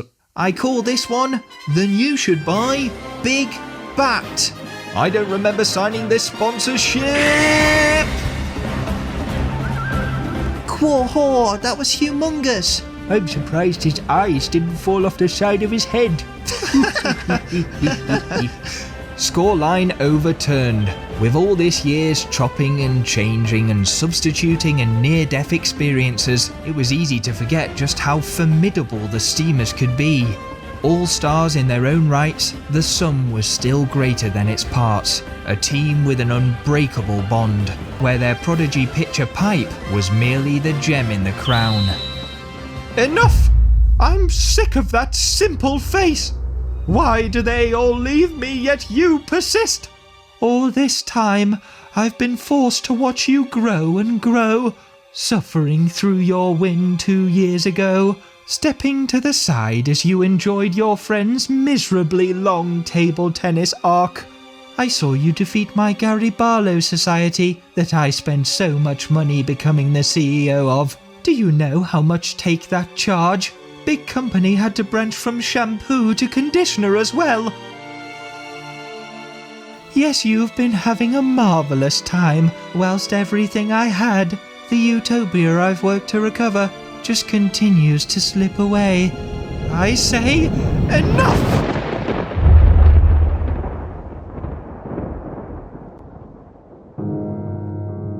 Is everyone okay? Ow, to be honest, no, not really. Yeah, I was going to say that too, actually. I'm not good. And that's Barnowl, Scalene, Spindle and Smaug falling victim to what appears to have been unprovoked assault. Oh, what's this? I mean, such a shame when players get injured, isn't it? I blame the medical staff myself. Oi! Backstabber! Alright, Mr. Picnic. Just putting away my jam handkerchief. Ozymandias.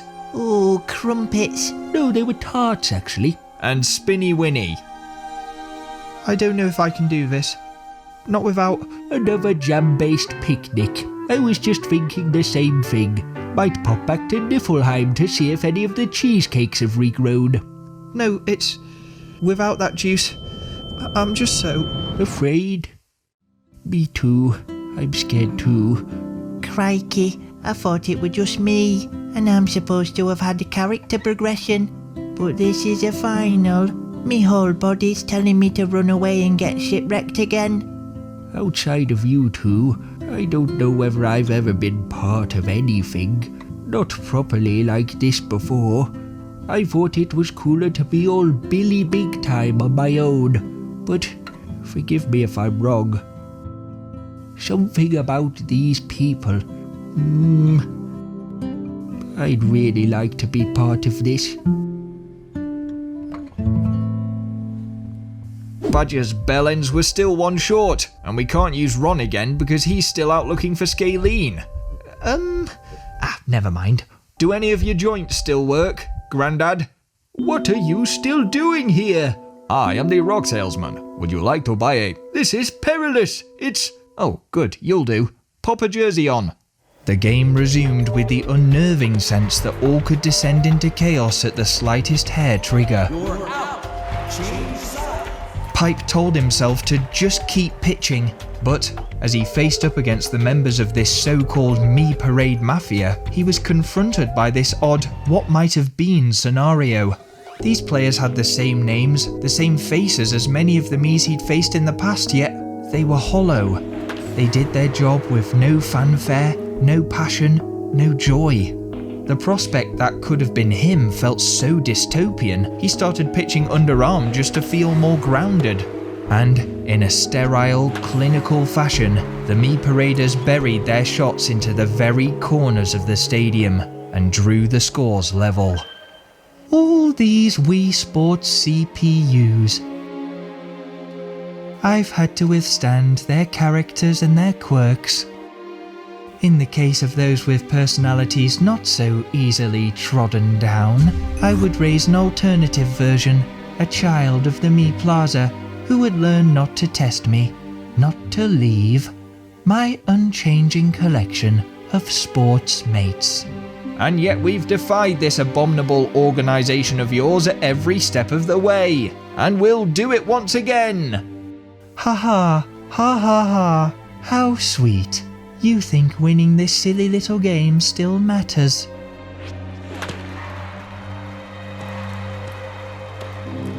I achieved my goal the moment any one of my teams made it to the final.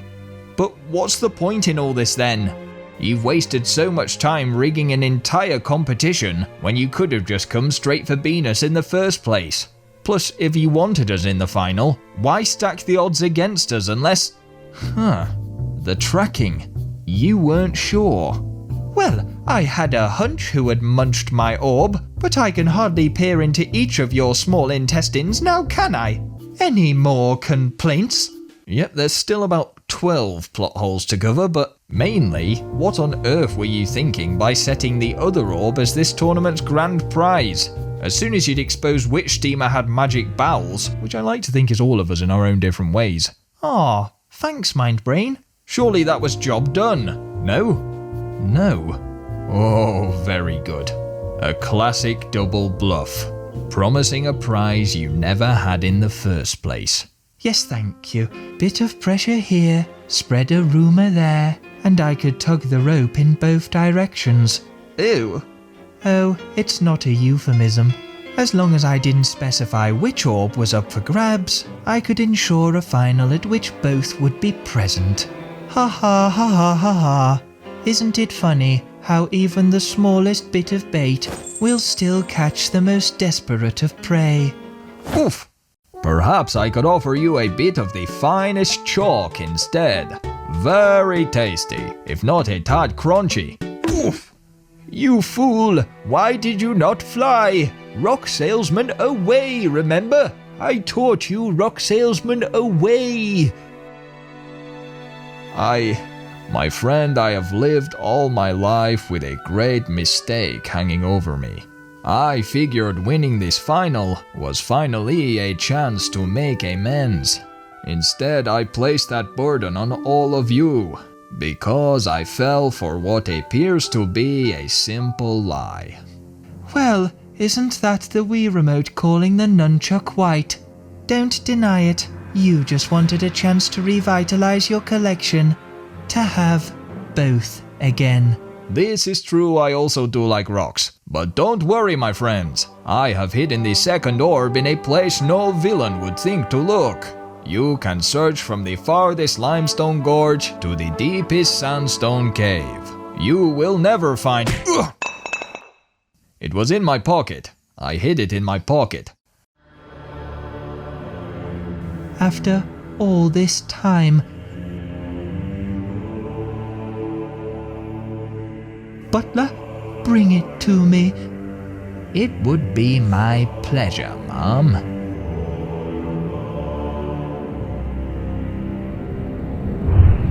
Almost as much pleasure as... Actually, I'm not even going to say that one because I think my wife deserves better. Ron? Tickle, tickle, wickle. Oh, stop that. Stop it. Get pilfered, son. Seize him! Get pilfered. Ooh, unlucky, get pilfered. Take that, get pilfered. Somebody catch that co-commentator! Get pilfered. And it seems my glorious co-commentator, Ron Johnson, I'm Ron Johnson, is back doing what he does best, running around aimlessly saying absolute tripe. You've got that right, Grand Announcer, and yes, it appears I have jumped onto the boundary just as my ex-wife jumped out of our unhealthy family dynamic. And what's this now? Could it be the game restarting? What? No, it isn't. Yes, it very much is, Ron, as Anna gets us back underway. But, I make the rules. That's weird, because it seems to be my name on the rule book. Get pilfered. Apologies, Master Yoshi. Have I displeased you? I will perform the mission without fault. So, can the Steamers take advantage of this newfound commotion and rattle their opposition into making a mistake? No, it seems they can't. Ha ha. Do you see? No nerves, no excitement, no stupid ambitions or dreams on the line. Just perfection. Soon the whole world shall be equally and unambitiously pure. The game couldn't have taken a worse turn. With 2 bases loaded, the Mafia had stomped into a gigantic 6-3 lead. Fall any further behind, and the gap could prove unassailable. With this in mind, Pipe adjusted his underarm technique and began to put a bit of swaz on it. Because the opposition was a homogeneous group of institutionalized zombies, they struggled to conceive how someone could pitch in such a creative and expressive way. And after an excellent series of dippers and spinners, he made the breakthrough, and the Steamers could begin to claw the tie back. Quite literally, in fact, as Spinny Winnie was struggling with yet more awkward withdrawal symptoms. Oh, bloomin' heck. I thought cat's claws were supposed to be retractable. Ozzy, I need some... No, you don't. You don't. But I need something. I'm so empty. My life is so empty.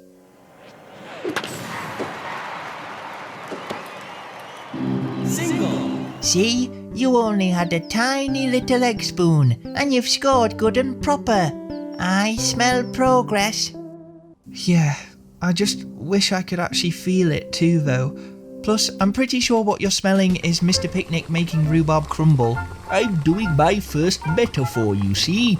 It's supposed to represent the way Yoshi's dystopic ideological fantasies are about to come crumbling down. I am underwhelmed with you.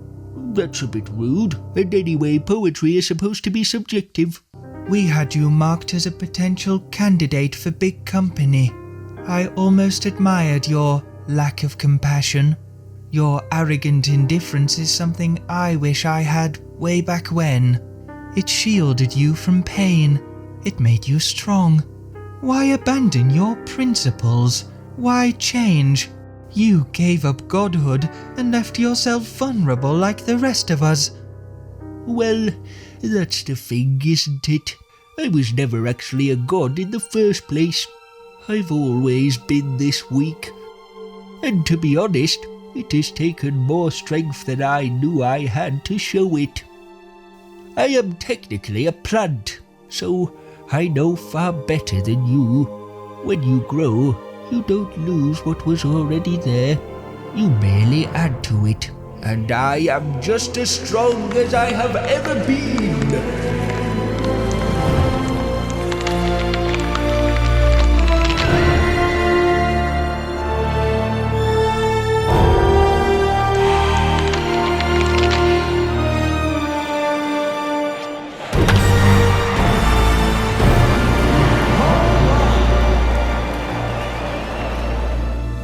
On the brink of a historical turnover, the Steamers were now just one run shy of clinching the game.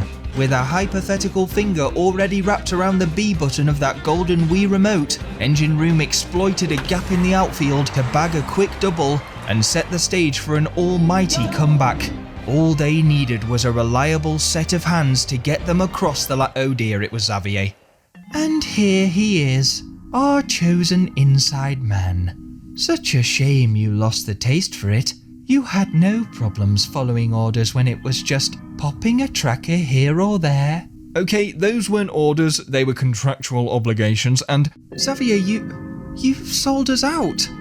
Funny what hordes of cash and a lifetime subscription to the full big bath and shower range will do. guys, Okay, I might have sewn a tag into each of your gloves, but this was like more than a hoard. It was the GDP of a small country. Speaking of which, when I create my new world, we will need higher-ups, influencers to set an example.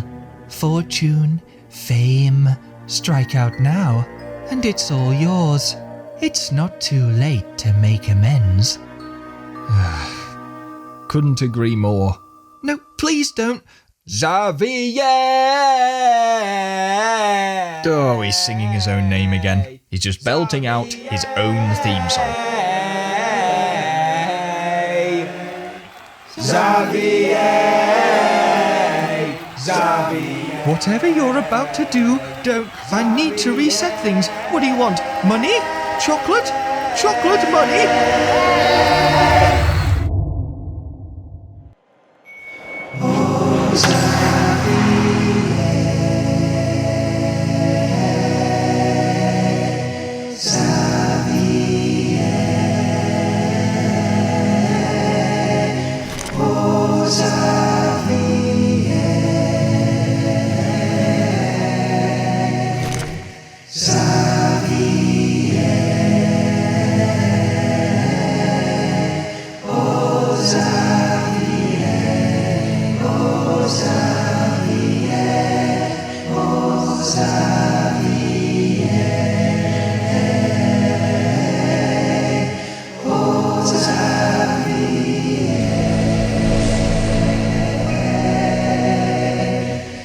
You know, one thing I've learned through all of this is that there are things that money can't buy, and one of those is friendship.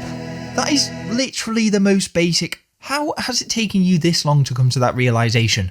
And you can shove that big pen up your arse for all I care. I've been telling you, they're too big. Signing documents with those things is like doing heart surgery with a pneumatic drill. Speaking of realizations, by the way, I've just realized we've won! Oh my god, we really did it! No, sit down everyone. A completely unforced VAR review shows that on that previous hit there was an encroachment of 1 millimeter by a member of the Steamers bench. Yada yada yada. Something about a cat claw. Oh, what? I swear down, man, they've never enforced these rules before. Yeah, last game there was literally an interdimensional portal in the foul ball zone. And as a result, following the Steamers' third innings, the Me Parade Mafia will get an extra fourth batting innings. Hey? Now wait a minute. But I need the toilet. And stop right there, because I'm here to save the day by checking the official rule book. Oh, piss, she's actually scribbled it in as well. When did you look through this? There's private stuff in this book. And so it seems the game continues with the rock salesman. The game of life is one which always continues. To leave the past in the past is to be truly free. Unless you are in handcuffs like me, in which case you are definitely trapped. Oh no, if they're gonna get to bat again, we can't be fumbling it now. Ooh, I am fumbling it. I am fumbling it with my little spherical hands. Quick run, get the Sharpie out. Okay, rule 469 then. All players wearing handcuffs must have them removed before the game and delivered via post to my ex-wife's address, along with a note reading "Take me back, Deborah," scrawled in desperate-looking handwriting. That is not a rule. That is so specific. And yes, the referee has pulled out the chainsaw and the envelopes.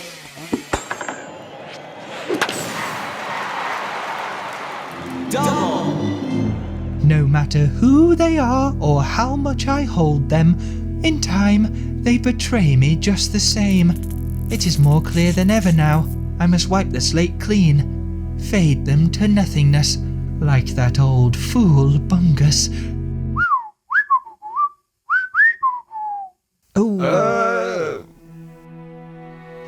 Venus, he's gone. I implore you, do not blame yourself, Venus. This is none of it your fault. If you must blame someone, blame me.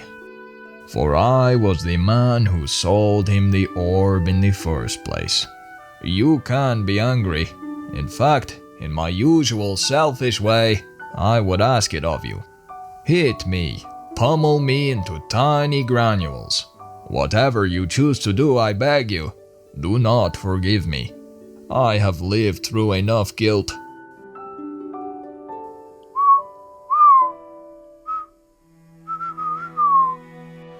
Oh, Venus, you poor thing. It's not nothing you're feeling. It's everything.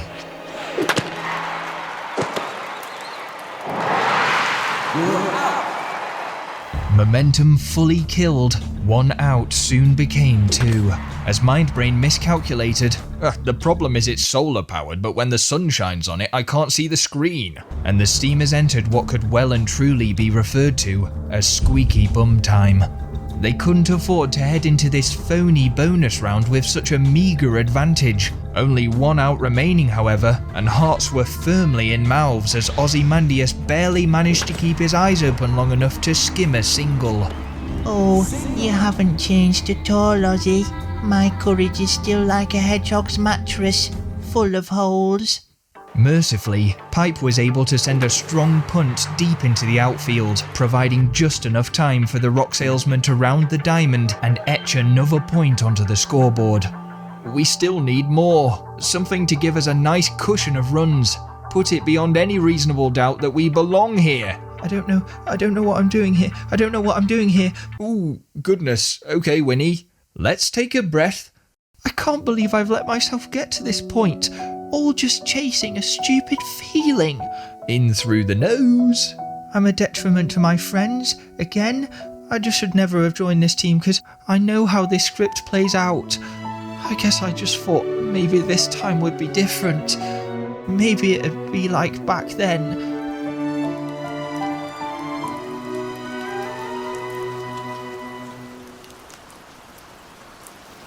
Oi, Specky. Goggles. You got a phone? Wanna doss out a little round of Brawl Stars? Yeah, but I don't know what you just said though. No way! The dynamite clutch! Oh my god, she's literally shooting at me again. I'm on a team. No, you're actually quite good for a first timer. Huh? No, just, you guys are too kind. Oh, now look who's being soppy. Stop it, stop. This is my impression of Winnie. Bow, bow, bow, bow.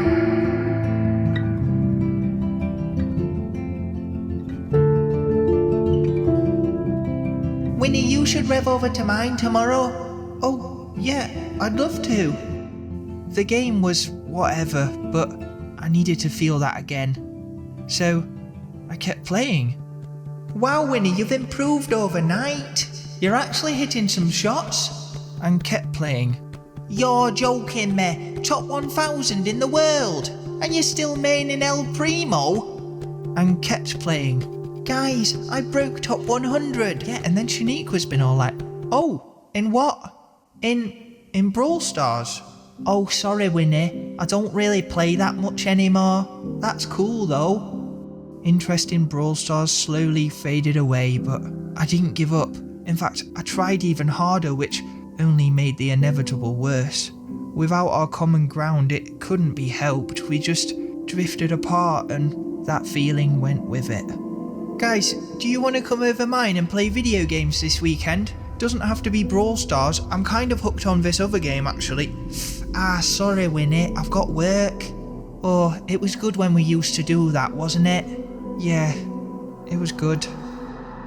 But it wasn't the same on my own. So why did I keep going? I knew I wasn't going to find it again, yet I kept thumbing my stupid phone screen until my fingers hurt and... Hey, oh no way! Hiya, Winnie! I've just reached rank number 2. Fancy a game? Oh, Winnie, you still play that? Every day, just like old times? Ah well, I guess if it makes you happy.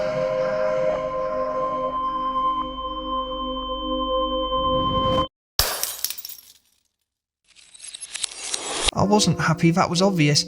Everyone had changed. But they all seemed okay, so maybe if I changed too, pursued other things, chased that feeling, but in a different way. In tennis? No. In canoeing? Or in basketball? But it's not the same. It was never the same until, finally, the Steamers came along, and in baseball, I really thought I'd found it again. But it was the juice. A short-term fix. It was artificial. And now I'm scared of being addicted to something that fades to nothing but pain, because what if nothing's ever going to feel that way again? Or worse, what if I already found that feeling and I didn't recognise it because it wasn't as good as I remembered? How am I going to know? You will know. It may not be the crescendo you are dreaming of, but the good news, my friend, is you must only do one simple thing. What? Please tell me. If it's mindfulness, I've tried mindfulness. You must keep going. Until it happens, you must only be present. And you have done such a good job so far. Winnie, I couldn't quite hear from over here, but if you'd like a present, I'll buy you one after the game if that's okay, because you've got to get out there. I've put on these pom-poms to cheer you on, and I can't really take them off until I get back home base. This was it then. Winnie braced herself. That feeling, it wasn't gonna happen, but if it didn't, then it didn't. As the old beardy man said, she was here, and all she could do right now was keep playing baseball. She felt a whoosh of noise as the crowd erupted in cheer, screaming her name from the very highest of stands. Phew wee! Well, if this stadium roof wasn't retracted right now, Spinny Winnie would just have blown it off. Listen to that sound! Yes, I haven't seen something get blown off like that since No, Ron, that is genuinely too far now. Just focus on dodging stewards. Well, Winnie, how was that? Yeah, it was good, I think. Couldn't quite tell, to be honest, so still probably not the same as... Chuffy Nora, Winnie! You clobbered it! Quaho! Oh man, for a minute I thought, she's 1 percentile out, but then I realised she's calculating in base 15, not 14. You look so nervous out there, even my armpits are sweating. Is this why you mortals use that thing called deodorant? Just the man. I've actually got 5 crates of big deodorant that I desperately need to get rid of. Xavier, I thought your shilling days were behind you. It's not shilling if it's freebies. My friend, stop chewing your ear off with math talk. Well, by my calculations, that's quite rude, and...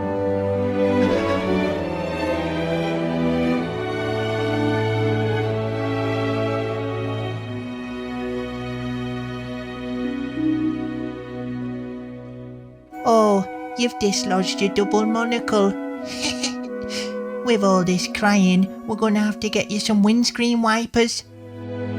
I don't know what to say, Winnie. I'm so proud of you. And brimming with collective delight, the Steamers hit tip-top form at just the right time. Mr. Picnic summoned the power of the world serpent Jormungandr from Norse mythology, I stole this big snake horn when I was hopping between realms. and sent one skipping into the stands along its snaky back. Then, in more underwhelming fashion, Engine Room scored a normal home run. Alright, apparently I'm boring just because I don't have any basilisk friends. By the time the Me Parade Mafia did get their special 4th batting innings, it seemed almost redundant. Pipe was wanging out winners left, right and centre from his pitcher's mound, leaving the Mafia 1 down already even before they had brought it back to 13-7. A crazy scoreline for a crazy game. So bonkers in fact that it almost distracted from that whole magical orb side plot. Ow. And yes, it appears I have run straight into a chokehold. Not looking good for Ron Johnson. That's me, I'm Ron Johnson. At last. Nobody move, or I drop this vaguely crystalline orb onto that relatively hard clay-based surface. And if you do, your wife is kaput. Ha ha ha ha ha. That stopped you. I will never quite understand why you cling to your miserable little reality. She left you.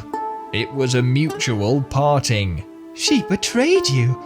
Well, steady on, it was a divorce. These things happen. They won't for much longer. In my world, nobody will ever drift apart because I get to set the parameters.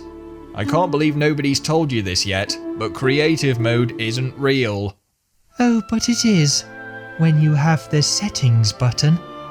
The what? Yoshi played a tame single, which took the scores to 13-8. I saw it with my own 2 eyes. 4 eyes? That's a cheap shot, especially coming from you. It was total control. Menus like you wouldn't believe. The date, the time, something called parental controls. But the most appetizing of all, format Wii system memory. Format whatty what? That doesn't roll off the tongue at all, said Mr. Picnic as he fumbled a catch, allowing Marco to stack the bases. Single. It means total reset. I can go back to the start. Haha! And this time, I will make sure there is order. James, who Pipe was pretty sure was the 4th James he'd seen at this point, corked out a dangerous double. 13-10. Ooh, okay, now this was getting a bit close for comfort. Surely they couldn't bottle a 7-run lead. Pipe wouldn't stand for something so ridiculous, as he threw a marvellous backspinner, which ricocheted off the bat and straight into Xavier's hands. Come on, just one more out to go. But the Me Paraders were unfazed. Mike sent a bobbler over third base, too high even for Xavier's impressive vertical jump. Oh god, here we go again. You could cut the tension with one of Ozymandias's XXL spoons, let alone a knife. The crowd fell pin-drop silent until all that was left was the muted spluttering of Ron being strangled. This for the trophy then. Pipe went to pitch and the worst happened. Oscar hit it full towards the back stand. The ball rebounded around the edge of the field as Mindbrain gave chase, pumping with every ounce of power in his non-existent legs. He scooped it up, only for the announcer to shout, "Triple!" It was just too late. They were tied at 13 all. So the turntables, as they say. This then to bring the match home for the Me Parade. Surely Pipe has to go full power here. What do you reckon, Ron?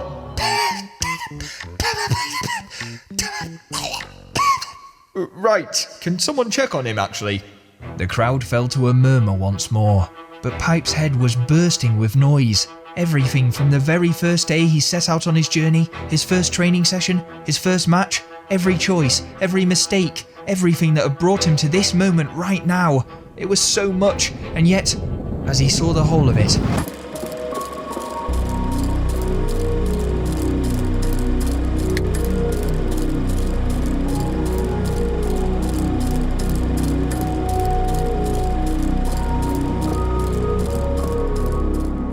didn't regret a single moment. And suddenly, he was calm.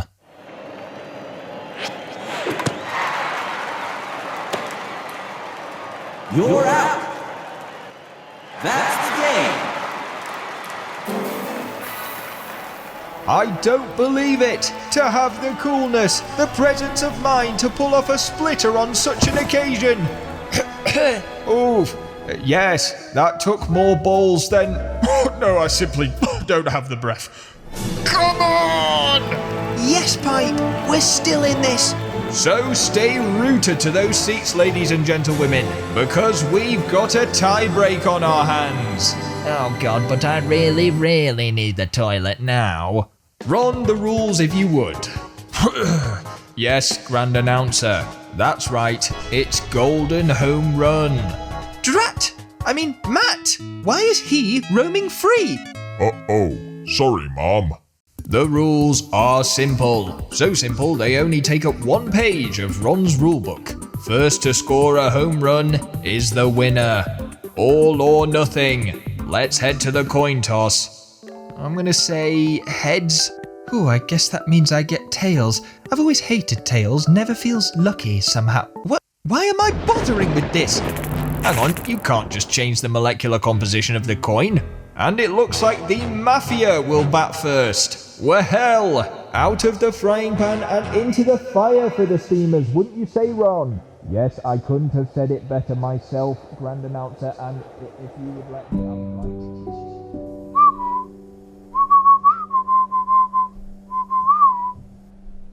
Whether it is okay or not, you will feel it all the same.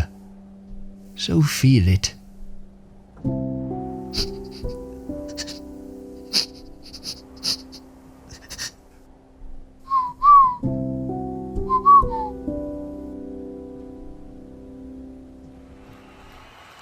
We should, after we've won.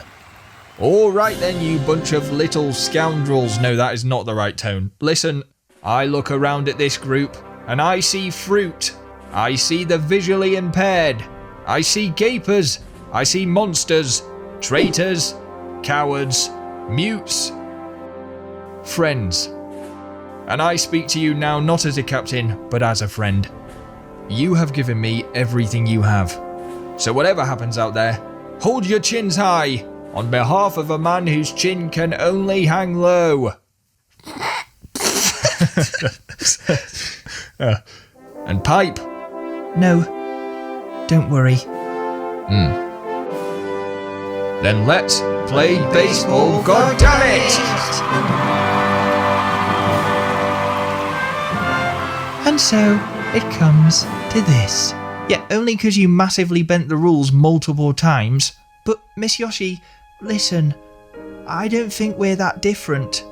I know exactly the feeling when everything seems to be slipping away, but it's a matter of perspective in terms of... Oh, well done.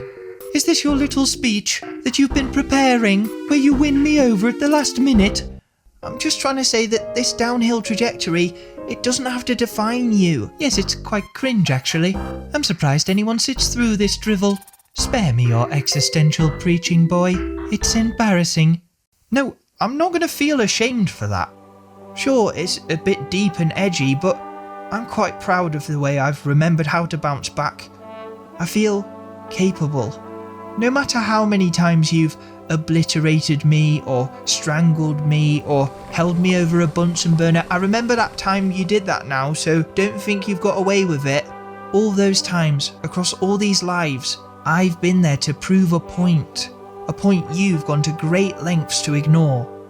Things change, but regardless of your situation, no matter how low, you can find something to live for, but that has to come from you.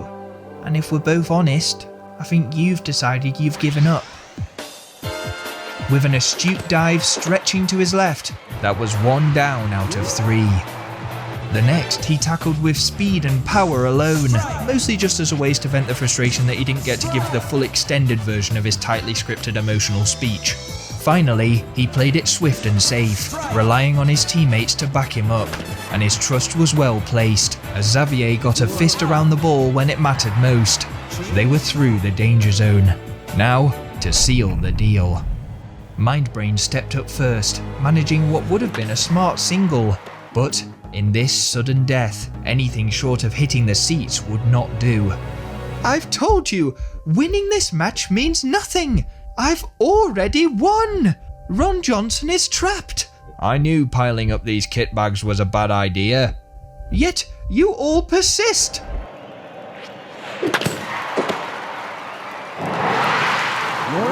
Oh, cheese and crumpets. Sorry, fellas. It's maddening. You have nothing left. Just give up and let me hit refresh. Oh, you don't have to tell me twice. You're very scary, and I'm quite inclined to throwing the towel in and legging it out of here. Oh golly, what a setback. All that building me up, just to head right back to square one. Oh.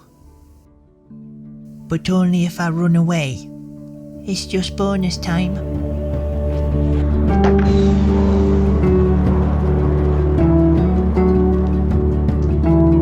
It's there! A golden home run to seize a golden Wii Remote!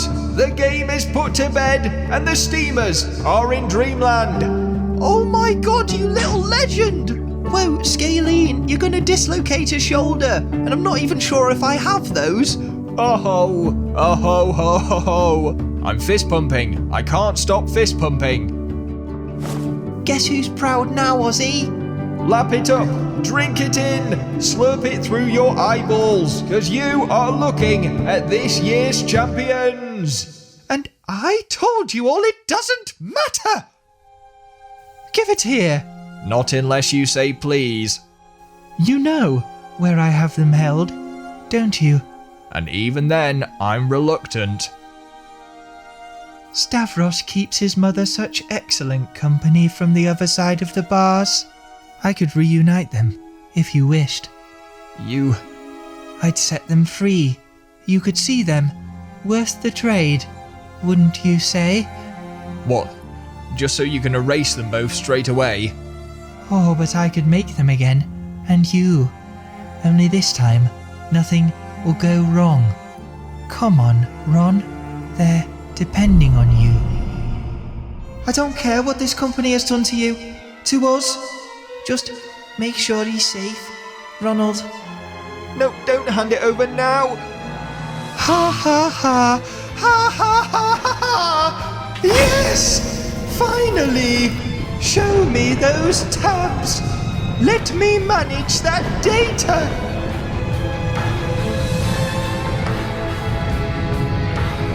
Miss Yoshi, your life here isn't over. We'll find something that will prove it to you. No, I loathe this future. I'd tear it all down in a heartbeat just to spend one more day back at the beginning. Everyone behind me! Oh yeah, because you're going to make a great windshield. Alright, behind Scalene. It's too late. I think this is actually the end. We had a good innings. A pun fully intended. I'd laugh, if it was funny. Just need to shake off a few crystals first. How about one last pitch? For old time's sake. Hand me the bat. Engine room, that's madness. Boss, you'll just get vaporized, and that's not even me anxieties talking. I've got to try something. We could do a team hug. Or a team kiss. No, still not appropriate. End of the world and it's still not appropriate. I am so tired. Okay, I am the rock salesman. Would you like to buy a rock? What? Why now? I am the rock salesman. Would you like to buy a rock? Yes, alright. I'll buy a rock.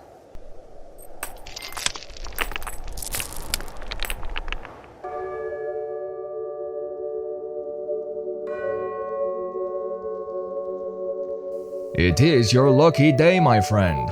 We are having a clear out sale. It is free. Oh ho, a standard pebble. Unimpressive. But I like to think that if we believe it is special, then my friend, it is. I have often wondered what would make me special. What was I made to achieve? My purpose. I would like to have thought I was created for this very moment. But no. Here you go. There's a couple of anomalies. Could use some more scrupulous testing, but... What's going on? My life had no purpose until I realized I could give it one. I enjoyed collecting rocks. Whenever I found a rock, I treated it as a new friend. It is a little immature, but I found when I let go of my ego and allowed myself to find the wonder in things, I could feel gratitude in finding even a small, dull pebble.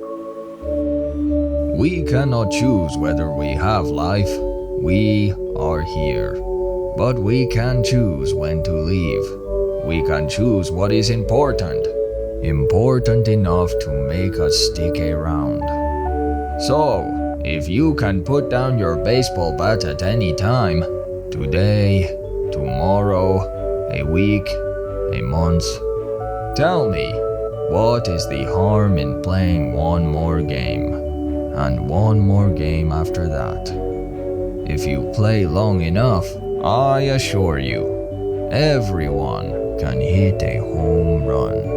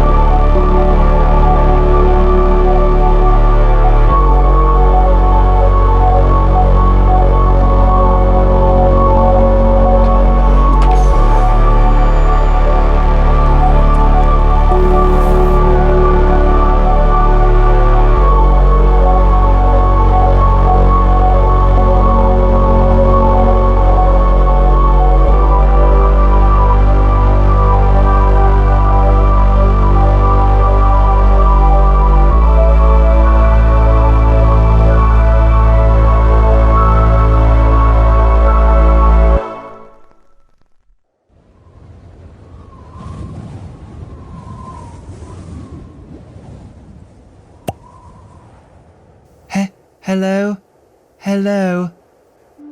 I'm awfully sorry. I think I've just popped into existence. Who am I? What is my purpose? Miss Yoshi? Yoshi? Yes, my name. That is my name. Oh, I see. Do we know each other? I fear I've quite forgotten. Are we friends? I have this strange urge to charge you money for pieces of stone. Might I be a seller of rocks? Yes, do you know what? Spot on, actually. Let's go with that.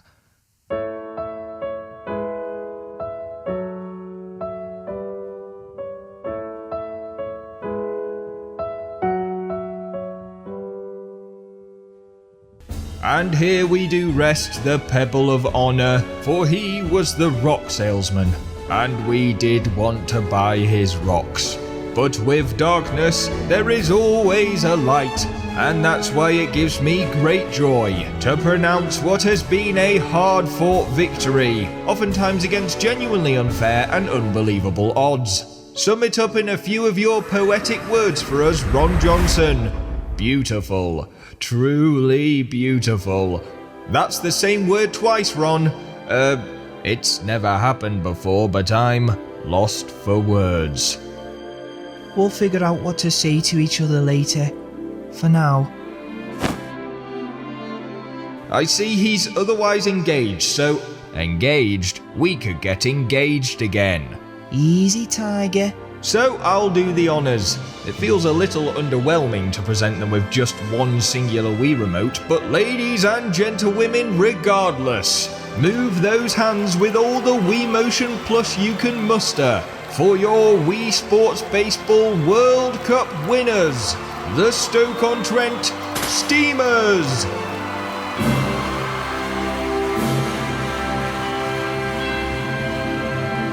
Oh, I cannot wait to rub this in Lucia's face. Oh. Na na na na na na na na na na.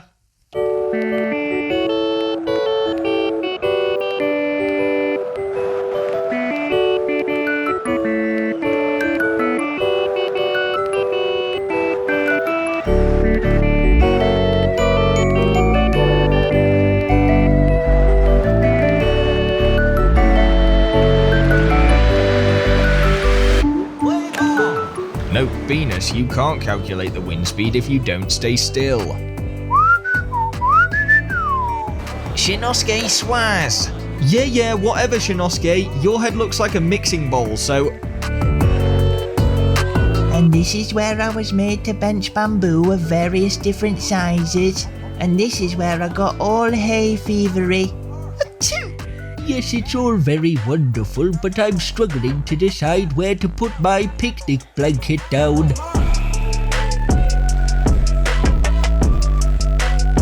Oh, tosspot, I forgot to put the burgers on. Smaug, would you...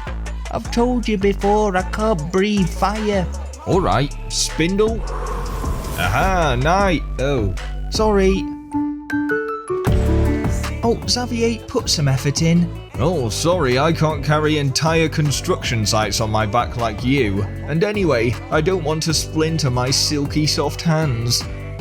Ooh, how low can you go? No, what you've done there, love, is just walk straight into it. Sorry, I found that as I got closer to the bar, I lost all interest. Okay, ready, pipe? Hot? Yeah, I don't know why I ever really wanted this. Oh, it's a really hard impact on your teeth, actually. Service. Hup. Oh, turd burger. Mr. Picnic, you've lodged that one straight into a tectonic plate. Go